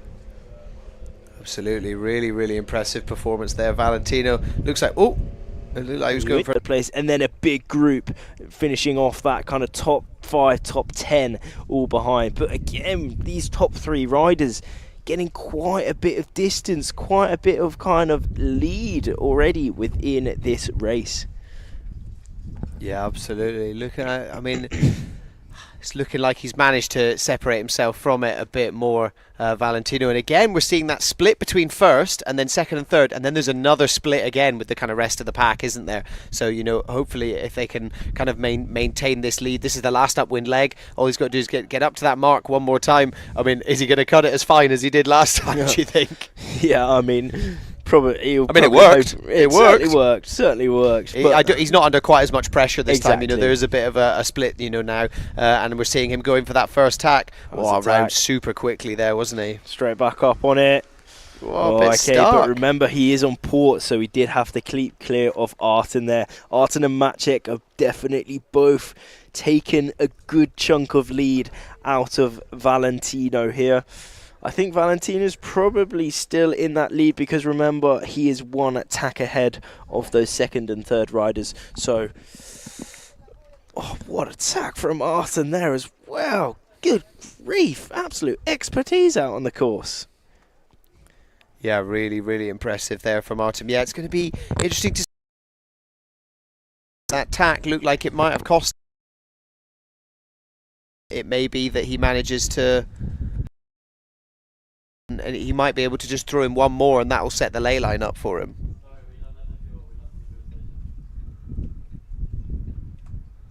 Yeah. Oh, I don't know. Artem, it does look like he's got a bit of a better line. It looks, yes. But again, it's this angle. So. It's so hard to tell from the angles, isn't it? Exactly. What we can say, though, it is all quite close. If one of these riders take a gain, they can be in the lead. But Valentino blew it still taking high on that foil just to ensure the least amount of drag possible to go as fast as possible and upwind as possible. Arten Senol having a great race so far. Good, pretty cool coloured wetsuits, almost matching the board, isn't Absolutely, yeah, he's all about the colour. Yeah, right.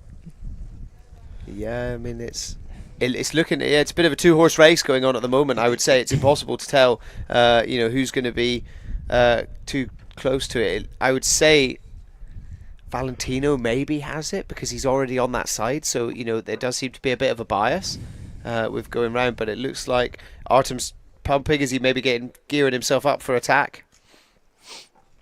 Where is that ley line? No, we did see Valentino getting that ley line. He's the master of the tight ley line, isn't he? Right. The tight one though, but I think he will just be wanting to do a nice safe one this time. I would say so. Try to stay foiling all the way around that top mark, but still trying to get it by the meter, by the board length. That's the goal. Get it as close as possible to do the shortest route possible. What another attack! Look at that. That's a better attack this time. It's velvet left, right, and centre. But I mean, again, pretty hard from this angle. But Arten, okay. Oh. Maybe Arten. Oh, Maciek. Here's Maciek coming in. This is all down to Maciek's tack. How is his tack? It's, oh no. Oh, is he making it? He's just about making it. Get back up onto the foil as quickly as possible.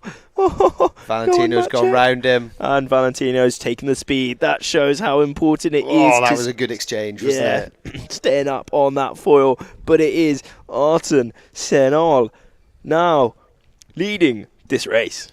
Yeah, that was really, really good tactical decisions there from Arten. Like that last-minute tack there, just kind of put him straight up ahead of it. You can see on the right-hand side of the screen, he's already been in three medal races before. So again, he's found himself in these positions before. So all he's got to do now is defend, really, hasn't he?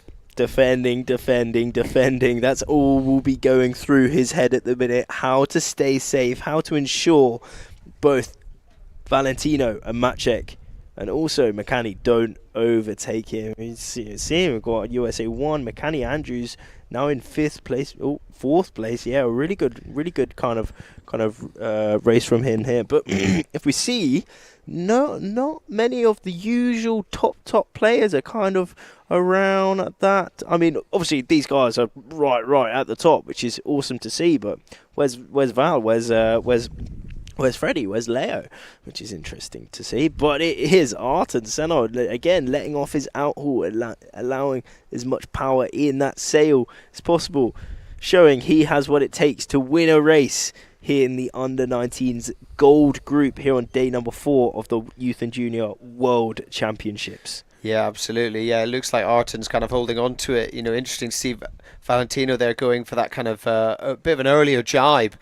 Staying down through the middle of the course a little bit more, and it'd be interesting to see which one pays off. Obviously, they're going to need to come round onto port tack. Kind of, it paid off for Igor Lewinsky earlier, taking that really wide angle, coming down, going for that jibe, and then just coming straight through the gate. Rather than jibing closer to the gate, that seemed to work well for him last time. So, it'd be interesting to see whether these guys try and mirror that tactic or if they kind of forge their own path.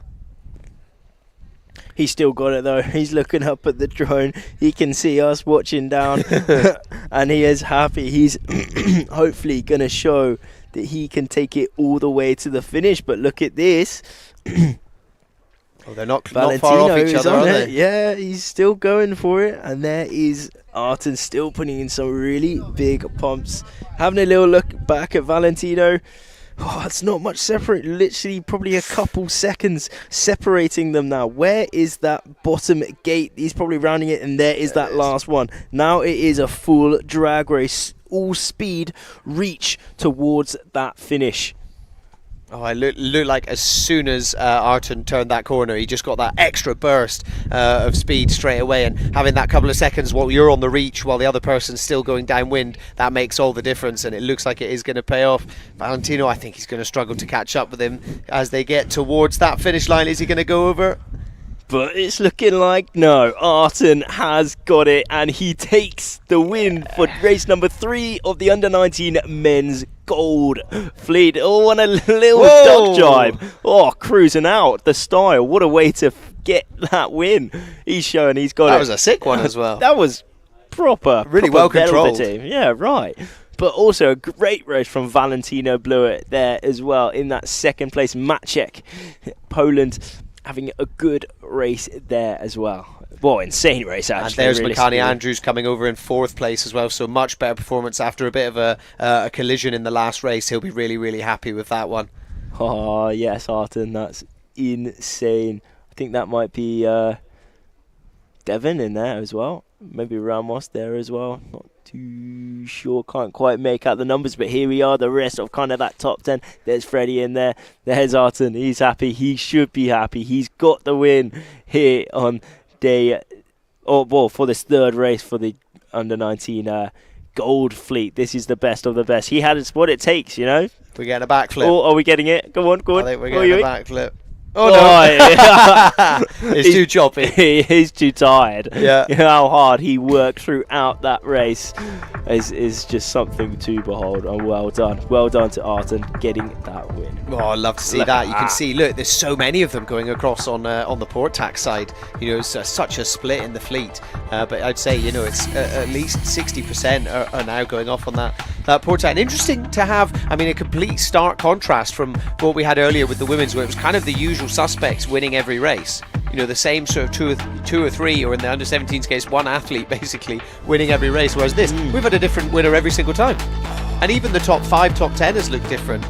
That's heartbreaking for Kilian Manival. They're going down on that tack. Look at that. There was that moment from Valentino there. What an absolute work ethic trying to make that upwind mark, and that put him in a insanely good position throughout that race, and ultimately he did get that second place within this race. But Maciek and Arton were hot on his heels. There they were. There they had that little battle for that second and third place. Arton getting the better of Maciek there, and look at that tack, a perfect tack, exactly what he needed towards that upwind mark. He was overtaking Maciek there, sorry, yeah, that was Maciek. He did overtake, and there he was making his way downwind. He just had to stay safe, and safe he did stay. Great race there from Arton, making his way towards that finish. And Valentino as well, going from strength to strength. He had a great second race and this third race as well. You know, it'd be really interesting to see how he does in the next couple. And then, of course, that little duck jibe at the end. We love to see that. Had to be done. Well done, Arton. That's sick, and that's so sick, man. So there are the full results. So Arton first place, Valentino in second, Maciek third, Makani Andrews in fourth. So a bit more of a return to form there for Makani. He'll be really pleased with that. Federico Piloni as well coming in ninth place. So potentially he's not necessarily having the best day today. Maybe not. But a great race from Luca Casas in seventh place, Spain at 3:48. Great race from him, and also Jorge in 10th, Spain 3:34. Both part of the host nation. There we go, repping it up really, really well. Noam Cobel in that 5th place as well from Switzerland. Yeah, look at that, people from all around the world. Absolutely, yeah. It's really cool to see, and then really cool as well to see. You know, it just goes to show how talented the entire fleet is. We're seeing a different winner every single time. You know, and that it just, you know, it's not. It's not that kind of same thing, which, I mean, I gotta say, it makes it more interesting for us to watch. You know, it's all these different athletes with all these different stories, you know, coming and putting themselves on the, you know, in the kind of top 3, top 5, even, you know, winning each race. It's going to really shake up those kind of rankings as we head into the final day of the full fleets tomorrow, I think. There we go. The rest of those riders from the under-19 men's Gold Fleet now coming towards that finish. Now got a little bit of a break before their next race gets underway. There's Arton by that boat. He's ready to do it again. Hopefully he can do it again. Hopefully. I mean, that's exactly what he needs to do, really, isn't it? But you know, it's going to be an interesting one. So far, it's been such a mix in terms of how many of the guys have won these races. You know, it's been a new person each time, and actually even in the top 10, you know, that last race there, Igor Lewinsky, the previous race winner, we didn't even see him within the top 10, and the same can be said for Skip Brule, who was in the the winner of the first race of today. So we'll be heading over into fourth race, and then so four out of five will be the next one. So yeah, five full races for this fleet, and yeah, so we've only got two left for the day.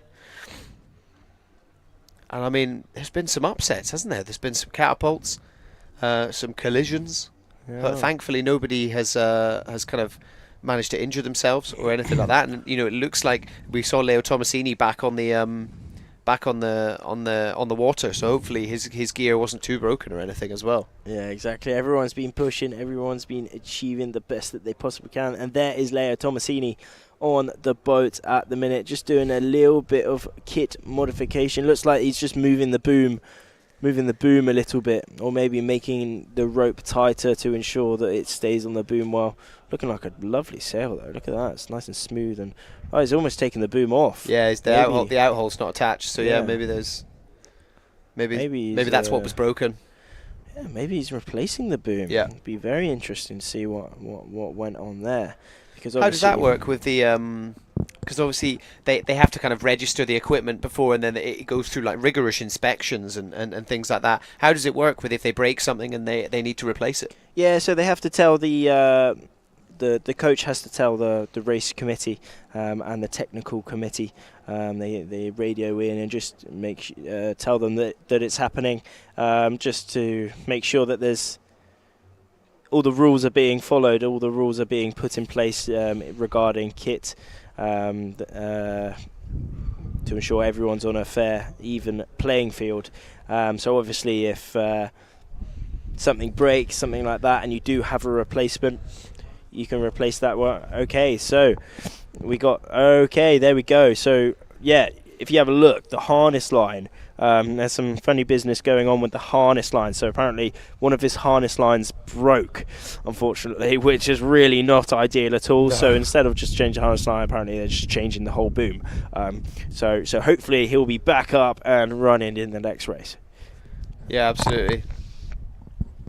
That's not what you want. I mean, no. I'm sure any windsurfer watching, will know that feeling of breaking a harness line while you're out windsurfing is so frustrating. Yeah, because the amount of power that's going through that sail and into your body, like having that all on your arms is really tough. Basically what the harness does, it connects to either your waist or the hips, and then that connects to the boom through that harness line with a hook. And then basically all the power that's going through that sail you can put into your body. So rather than just having all that power going through your shoulders and your shoulders just getting destroyed with tiredness, you can put it through your body. And then also, I mean, you'll see every single one of these riders, it's almost an essential bit of equipment for windsurfing now, is that harness. But also having that harness can allow you to get in a most optimal position, like technique position, sailing position with the sail, with the board, with the foil. So hopefully they can have the fastest, go the fastest around the course, and be most comfortable as well. I think being most comfortable and having the confidence is almost quite an underrated thing that you need within these races. If you can have confidence, if you can have comfort around this race, you can do exactly what you want to do when you want to do, rather than thinking, oh, what's going on wrong here, like my body is really hard or something like that. Just being comfortable is really important. Okay, so we've just had a bit of an update. I mean, actually, let's have a look at that boom. That boom is definitely broken. That boom is the wrong shape. Yeah. So I think probably from that catapult we saw between Leo and Makani, yeah, there is that boom. Look at that. That is slightly bent indeed, unfortunately. So through that brute force that was happened in that catapult, the boom has slightly gone wrong, unfortunately. Boom. So, oh, good grief! Look at we've got coming through there. Even more update. We've just found out. Yeah, Leo Tomasini. So something has broken every single race for him so far. So yeah, foil screw first race, harness line second race, and then broke the boom in the third race. So that's why they were replacing blimey. all of that. So yeah, a lot of bad luck there for Leo Tomasini. So yeah, hopefully race 4 and 5 will be a little bit more drama free, and he'll be able to push the equipment to its limits, like we're used to seeing from him. Yeah, well, he certainly pushed it to the limits in the first 3 races, hasn't he? Good grief. Oh, what an absolute nightmare he's having. Super unlucky.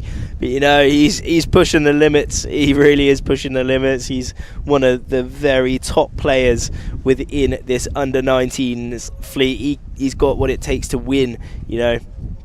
So, you know, hopefully the next race will be one of his that he can be happy about. Absolutely. Yeah, so just over 1 minute and 30 left until the start of race number 4 for the under-19s men's. Let's wait and see if they have a bit of a better one, especially Leo Tomasini. Yeah, really frustrating for him. Flag is up on the boat, though. That yellow flag is up, signifying that we are inside the last 3 minutes, but now we are inside the last 2 minutes, actually, so everyone is getting ready for their start. We're going for the same course that we've been running with previous races for this under-19 gold group. Again, I think we're going to have a lot of people out on the port side going for port starts. Yeah, I think we're definitely going to see that. You know, given what we saw in the last one, every single time we've seen it, the port starts are just getting busier and busier. And as we're seeing now, just having a look, I mean, it looks like actually there's quite a lot of them maybe going for that starboard start. Maybe the wind has changed ever so slightly, you know, in between those races. But yeah, it's currently looking like most of them are actually opting to go for that starboard one. Maybe they don't want to risk anything. You know, there's been a couple of collisions. Yeah, possibly. Or we might just see a whole bunch of grouping coming or around maybe from the right. it's the angle. But I mean, that looks like a large amount of the fleet there. I think you're right. I mean, we've got one on the very right of the screen at the minute. But yeah, looking like the majority again are going out on. Oh, someone's missed it. Onto starboard. Oh, cool, blimey. Oh, very interesting. Oh, so some people have just overdone the start a little bit. Oh no, looking very tricky. Okay, it's a very port bias start here at the minute. So all of them were really hoping to start down that pin end. We're seeing a few of those riders. Spain at 397 on the screen at the minute, and also Israel 851 there at the minute. But we saw the port riders, it's looking like the wind is very changeable at the minute. It's completely changed within that last kind of minute, 10 seconds, whatever that was. And now whoever, it's looking like Poland 30. I think Igor Lewinsky back on it. I think he has put himself in a very good position at the minute. Absolutely. That was a very strange start, though, wasn't it? It looked like a lot of people sort of over-egged it a little bit. Yeah, exactly. Which was because I was like, oh, what's going on here? They've there's people jibing around the other side of it and things. I was like, hang on a minute, have they got the timing wrong? But I don't think they did. I think they just hadn't quite got themselves on the line. It's looking like the wind's being very tricky at the minute with changing around, shifting, quite gusting as well. But Igor Lewinsky, I think, I mean, if I think right, I think he's going to be really far in front, because he started right down that pin end and has gone off on port. So we'll see at that top mark where everyone converges together, but keep your eyes on Igor. I think he might be in the lead. Yeah, I mean, he's so far ahead of everyone else. I mean, he's on a little bit of a different line. You know, it looks like he's almost coming up through the kind of middle of the course, as opposed to, off on that far side. Maybe sacrificing a little bit of board speed, looking at what he's got compared to everyone else. But equally, if he's got the quickest route to market, then it'll definitely kind of pay off for him, I would say. It is quite dropped off quite a little bit now. I mean, they're still going 17, 16, 15 knots upwind, depending on if they're in a gust or not. But again, they are all going to be converging at that top mark. There's Igor Lewinsky. kind of on top of the rest of these riders. And where is that lay line? We've seen one of those riders already putting in attack. Why has he done that? Not too sure. Maybe he's seen a little gust that he wants to get in. Maybe he's seen a lift that he'll want to get. There's Igor looking upwind. Where is that upwind mark? And most importantly, where is that lay line? Yeah, absolutely. That's what he's going to. And it looks like there's the mark there on the top right hand side of your screen there, that red mark. So yeah, looks like he's probably going to be on it in a not too distant future. So he's probably going to be wanting to throw an attack soon. But yeah, I mean, look, he's so clear of everyone else. You can see their progression. So coming into today, he's currently sat in 5th. I mean, if he can have another good race like this, he's already got a first to add into that. So yeah, and 5th is another one of those points, isn't it, where if he can find himself climbing up further from 5th, you know, maybe even getting into that top 3, it's only going to make his life easier going into those medal races on Saturday. Obviously, we've still got another day, hopefully, of racing tomorrow. You know, but the higher you can climb, the easier your life's going to be as you get towards the end of the event. France 4.63 is looking, well, from the tracking anyway, it's looking like he might be in the lead. 4.63, Arthur Bailey. Where is Arthur at the minute? But Igor still in that second place position.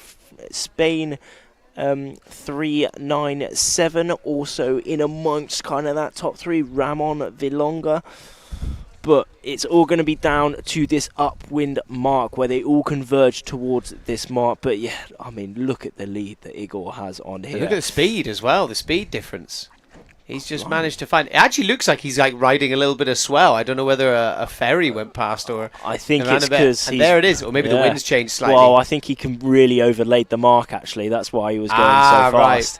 Yeah. So he managed to go quite broad, almost like a reach. Taking it super safe, but yeah, I mean, paid off for him though, hasn't it? Look at that. I mean, I thought early on that he might have a lead, and I mean, look at the lead he's already got. So significant. Yeah, he had the best start by miles. And look, 25 knots. Look what he's doing. He's going so fast. It looks like he's in a real gust as well. Oh yeah, I mean, maybe he's just outside that gust at the minute. I mean, hopefully he's almost overtaken it. yeah, exactly, overtaken it. So hopefully the people behind him don't quite.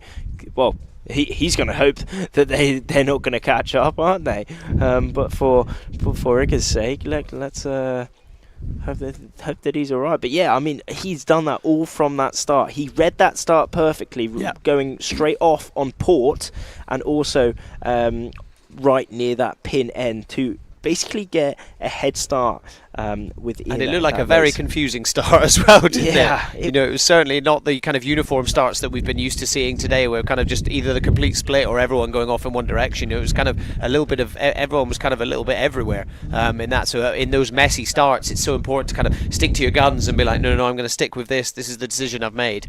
You know, rather than all the funny business going on. Getting caught up in it all, exactly, yeah. But I mean, he is absolutely gassing it. I don't know whether the wind has just completely picked up or something, but I mean, look at the speeds that we're seeing on the left-hand side. Some of them even 26. Leo Tomasini, nearly 27 knots he's doing. Blimey, holy moly, yeah, certainly is. Jeez, it's certainly in. I think some gusts have come back. I mean, we're seeing our little booth blowing around slightly a little bit breezier here now, but isn't intermittently, showing that I think it is quite gusty. Yeah, I mean, we're look at that. That's a great shot.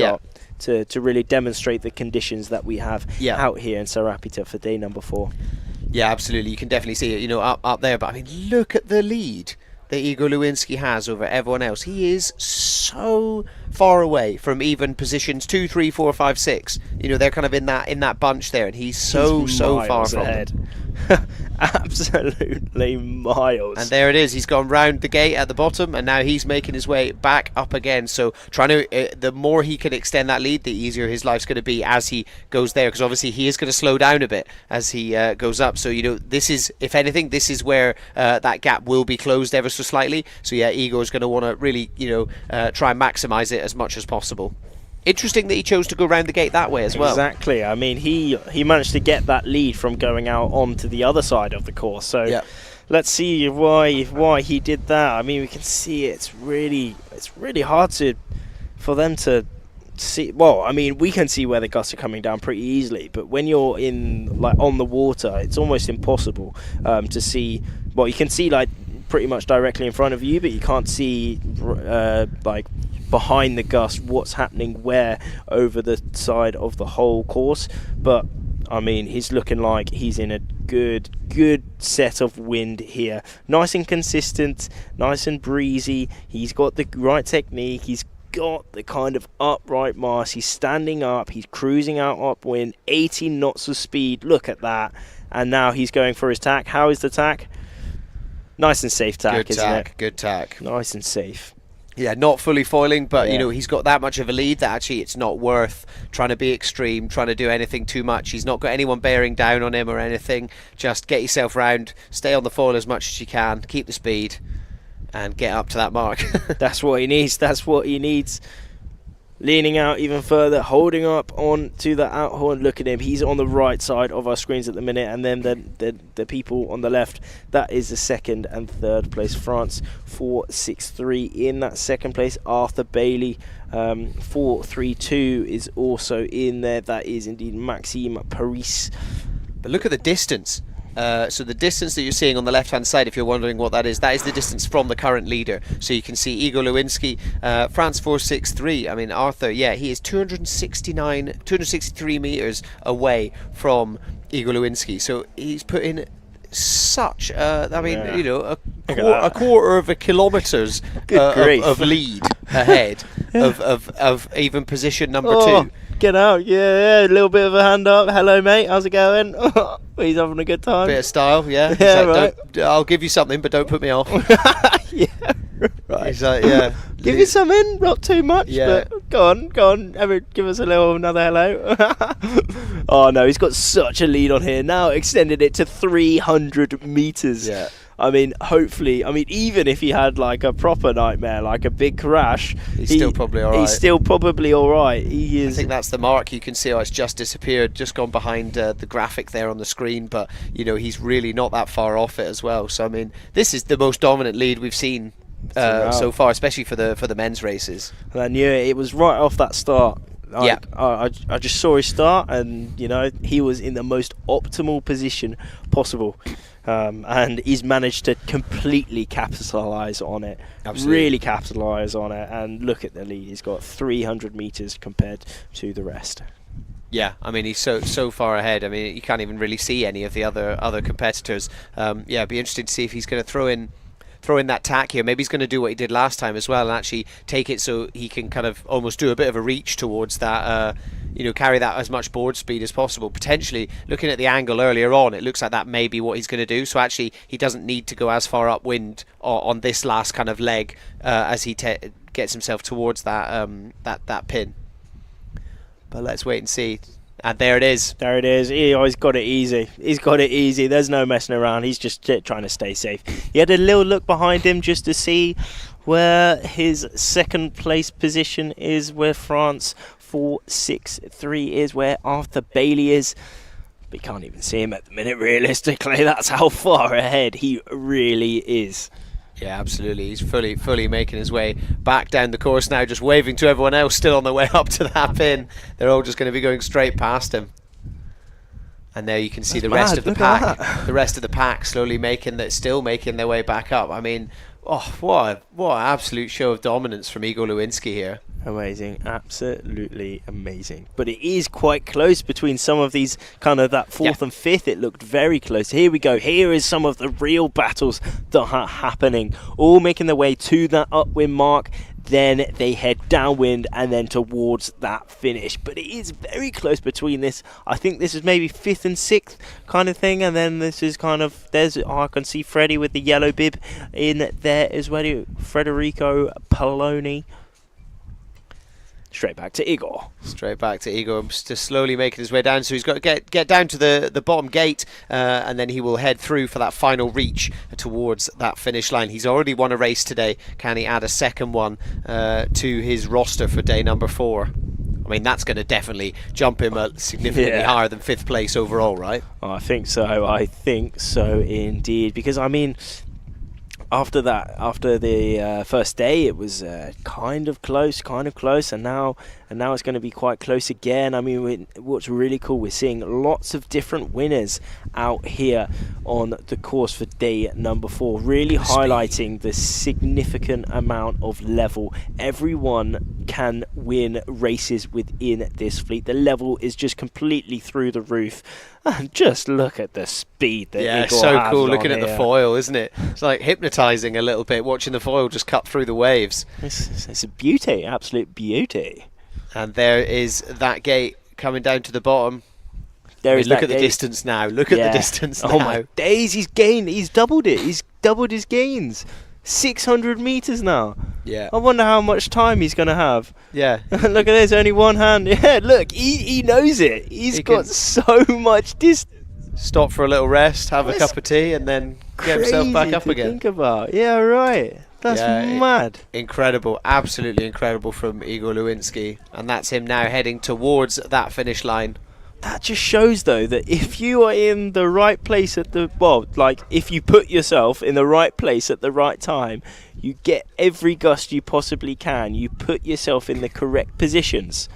Yeah, you could win by this amount. It is just... It's almost like he's missed a mark or something, but he hasn't. He's just done it perfectly. Look at that. He's so chill. He deserves There it every is. single bit of accomplishment he possibly gets. And winning that race by around 600 meters. What a performance from Igor Lewinsky.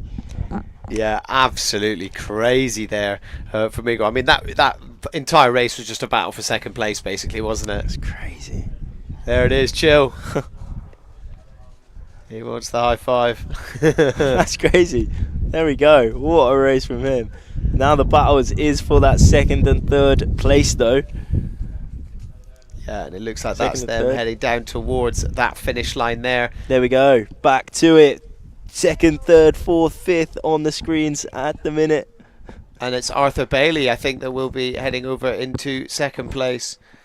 4-3-2, Maxime Paris as well. So really great performance there from the French riders. Arthur Bailey in that second place. What a race from him. There's also Killian. All 3 French riders finishing off that top 4 in 5th place. 286. Freddie is in there. Maciek again having another great race.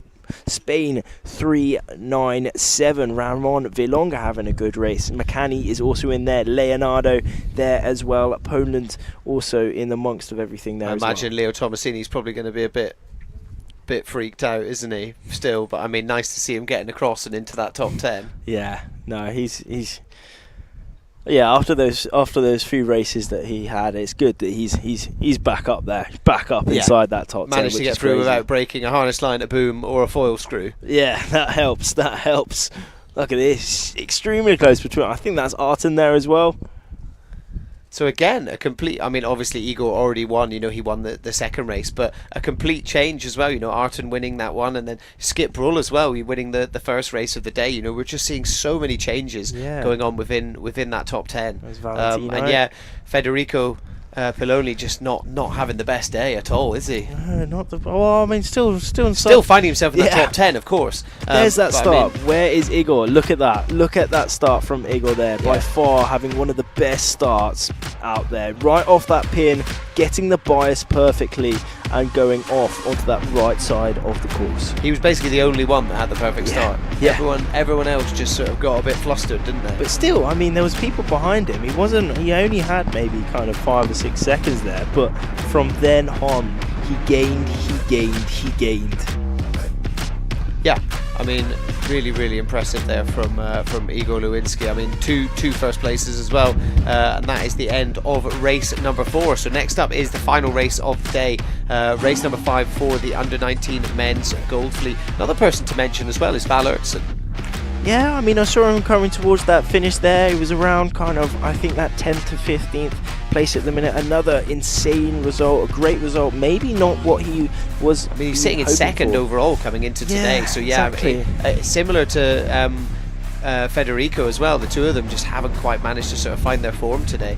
So yeah, it'd be really interesting to see what the rankings are like when we get into kind of finishing up tomorrow before the medal races on Saturday. There he is, Igor Lewinsky taking that win. What a race he just had there. I mean, that's one to remember, isn't it? That is one to remember. I mean, over half a kilometre ahead of That's second crazy. place.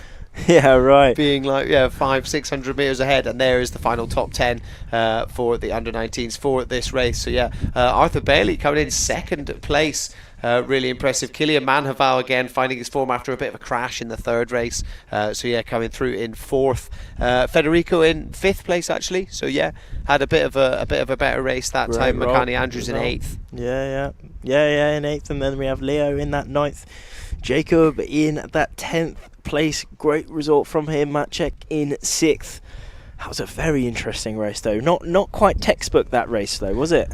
No, I mean, I think it was all down to the start, like you said. There was something strange going on with that start. I don't know whether some of the riders didn't quite get the watches aligned, or I'm not too sure. I think there was a big switch right before the start, which allowed the one side of the start being super biased. Right, a big switch of the wind, you mean? Yeah. Yeah, I think so. I think that's what it was, and then suddenly it just meant that they were kind of going off to this sort of funny direction a bit. Yeah, but there we go. Race number 4. 4 races complete for the under-19 Gold Fleet now. Yeah, absolutely. Got one more. One more race. The max amount of races that each of these riders can do is 5 a day. So again, we are going for the absolute max amount of races. We did all the races for the women this morning, and now we are going. Well, we've been concentrating on all the women this morning, and now we're going to be. Now we are concentrating on the under-19 men's gold group. Now done 4 races, 1 more race to go. It's been so exciting, and it hasn't been the same each time. There's always been a lot of differences, which has been really interesting to see. Some people getting it right, some people getting it not quite so right, but in the end, it's been the best racers who've won each race. Absolutely, yeah. It's been such a mixed bag, especially for this under-19 men's fleet. Other than Igor Lewinsky's won 2 races, the other 2 races have been won by 2 completely different people, and actually very often the top 10s have looked really different as well. So yeah, it's going to be really interesting to see how this final one kind of plays out as well. 5 minutes to go though. They're just getting a little bit of refueling, talking with their coaches. What can they do for the next race? How can they improve? How can they maybe stay? How can Igor do that again? Good grief. I mean, if he can, that's a really, really impressive performance. He's already been the kind of standout of the day, really, obviously winning 2 of the races. A few of the riders sat there. Interesting what you were saying earlier, Rafti, about the Patrick iQFoiL train, another one of the windsurf brands kind of livery sail that is the iQFoiL sail. So yeah, it's cool to see that, and fingers crossed we're going to see some more brands as well, and kind of changing it up a little bit. I think that sail looks really cool. I think it looks really cool as well. Yeah. I mean, the Severn one looks cool too, but yeah, it's nice to see something a little bit different. I quite like it, the kind of darker red, the different logo. It's a bit of a standout. I always like seeing them. There's only a few of them, isn't there? Exactly. But it's always cool seeing the bit of a change. No, it's really cool because it adds some possibilities of sponsorship, of support, which it's all these riders do need support. They have their coaches, they have their parents, they have their federations, and that's something as well that this competition is so important for. Being the World Championships, being the most important competition on the calendar, this will be a indicator basically for these federations, for teams, for people to get selected, for these teams who will get the support within their countries, who will get the coaching, who will get the money at the end of the day, and hopefully get some backing behind them to progress on to the next competition, whether that's a European Championships, whether that's a World Championships, whether that's senior competitions, or ultimately if that's the 2028 Olympic Games. Absolutely, yeah. That's the ultimate goal, isn't it, for all these athletes and these events and everything. Ultimately, ideally, they want to be building up, towards becoming the Olympic hopeful for their country. Obviously, this is the youth and junior, so they're very much at the start of that. Realistically, they're not going to be campaigning really for 2028, but maybe 2032 they'll be looking towards that. But this is all the start, and that's where these events happen, and that's why we've got things like the emerging nation. 28 is well within reach for a lot of these riders. It's still 4 years away. It's a lot. It's plenty of time. time. Yeah. And when you're 18, 4 years, 22, 21, around that age, it's still possible. We saw a lot of young athletes at the Olympic Games this time. So for sure, that will be on the horizons for a lot of these riders.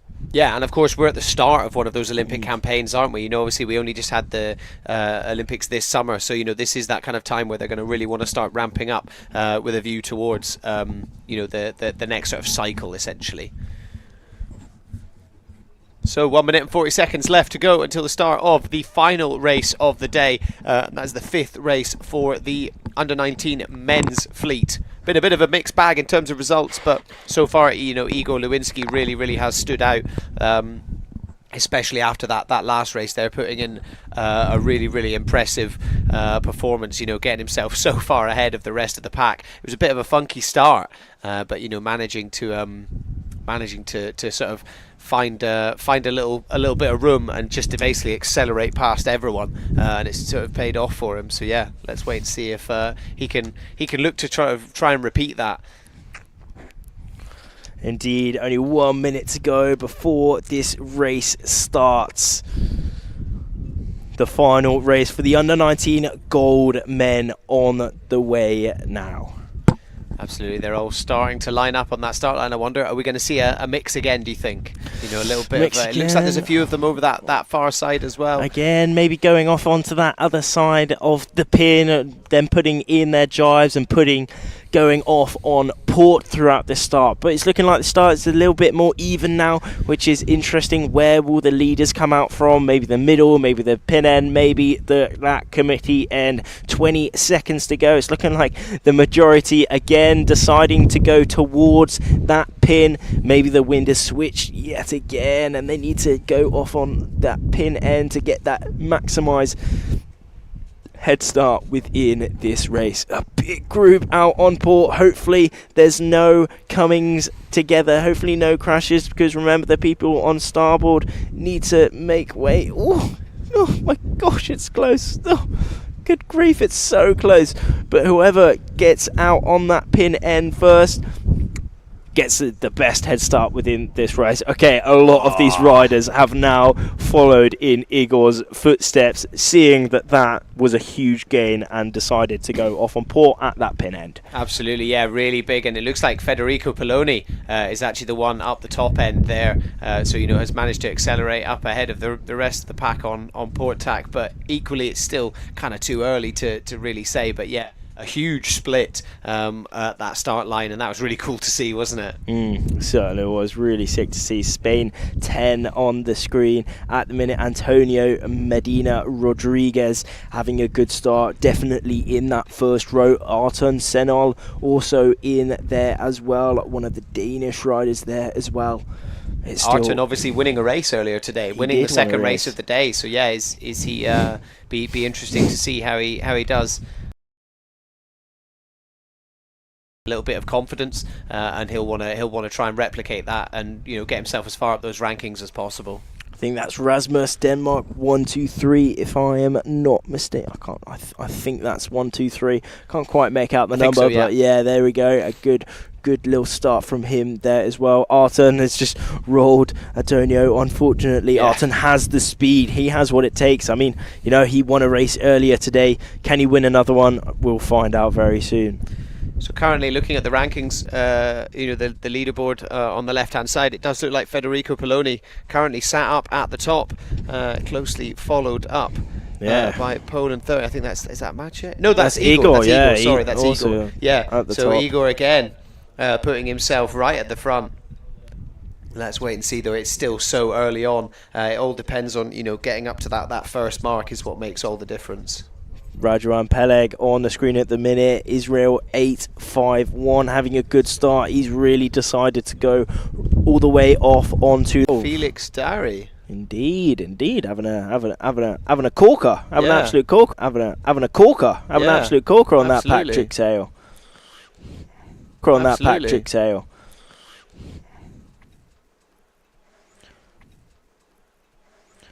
Yeah, France 8-3-0. That's Lucas Gadian. So you're seeing there on the Patrick Sale there. 8-3-0. Ah, yeah, right. Yeah, France 12, but he's now dropped off. It's so difficult. The leaderboard on the left-hand side, it changes so much because while they're sort of all crossing over with each other.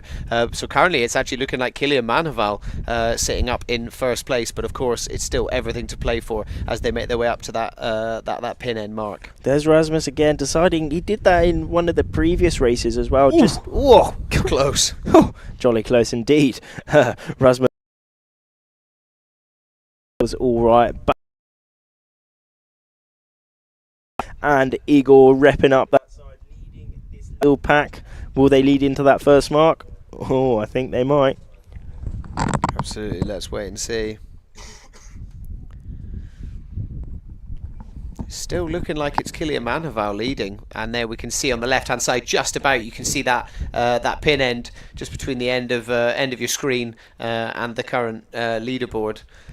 So it looks like a few of them have got the ley line already. Sadly, Rasmus, I think he's going to have to throw in another tack.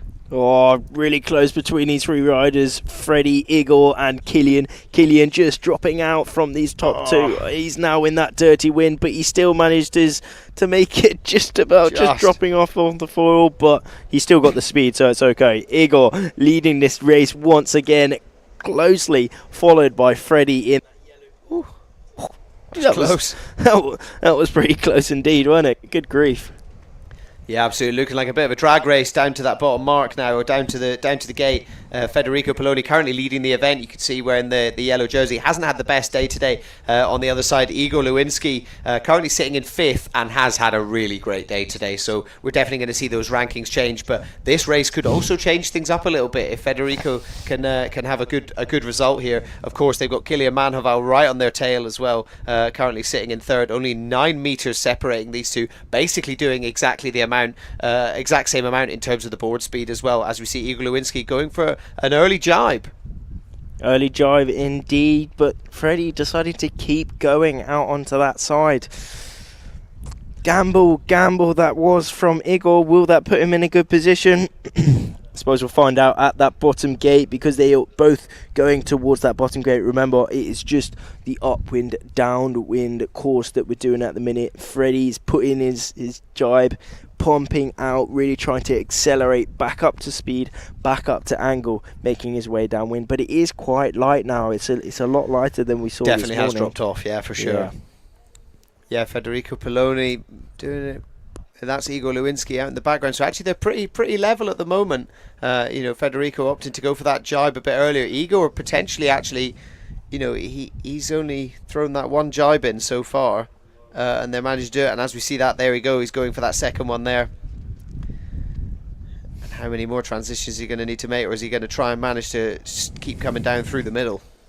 Looks like Kilian's come back though, maybe a fair bit. Yeah. Okay, it looks like Igor, that wasn't quite the most optimal of decisions that he did there. I think he's lost a bit of room to Freddie there. I mean, where's Kilian at the minute? Can't quite see him on the screen. Both top two here at the minute. Yeah, where's Kilian? Like Federico's made the right decision there. Managed to bring himself up and ahead of everybody else. Where is that gate though now? There is that gate, and indeed we are seeing Freddie rounding in first, closely followed by Kilian. He's come straight back up, even though he rounded in 3rd. He's taken that 2nd place off of Igor now. Kilian's gone out onto that other side. A gamble yet again that didn't quite pay off for Igor. Will it pay off for Kilian? We'll find out in a sec, but it's still quite gusty. You see at the top of our screens, that's windier than where Freddie is right now. How can he get into that gust of wind to hopefully go as fast as... He's quite low on the foil at the minute though, isn't he? He's being safe. Yeah, he's really low down to the water. Yeah, I mean, it's not. I mean, it's always going to be a bit lower as you're making your way upwind anyway, because obviously you're going against the chop, but also you've not quite got that board speed and that lift, you know. But yeah, definitely does look like the wind has dropped off. You can see Igor Lewinsky on the other side, you know, heading off, and I think it was Igor anyway, heading off, and exactly the same. It was Killian. Sorry, Killian on the other side. I think that's Igor right behind Federico at the moment. Indeed, it is. There is Freddie just having a little look back to what a place this is. Beautiful shot. Here for the World Championships here on the island of Mallorca at Sa Ràpita, the Club Nautic here in Sa Ràpita. It's a lovely location. We've got the marina, we got the beach. As we enjoyed yesterday, we did enjoy both things. We've got a lot of people watching on the beach, seeing here. We've got a lot of people from all the countries, all the supporters, all the families of each and every one of these youth and junior riders. They're on the beach, whether they're just wherever they're supporting, full stop. But here is Killian, putting in some super big pumps. Remember, he went out onto the other side of the course. A gamble. Will the gamble pay off? Will it be neutral or will it be bad? It's looking like he's in a bit of a league of his own here at the minute, but the league will come together at that top mark. Absolutely there. Federico Bologna with a few big pumps there. You can see he's come out of the harness, really trying to maximise that speed as much as possible, making his way up to that top mark. And here is the Cummins together. Yeah, there is Killian. He's pumping. He's trying to make the cross. Remember, I think he's already got the ley line potentially, looking up at the mark up there. Yeah, if everything stays consistent, it looks definitely like Andy's on starboard as well, so potentially Killian is in it here, but Killian does have the right of way though. Where is this cross? Is he going to be making it? Freddie putting in.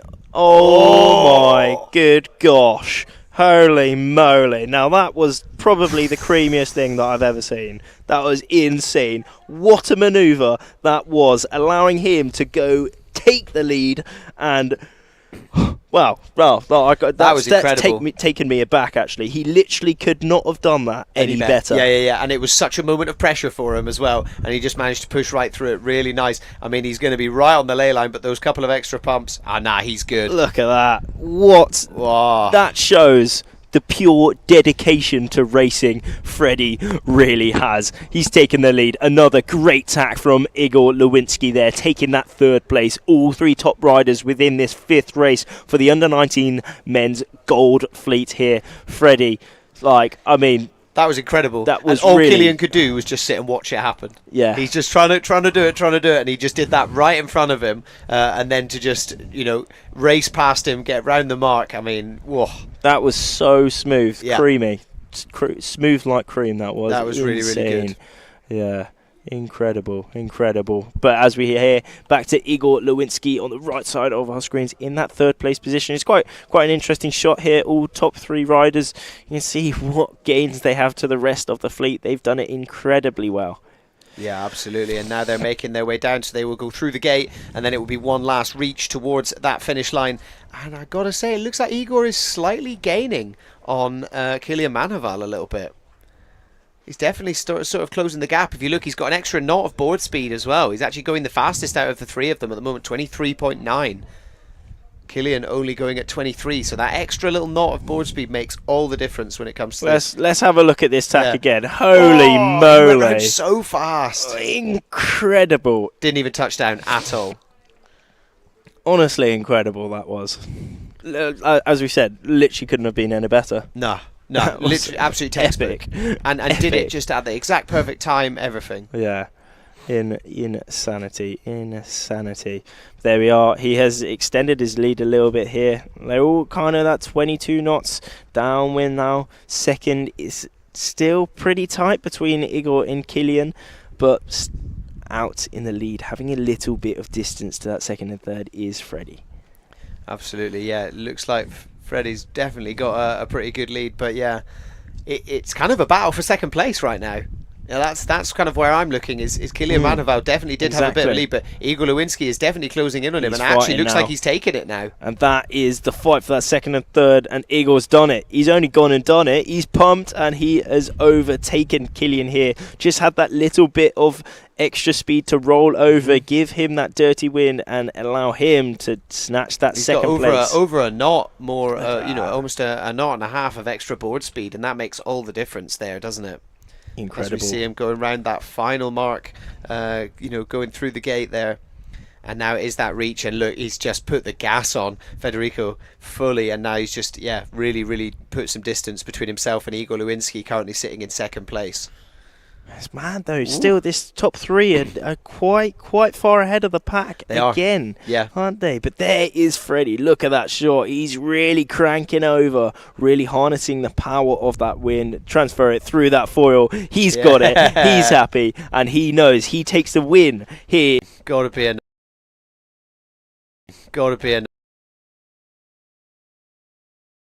Holy moly, loves he's got it. Styling it out. No messing around with Freddie. Holy moly, loves he's got it. Styling it out. No messing around with Freddie, that's cruising. Yeah, I guess these guys are making their way back into the beach, because that is it for the racing today. Yeah, I mean, what a day it's been. It's been absolutely incredible. Absolutely insane. Igor Lewinsky also behind, just making their way back into the beautiful marina here in Sa Ràpita. Oh, there's a bit of a foot drag as well. There we go. I mean, it's easy for Igor. His back foot straps are basically out of use. Yeah, right. Oh, it probably makes it a bit more sketch. I can do that. Yeah. I can do that. Yeah. If it goes wrong now, it's game over. But it's not game over at all. Igor won. He had that insane performance in the race before. Yeah, winning that race, and I think he won that other race as well. Yeah, so he's had two wins, and then a second place there. So yeah, he's had a really, really good day. I think he'll definitely find himself much higher up in the rankings than fifth. Let's take a little look at the recap of the final race of the day, and then you can see, look, Federico, he had a very, very similar start there to what Igor did in race number 4.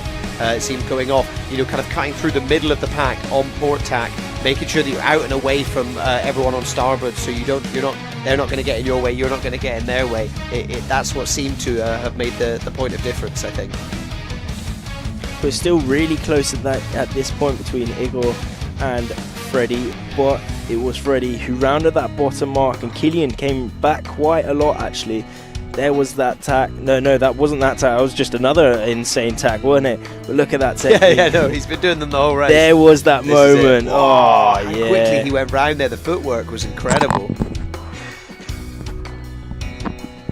Insanity, pure insanity. He deserved that win in that race. He really, really did deserve that win. He had the really good start. He put that insane attack. That if that wasn't perfect, he could have lost it all there, But in terms of the race winners today, obviously Igor Lewinsky taking 2 with him. But yeah, great to see just some incredible racing throughout the day. Later on, we had the under-90s and the under-17s women's fleets as well, and there you have a beautiful view of the marina here that we are based out of in. Beautiful view of the marina here that we are based out of in Sa Ràpita. On the beautiful island of Mallorca. And I mean, it's not a bad office, is it, Raf? No, it's not bad at all. I mean, we're located just behind that first wall there, but then some of the riders are going out from that beach, just to the right of that big marina. There's some lovely beach where people were cruising around, and then some of the riders go out from that beach, and then some come out from that marina. So it's got everything here. It's got everything, and we've had amazing conditions out here. It's warm, it's windy. What more could you want here at the World Championships? Absolutely, and let's take a little look at some of the action from today so far, starting with the under-19s and under-17s women's fleets.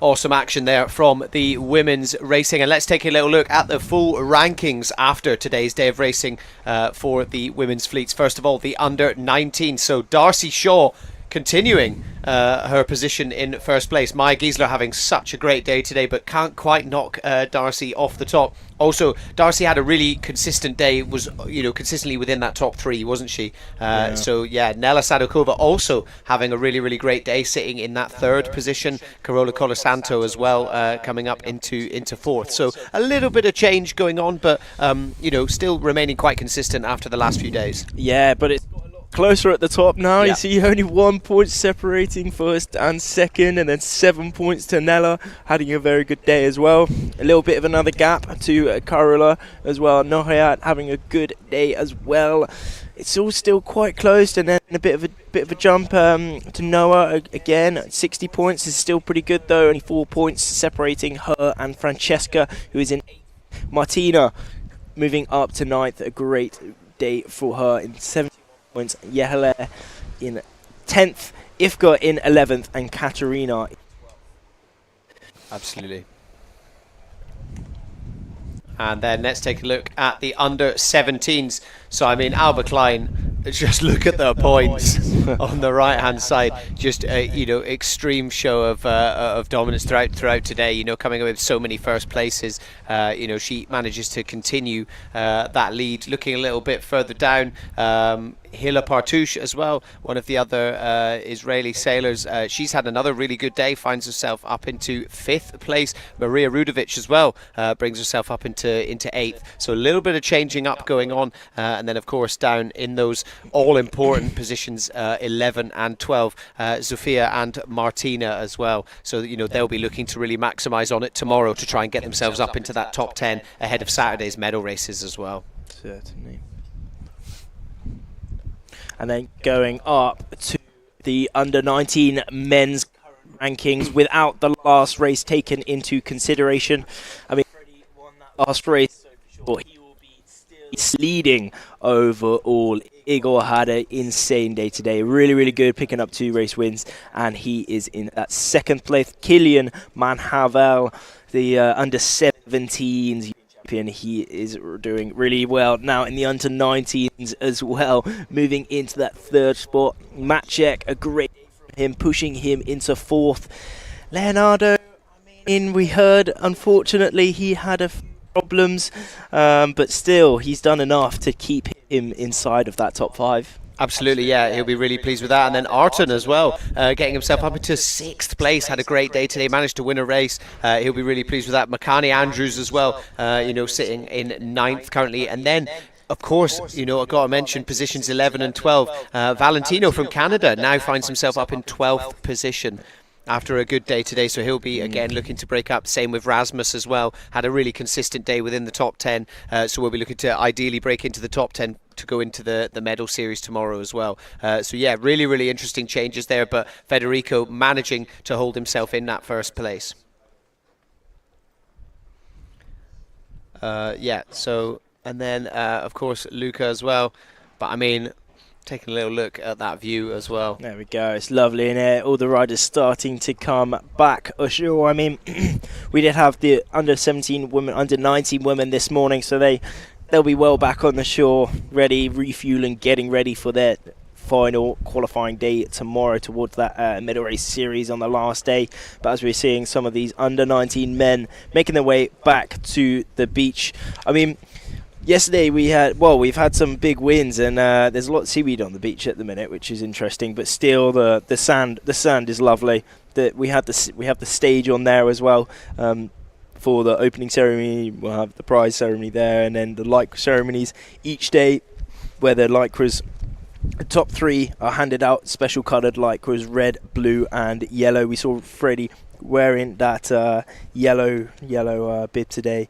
You saw Val wearing that blue bib today. I'm not too sure what happened to him today. We didn't quite see him up there, which was interesting. Hopefully we'll get a little word with him, see how it was going. Maybe not his day, but then Leo as well. He was wearing that red bib.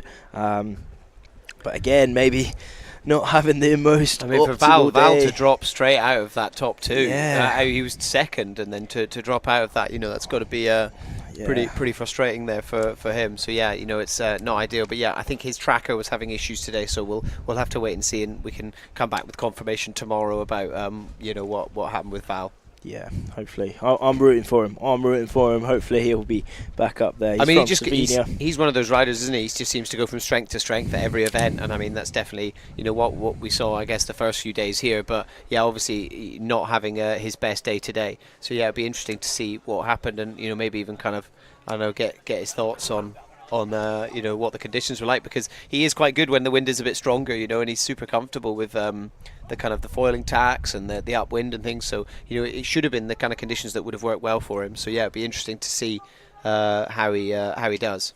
But that was one thing that was highlighted throughout this under-19 men's gold group, was kind of, we did see different people always at the top, which really highlighted that not only is the level really, really high, showing that anyone can kind of win races. The level's crazy, but also showing that the conditions were really tricky out there. We saw Igor really capitalizing on one of his races that he did insane on, miles ahead. He was in the right place at the right time. He put himself at the right place at the right time. He was in the right gusts. He was in the right shifts. Yeah, it was really, really cool to see. Yeah, absolutely. And like that fourth race where he found himself like 600 meters ahead of second place. Like for him to do that and just having that having the start that he did in that race, and then that was entirely mirrored by what Federico did final race. Because there was such a bias on the start line, or so there was that really, really even split. The fact that we got that, it just meant that the start line was even more important than before. Earlier on in the day, we saw, especially in the girls' fleets, very much everybody going off on starboard. That's pretty traditional, what we usually see. But actually, we saw a really, really even split, and if they were managing to have that good start, Igor Lewinsky just immediately got himself out on port tack away from the rest of the pack, and just kept that momentum and kept that distance the entire time. Yeah, no, it was great. Really, really great to see. And with that, let's have a little look at the men's highlights.